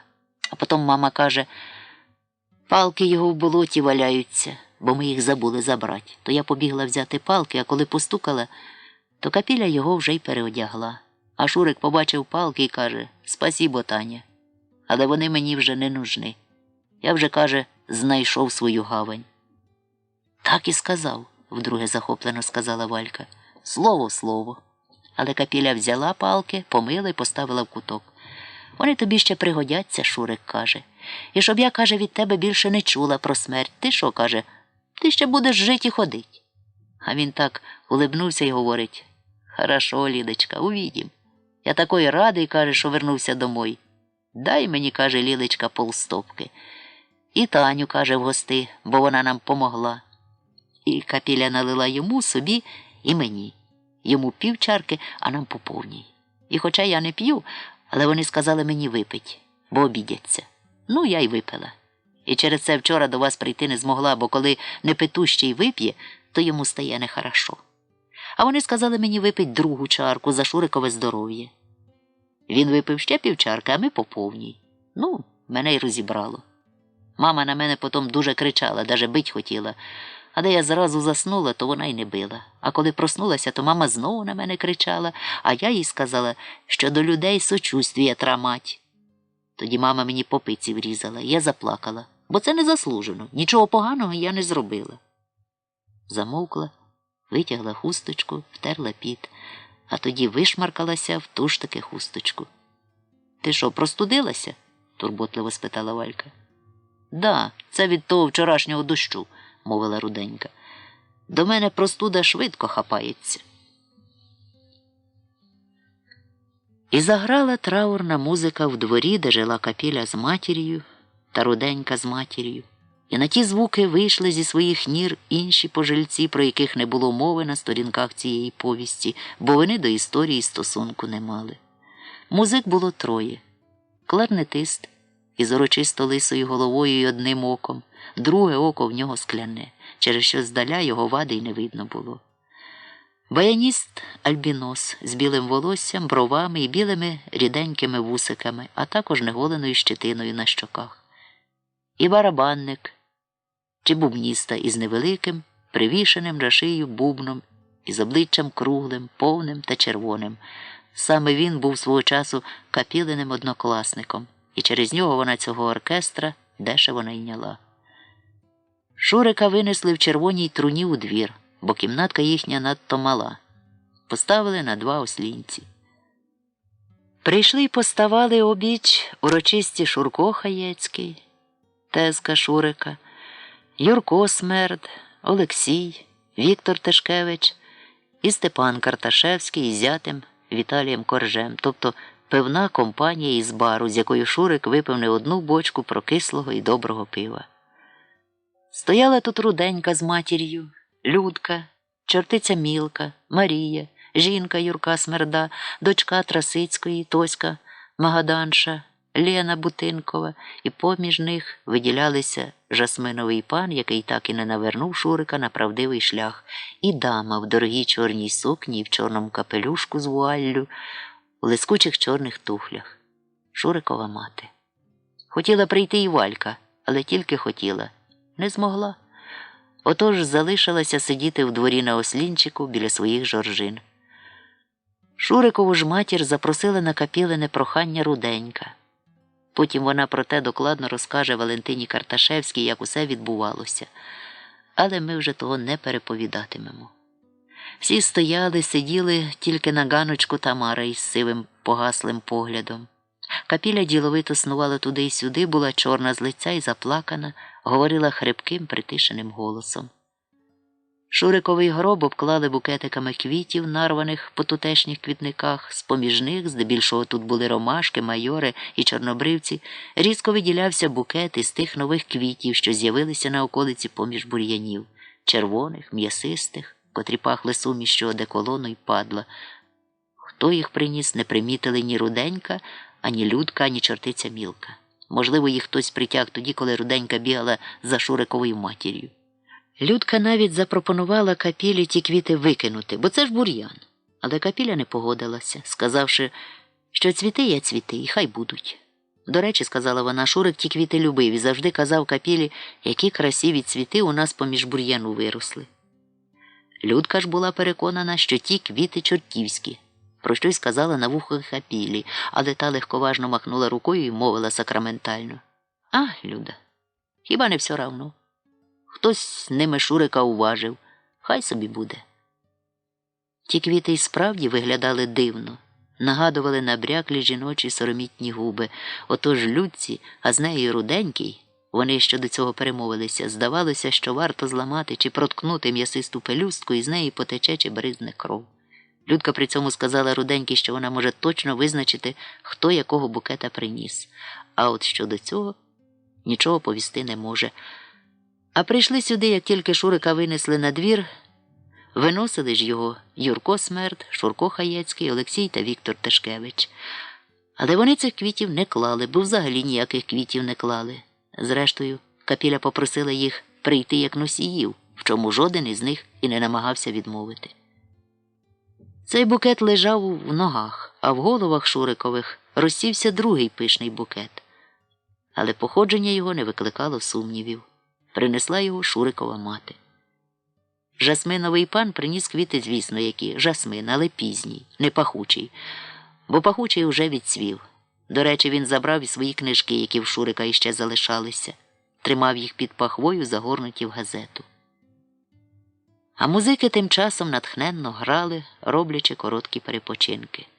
Вив кларнет, стогнала гармоніка і глухо бубав бубон, від чого здавалося, що в повітрі розрізалося і ржавими пилками, пробивалося дерев'яними молотками. Найспокійніший з усіх, звісно, був Шурик. Обличчя його погарнішало, стало тонке, розумне, помолоділе і ніби легенько відсвічувало, що невимовно зворушувало жіночу частину тих, котрі проводили його у вічність. Принаймні Руденька схлипнула й сказала Людці: «Гляньте, який він красивий. Не подумала б, що він може бути такий красивий». Це тому, сказала Людка, що він не мучився, заснув і не прокинувся. Хотіла б і я так померти. «Зовсім як живий», – сказала зворушено дочка Трасицької Магаданші. Стояли вони з другого боку труни. «Ваш син був небуденна людина», – мовив жасминовий пан Шуриковій матері. «Я з ним кілька разів розмовляв, і він говорив як інтелігент». «Бо він ним і був», – стомлено сказала Шурикова мати. «Закінчив Київський університет». «Що ви кажете?» – здивувався жасминовий пан. «Якого факультета?» «Історико-філософського», – сказала тихо Шурикова мати. Не хотіла, щоб це чули інші. «Життя часом незбагненне», – сказав жасминовий пан. «На жаль», – зітхнула Шурикова мати і втерла чорною мереженою хустинкою око. У двір заскочили діти. «Приїхав автобус», – загорлали вони. Музики саме в цей мент перестали грати. Людка почала порядкувати. Покришку від гробу взяли Руденька та її мати. Чортиця Мілка зібрала кілька букетів, оминувши того дивного, щоб розкидати по землі. Юрко Смерд, Шурко Хаєцький, Олексій та Віктор Тишкевич стали пообабіч труни. Капіля звела з приступки матір і повела її. Вони спинилися побіч Шурикової матері, решта згрудилися ззаду. Вінків не було, через це дівчинці з двору дали великого букета, що його принесла Шурикова мати. Людка махнула музикам, і знову іржаві пилки почали різати повітря, ніби бляху, і прибивали її дерев'яними молотками. Людка йшла попереду із чортицею Мілкою і розсипали дорогою квіти. Тоді рушили ті, які несли покришку. Відтак дівчинка з букетом. Чоловіки хекнули і підняли труну, поставивши на плечі. І Шурик поплив в останній путь із ясно осяяним сонцем лицем. До речі, сьогодні воно не було в тумані, а світило ясно, і не було на небі жоднісінької хмарки. В ногах у покійника похитувалися важкі, м'ясисті, ніби налиті кров'ю квіти. І трупний запах одних ніби посилився і заповнив повітря, а самі квіти заворушилися ніби живі, намагаючись припідняти голівки. Деякі ж голівки і попіднімали. І злетіло раптом у повітря невідомо звідки два голуби. Один білий, а другий чорний. Затрепотіли голосно крильми, аж усі звели голови, щоб на них подивитися. Голуби зробили над двором коло й подались увись, усе меншаючи і меншаючи. Білий світився, поблискуючи пір'ям, а чорний нагадував того м'ячика з оком усередині, що його часто відчувала в собі Капіля. Тужно вила музика, струшуючи, скрижаніли в гарячий лід повітря, і Капіля заридала, тремтячи всім тілом. Шурикова мати йшла рівно, випростано, ніби закам'яніла, а Тамара похитувала головою. Капіля тримала її під руку. На вулиці труну засунули в розхилене жерло невеликого автобуса, при цьому одна із дивних квіток таки зламалася. І Людка потім присягалася, розповідаючи про те, що з цієї квітки крапнуло кров'ю, а може, то був у квітів такий сік. В автобуса сіли родичі, носії, дехто з жінок, а решта залишилися стояти на вулиці. До цього невеличкого гурту долучилося ще кілька сусідок та перехожих. Автобусик чмихнув їдким синім димом і покотив під гору. Капіля зирнула на Шурика, і їй здалося, що той ледь-ледь усміхається. Машину кидало, і з рота Шурика, з кутика, поповзла якась рідина. Капіля нахилилася і втерла її хусточкою. Вона вже не плакала. Стала урочисто спокійна, але чорного на її обличчі побільшало. Тамарина голова трусилася, очі мертво світили, а Шурикова мати перетворилась у нерушну статую і не здригалася навіть від руху автобуса. Музики тримали на колінах інструменти, сонячний промінь падав на кларнета, і той сяяв золотом. Фінал. Однієї ночі Шурик прийшов Капілі в сон.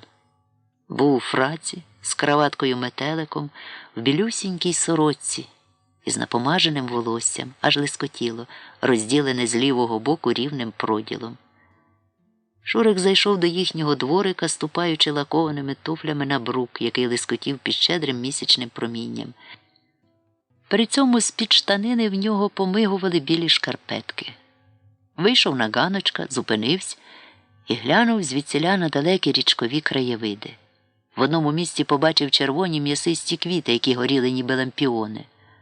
Шурик змахнув, як фокусник, рукою, і одна із квіток лампіонів відірвалась від м'ясистого стебла і пролетіла простір між ними квітками, втрапивши якраз у виставлену Шурикову руку. Прикріпив її до лацкану фрака, і вона засвітилася, ніби ліхтарик із червоним склом. Тоді зайшов до коридорчика, присвітив ліхтариком квіткою біля газової плити і знайшов сірники. На цей час у роті в нього виросла сигаретка, але не з білим папірчиком, а темно-коричневим. Була трохи довше звичайної. Шурик пихнув димом, вкинув спаленого сірника до бляшанки, а пачку поклав до кишені фраку. Тоді відчинив хатні двері, підійшов до ліжка, на якому спала Капіля, і ліг поруч, заклавши руки за голову. «Вибач, Лілечко, що так довго не приходив», – сказав, пускаючи кружальця диму. Одне піднялось вгору, друге лягло йому на груди, а третє почало вигинатися над лобом, творячи начебто німб. «Хотів, щоб трохи по мені поскучала». Він усміхнувся рядом білих, вичищених до блиску зубів. «Там дають таку одежу?» – спитала здивовано Капіля. «А як же, Лілечко», – відповів він, – «яку хочеш і скільки хочеш». «І ти там не забув про мене?» «Хіба можу забути тебе, Лілечко», – сказав Шурик, – «був би останнім, коли б тебе забув». Квітка на грудях у нього розливала червоне світло, від чого повітря в кімнаті дивно тремтіло, перламутрово граючи. «Чекала на мене, Лілечко?» – спитав, випускаючи дим. «Як твої вовки в горлі?» «Чекала, але не думала, що прийдеш», – відповіла Капіля, – «а з вовками погано». «Знаю. мовив Шурик смутно. Через це й прийшов. Не боїшся мене? Трохи боюсь, відказала Капіля. Нічого дивного, мовив Шурик, випускаючи дим. Я ж із того світу. Але не бійся, не вчиню тобі нічого злого. Прийшов навідати і запитати. Запитати що? Чи хочеш піти до мене? Мовив Шурик. До речі, коли б забажала, могли б там розписатися. Хіба там є ЗАГС? Здивовано спитала Капіля. Там є все, Лілечко, все, що хочеш і скільки хочеш. Але тоді мала б померти? Спитала вона. Звісно, відповів Шурик, інакше туди не пройдеш. А ти в раї чи в пеклі, Шурик? Запитала Капіля. Шурик розсміявся. То все казки, Лілечко, які придумали дурні люди тут, на землі. Там немає ані раю, ані пекла, ані чистилища, тільки небо звільнення. Від болячок, хвороб, пристрастей, проклять, лихих думок та вчинків, душевних потрясінь, горя, голоду, нещастя, спраги, турбот, хвилювань, гризот і всього такого. Щось не дуже тебе пойняла, сказала Капіля. Що ж там є? Все, що забажаєш, говорив Шурик, тобто нічого. То коли хтось погано тут жив чи добре, там усі днакі? Спитала Капіля.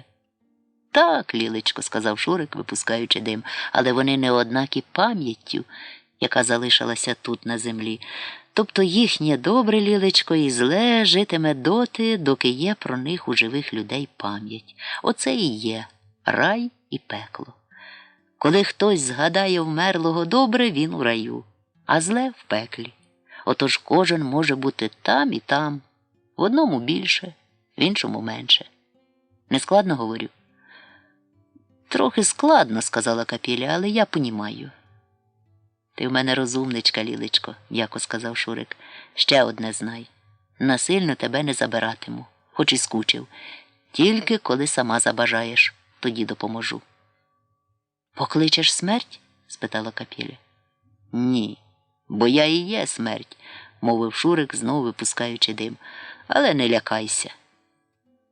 Але Капіля злякалася, аж відсахнулася від нього. От бачиш, злякалася, мовив докірливо Шурик. А я не прийшов чинити тобі зла. Сама ж знаєш, я й на землі жив, не чинячи нікому зла. Хіба, може, матір свою вражав, бо не міг жити за її приписами. Часом із тобою сварився, Лілечко, але інакше в житті не буває, коли люди живуть разом. То був, Лілечко, пісок, і ми його з себе завжди струшували, бо ми жили з тобою в любові, не в ненависті, а любов, Лілечко, вічна. Як це вічна? Спитала Капіля. Любов, Лілечко, це Бог. А він є, той Бог? Запитала вона. Є, Лілечко. Він вічний розум і любов, які крутять махину світу, яких ніхто ніколи із живих до кінця не збагне. Я цього не понімаю, сказала Капіля. Поймеш, Лілечко, тоді, коли прийдеш до мене, зі своєї волі. А коли хочу ще жить? Спитала вона. То живи на здоров'ячко, мовив Шурик, я не силою. Але ж люди вмирають більше не зі своєї волі, сказала Капіля. Так, Лілечко, так, у кожного своя пора.